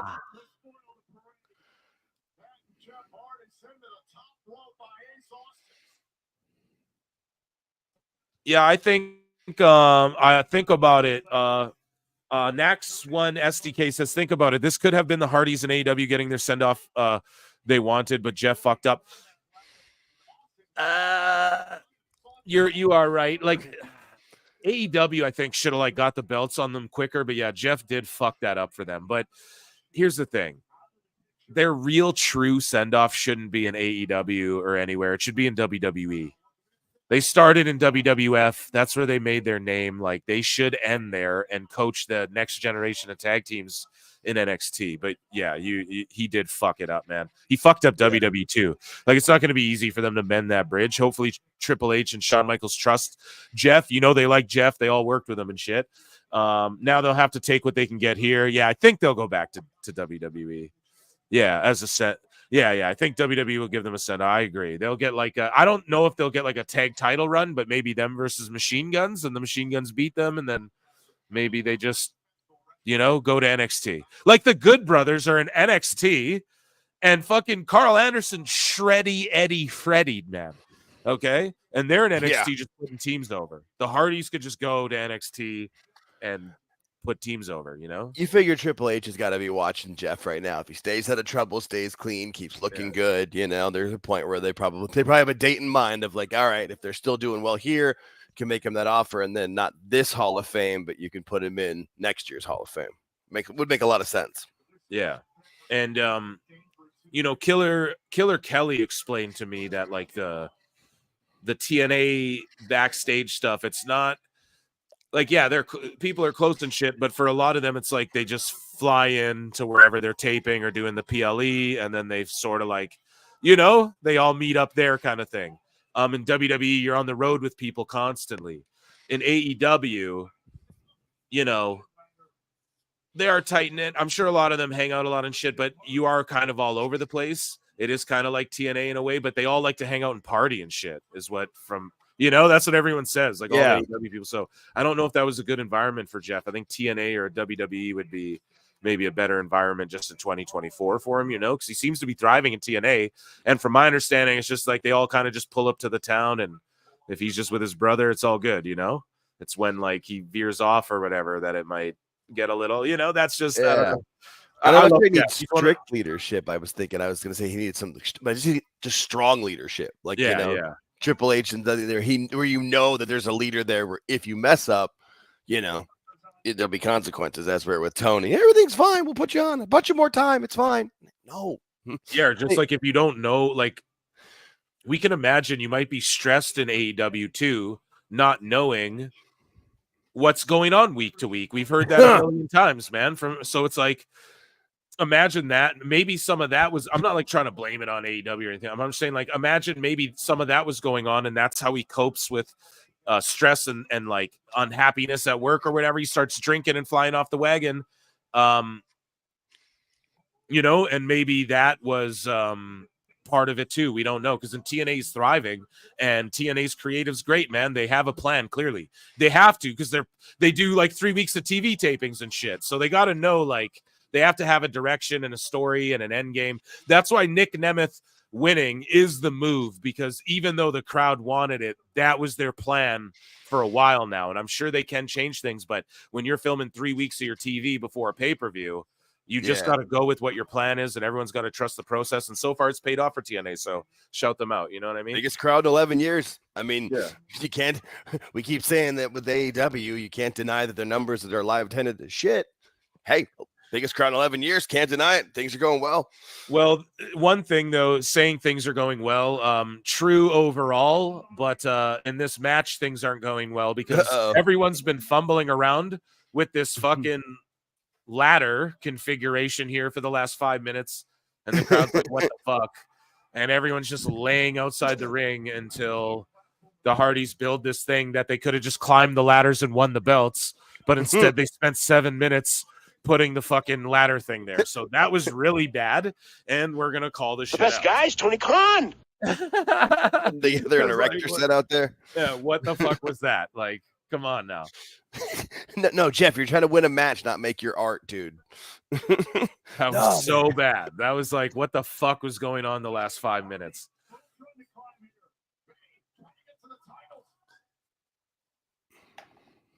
And guys, I'm so sorry too. I couldn't get my fucking Mick Foley Mankind melting down about Trump nuking the world fucking bit, but fucking Chris too. I love him, but goddamn, I love you, Chad. I know it was gonna be funny, I swears it. But now it's just like, it's done. It just killed it. I was like, okay, now it's not even fun.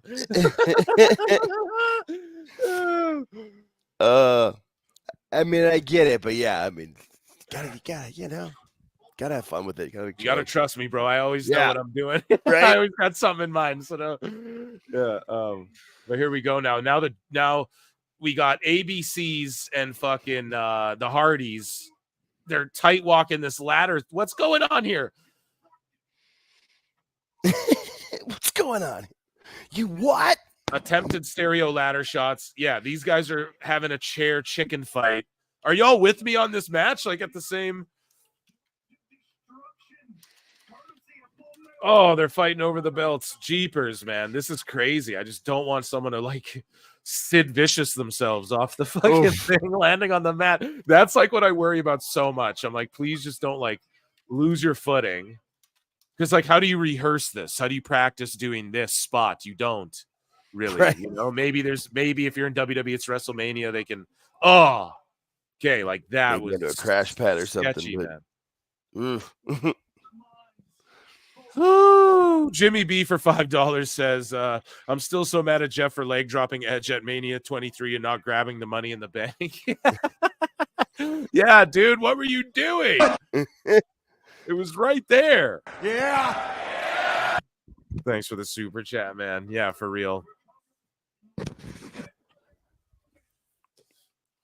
Yeah, those always suck when it's like, dude, what the fuck are you guys doing? You could have climbed the ladder the whole time. It's like very rarely you can pull that off good.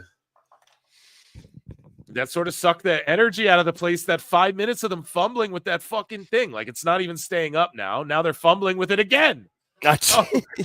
Move on, guys. You just got to move on. Throw that shit out of the ring. Thank you. Sometimes shit just didn't work. It was a good idea, but Get move that on. Shit out the ring and move on. Yeah, next spot. Yeah, you spent too much time fumbling and bumbling around. Like you just got to move on. I feel like that's some of the problems that you see a lot of times with the modern wrestling style where they plotted the match out. It's like, well, no, we've got to do this to get to that. Like, no, it didn't work. Just skip it. Move on. Alan Thomas says that was me at SSO1 when Jeff didn't climb out the cage and jump through a table. I was done. Yeah, I know. I mean, I know. It's like, bro, what are you doing? It's okay. Like, I'm okay if like the ladder's set up like in the corner and he's like, okay, let me fucking. He's laying right there. Let me, or whatever, you know, it's outside the ring. All right, fuck it. You know, I get that part. But when the ladder's right there, everyone's outside and the Hardys 5 minutes trying to build a fucking contraption. It's like, no, dude, just or like, dude, I'm such an idiot. Those were tables leaned. I was like, what is that? A ramp? Is that like a wooden box full of shit? What is that? It was a bunch of tables leaned against the ring and Jeff did like a mural painting on them. That's fucking sweet, man. That's or like cool. when the guy jumps off the ladder and it like he nicks the briefcase or the belt on the jump down. Like, you had it. What are you doing? I had to do my leg drop. Gotta get my shit in, dude. We should EFAP on Patreon too. The like when the WWE guys appeared on like Fear Factor and shit, and like the Weakest Link and game shows and stuff. That's what I'm gonna start doing too, guys, over on the Patreon. Lots of fun stuff Kane. over on Patreon. Yeah, remember him on Kane the on Weakest there. Link, and then I think Terry Runnels like really shot on him, and it was like he fucking stinks, like he smells bad or something, and was like, I just want to vote it off because, you know, oh shit, double table spot.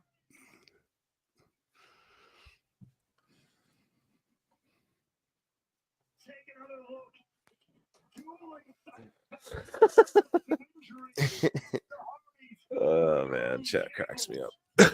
Always. Excuse me. Like if I miss the show live when I go back to watch it, I'll still like will read through the chat as I'm watching it because they're always there's some great jokes in there. Pass a UA or leave the company match. Jesus Christ. Fuck. Stone Cold on the weakest link. Yeah, that was good shit. Oh, and guys, yeah, I'm gonna do another run-in sometime, like a PWT run-in. Who knows when? Cool. They're just random. Yeah, I like the concept too. I'll have another cool topic, or we'll we'll just freestyle. Who knows? I got my universe mode all set up and shit.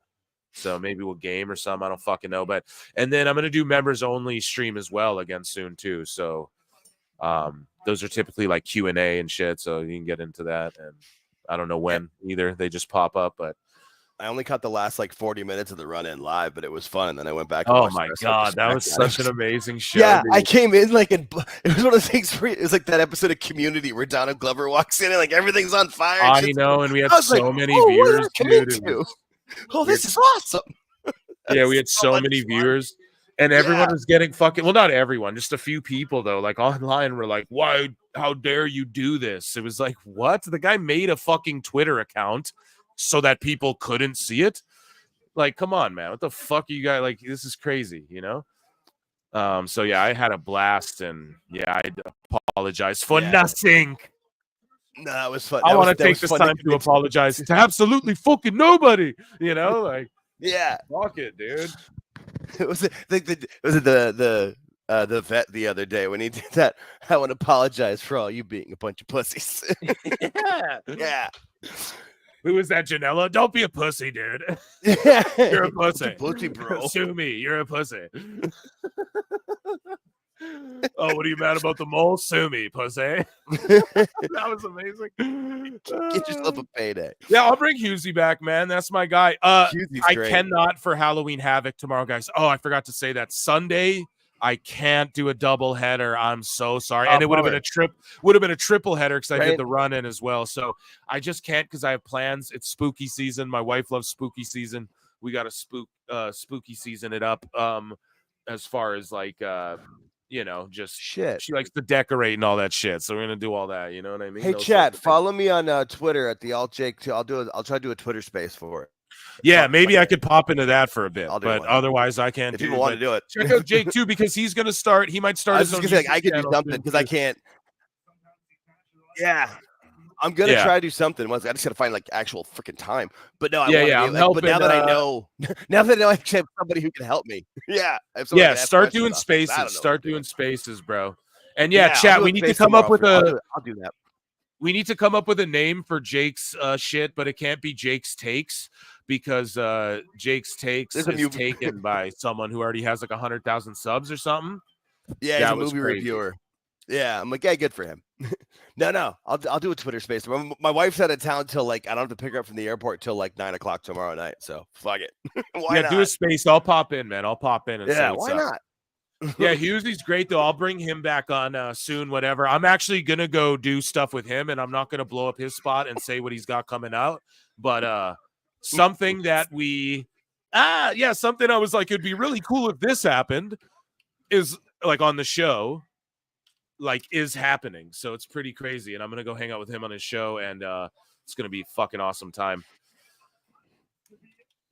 And you guys that'll be can't miss, you know? I'll make sure everyone will see it and get the links and everything when it goes down. But yeah, I have a blast with that dude. He reminded me, literally, I felt like I was taking myself too seriously for a minute there too. And then he came on the show and it was like, oh yeah, I just need to take the piss. I can never be fucking, I just have to stay doing what the fuck. Like I cannot be too serious in this shit, you know. It's got to trust the process. Stay the course. Yeah, and I gotta shit on everyone with no remorse and fucking make fun, including myself, you know, and the listeners and everyone, and just take the piss because, like, what the fuck? It's wrestling, you know. Here we go. Damn, they just recreated the. So like Brian Myers, who famously like Edge is his guy, right? Myers and Cardona came in and were like the edge heads or whatever, right? So Bay and Myers just recreated the Jeff Hardy Edge spear off the ladder hanging from the rafters moment, and they did it really well. They did it like almost exactly the same, and that was amazing and good for them. That was really cool. What an homage to the Hardys in that. Yeah. Jake's feet meet Moose Knuckle. You're not allowed to give Any fucking suggestions, that popped me though. That popped me. That was a good one. I know. No, I always think Jake. of like your line, whether your line of where you said that you're SNL and they're CNN. Like if you stay that course, dude, that's like your course. That can't get the too, moment like, you said that, it was one of the first things I heard you say when I started listening to you regularly. I'm like, that's perfect. Like that. Yeah. And that's why I've been a fan ever since. Yeah, you just got to keep it Norm Macdonald. You know what I'm saying? Right. Also, I'm like chat. I'm screenshotting all these names because I've got a brainstorm page on my computer. I'm literally just like grabbing my my clipping tool and just screenshotting these. So, dude, for a keep it up. I wrestling love show, this chat. it's not fake Jake or something like that, bro. That could be Something. crazy too. Yeah. Like it's Well, I just not feel like the fake. alt is tied. Like I'm kind of like, if that's what I'm known as, and it's a play on my last name and then the band Alt J. So like it works. I don't mind it. You know, like the first 3 letters of my last name are ALT. So I don't mind. I just no, fuck it. Like there's maybe like definitely Jake people Fade? that think I'm funny. So Maybe like there you Jake go. Fade. See, that's not a bad idea. See, this is what like I'm literally I've this is great that's on my computer right now. I've got my brainstorming idea. Jake Fame. I've got 2 pages of names and brainstorming things of just different stuff I've been thinking about for about 3 weeks. So why not? What's the worst that can happen? Like nobody watches it and I do it for fun? Okay. Having a good No, it'll time. be fine, man. I'll come to your show. Right, The fucking PWT Universe will come check it out and shit. But just don't start with a show, though. Well, we'll talk about this off air. We don't even got to. Right, yeah, I'll figure it out. Yeah, but Yeah, chat, no, but give him ideas for names, though. We'll welcome those. But yeah, we'll talk about it. Yeah, and the Twitter Spaces is a good plan to at least something to do. You know, why not? Yeah, just start doing those because those That's record exactly it. and then download them because that's content for your fucking, There you go. Anyways, And though, you just got to start somewhere, right? Like, yeah. Yeah, we don't need to get off in the weeds on the. But yeah, they're throwing them in there. You write them down. Kayfabe, Jake's takes. Ugh mug, ugh mug. Ugh mug, ugh mug. That's funny. Jake and Bake. That's a good one. Well, I mean, I usually am. Yeah, ditto. Here we go, guys. Jeff Hardy's gonna do some craziness. We're calling the action here, by God King. There we go. Jeff's gonna do something he doesn't need to do for us, but he's gonna do it. As the refs hold the ladder. So where's all the hold the ladder marks? Oh, Jeff, and the back of his head went off the rung, the bottom rung. Oh my God, I hope he's okay. He didn't hit the second table at all, and he fucking smashed the back of his head on the ladder, on the very bottom rung. Oh, yikers. Jeepers creepers, Jeff. Yikers. Oh my God. I hope he's okay. But now they have to climb and get the tag team titles. Matt Hardy has the ring to himself. Jesus. Woo! CTE wins. Amazing. It's so shitty because it's kind of true. I'm like losing my goddamn voice here. Yeah, Jericho banged his head on a ladder. Yeah. Of course. Okay, here comes Alicia Edwards. Jesus Christ, of course. Shenanigans. Chicanery. Yeah, the crowd just seems kind of dead now. Like Joe Hendry losing really fucked them up. Yeah, that's what it seems like. They really were like, wait, but. Oh, Matt Hardy's going to delete her. Let's go. Twisty. When she had the neck brace or whatever, she whipped it off. There we go. Okay, Matt Hardy climbed that thing, bro. Is this the finish, though? Because that's wild if that's the finish, bro. Oh, no. Edwards with the cane.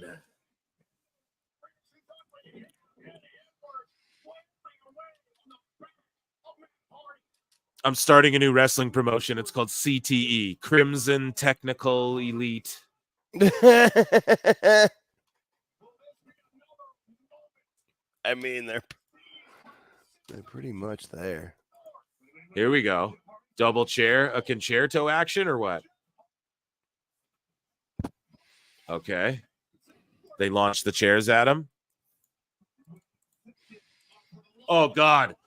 Oh, oh, fuck. Oh, my God.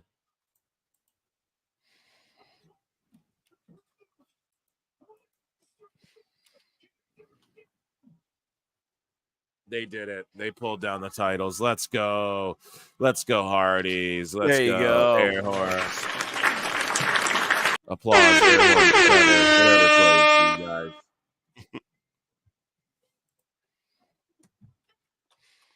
Good for them.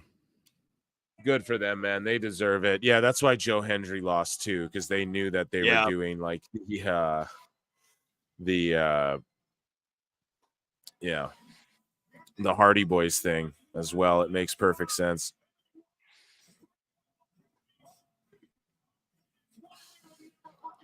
So, guys, we're gonna do a quick Meltzer here. We're gonna do a few of these, okay? So it is time for everyone's favorite moment, and it is called Dave Meltzer Dumb Moment of the Week. So WWE is accused of orchestrating a campaign to discredit Dave Meltzer. Okay? We're starting off kooky, folks. So we're reading this. Multiple claims have been made that WWE have orchestrated a campaign to discredit Meltzer in recent months. The campaign has revolved around Kevin Owens and his WWE contract status, with the former Universal Champion revealing earlier this year that his contract expired in early 2025. Reports in recent weeks have since noted, though, that Owens has either already re-signed or is close to re-signing. So Meltzer says, this guy, Joe Lanza, says, I got tipped off last week that Kevin Owens has been signed for months, but WWE isn't leaking that to their media. So basically, this is all it is. They're not leaking information. And so Meltzer's like, they're, orchestrating a coup against me, Tony Khan. It's so fucking cringe, man.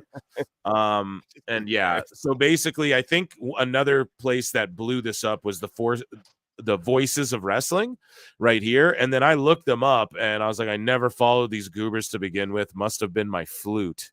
And I think they were pushing this story as well, but they blocked me. I checked them out and I was blocked or whatever. So here we'll run through a couple of these. So Meltzer responds to this guy here who says NXT drew 700K against the Lakers opening night. And that's what he's like, AEW did good against the basketball game and the Caitlin Clark, the presidential and then people aren't mentioning, like, dude, the NBA's opening night was on the same day as NXT, and they were up. Their ratings were up, so right. Meltzer goes, weirdo. He's listening to PWT, bro. Weirdo. Same excuse that NXT did. It's 0.16, which is the key number. And Dave literally goes on to say that, like, AEW did more. We're about to expose it right now. He goes, excuse when it comes to TV is a code word like marks, smarks, etc., where the person posting has no clue about the subject. So now Dave is saying excuse is like the word marks is like the N-word. Remember when he said mark is like the N-word? Yep. So excuse now, we can't say anything to Dave because he's transforming the meaning of words into being whatever he wants them to be to not hurt his feelings. What a goober. So sticking on that topic, he goes, AEW did 637K.019, blah, blah. NBA did a strong number, and CNN and Fox News were way above usual numbers. Beat everything else. It's always like, but the news was on. There's not allowed to be news or anything else on TV. If anything else is on TV, it's not the real rating. Like, it's so stupid, man. And when it comes to NXT, he's just like, we can see it here. So right above, Meltzer goes, this is all he posted for the NXT. 0.16 and 72. Oh, yeah. No, sorry. This isn't even it. I jumped the gun here. Because, I didn't. Just fuck it. Read this. So this guy goes, update to my post. NXT wins again. And then Meltzer says, 0.16 in 72 million homes beats 0.19 in 66 million. Math is not your strong suit. Okay. So he's going off the key demo. So the key demo in 72 million homes doesn't beat up the key demo, and that's a little higher in 66 million homes, right? And Dave's going, math is not your strong suit. Guys, this is fucking insane. But Dave, in the past, the funniest part about it is that he's claimed himself, which I have up here. Dave Meltzer says, ratings are by fewer viewers, not one demo. I made that clear last night, and that's in 2019. Yeah. You dumb motherfucker. The best guys, Tony Khan. Dave, we got your number, bud. And yeah, this was when someone's like, according to the SmackDown was 4th for the night, not 7th, unless I heard you wrong last night. And Dave goes, ratings are not by viewers, or by viewers, not one demo. I made that clear last night. So he reported SmackDown 7th because it's the overall viewers, but they're 4th in the key demo or whatever. Before, Dave wasn't playing that shit with WWE, but he wants to play those exact games with AEW. You're exposed at least as a hypocrite or a liar, Dave Meltzer. No, is that an excuse? Is that an excuse, Dave? Here's more. Before AEW, ratings are by viewers, not one demo. I made that clear last night. After AEW, our ratings by viewers are demo. Whoa! What? You what? So, like, literally. So, fuck, man. Our ratings by viewers are demo. After AEW's in existence, before AEW's in existence. Our ratings are by viewers. So, you are a fucking fraud. So, were you lying then, or are you lying now, Dave? Seems just like you're full of shit, and it seems like you've been exposed, and it's not an excuse. What you're doing is excuses, Dave, and that's what we're trying to say. You're making up excuses. You don't get to gaslight people and say words are the N words because you say them to me and I don't like them. Tony Khan, Brian, this is insane. This needs to be fucking. I'm leaving that. I'm leaving this in the fucking bookmarks because I got to put this in my next music video. Eric Bischoff says, is this true? Are you a bot? Perhaps a part of WWE's clandestine disinformation warfare against Dave Meltzer? If true, it would prove unequivocally that Dave is nothing more than a fanboy clown who is clueless about the business of the wrestling and TV business. 83weeks.com for the good stuff. Shout them out.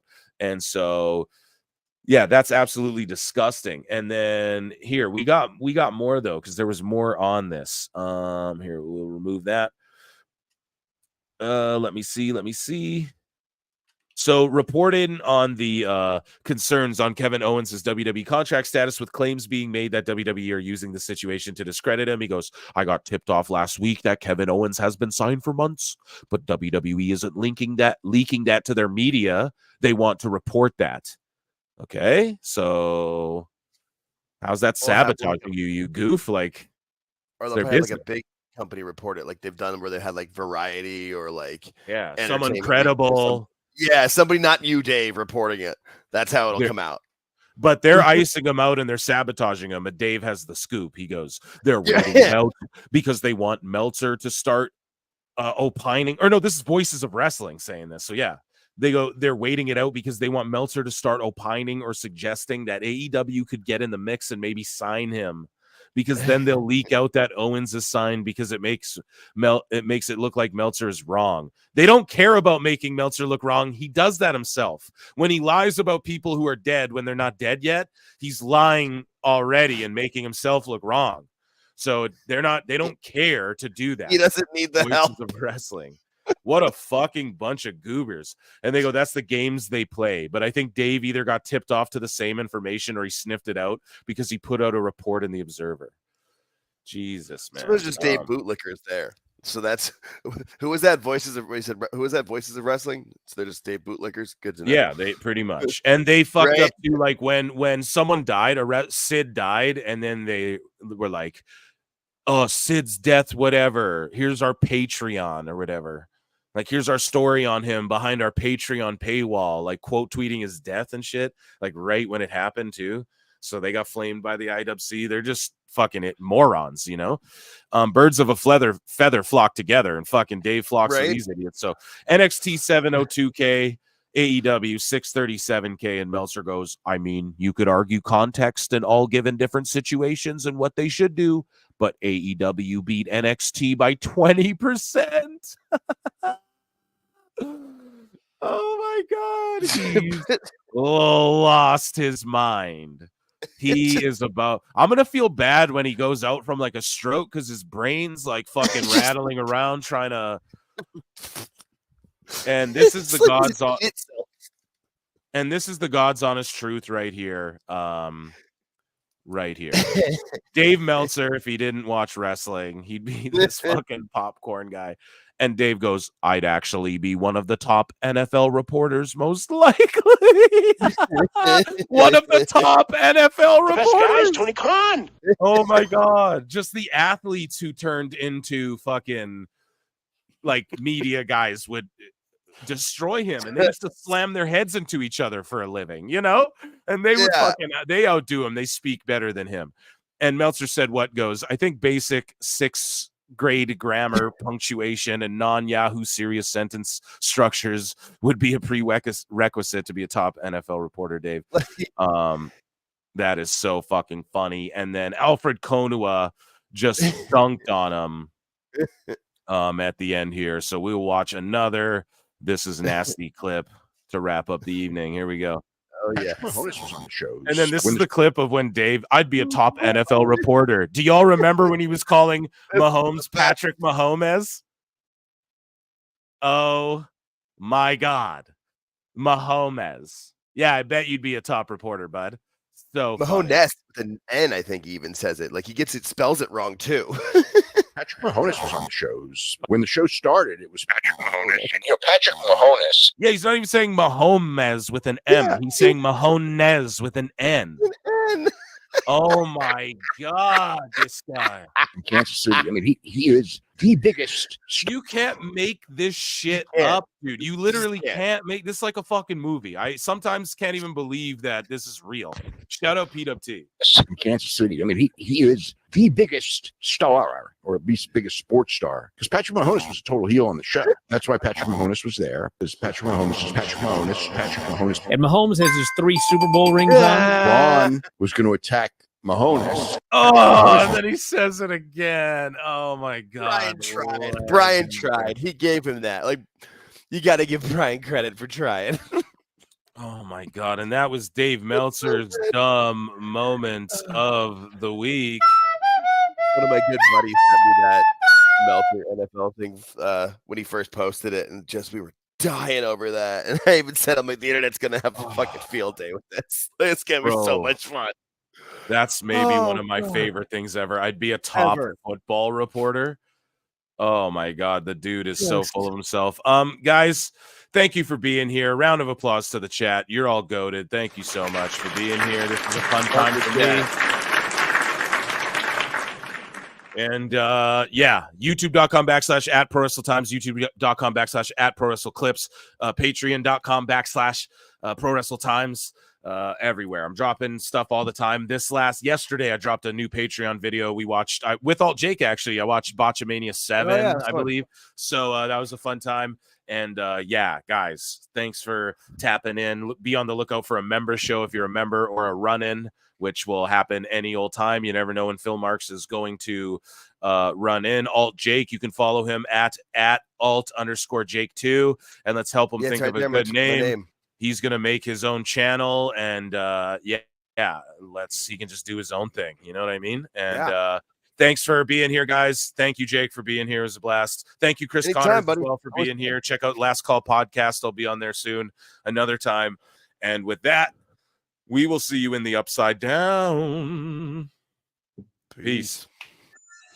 It is a fast-acting viral strain that infects the host immediately, and upon getting sick, the infected will become racked with coughs, sweat profusely, and start to get the shivers and chills. There he is, the legend. The man, the myth, the legend. Yeah. can't literally run a promotion just for the AEW, what do they call them, sickos? Thank you very much, TikTok and AEW. See you tonight. Tony Khan started telling people there's no such thing as long-term booking anymore. It's week to week. The best guys, Tony Khan. We just secured the bag. It's not like I tried to be a character. It was just sort of happened naturally. But it was never something I intended. It was just something that happened because the wrestlers asked me to do things in matches, and I do them.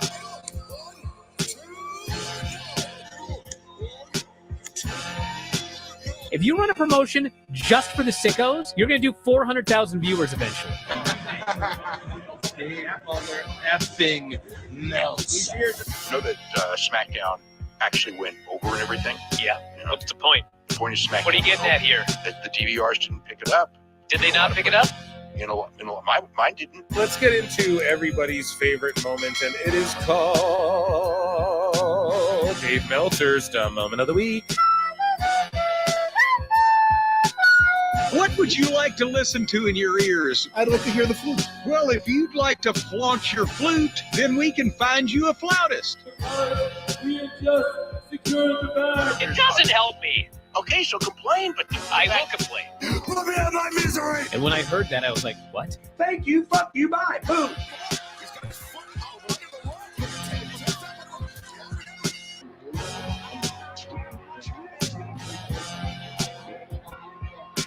You gotta run a promotion for everybody. The sickos can be the ones that buy tickets first and spend the most money on the merchandise. Because we have just secured the bag.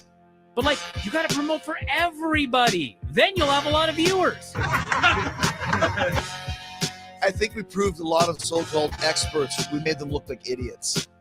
We're not going anywhere. Tony Khan's not going anywhere. You'll also be there on TNT. You'll be in 2 places at once. You'll be around my favorite movie. I'm done. It's so great, Pittsburgh. It's not like I tried to be a character. It sort of happened naturally. The best guys, Tony Khan. Keep themselves safe. もっと暖かくなるエアコンに変えてください。細長だから快適ゾーン4倍。What's your next desire? すぐ暖かくなるエアコンがいい。細長だからパチン速弾静かでパワフル日立の Big Flow 暮らし刺激人。日立。 Seth Rollins, I'm coming for you, boy. And I'm coming hard. Thank you. I don't care. You come in my face, I'm gonna fight you. Brutus, take a look at this. Brutus, this is incredible. What a package. Well, you're not gonna bust a nut anytime we're in the ring.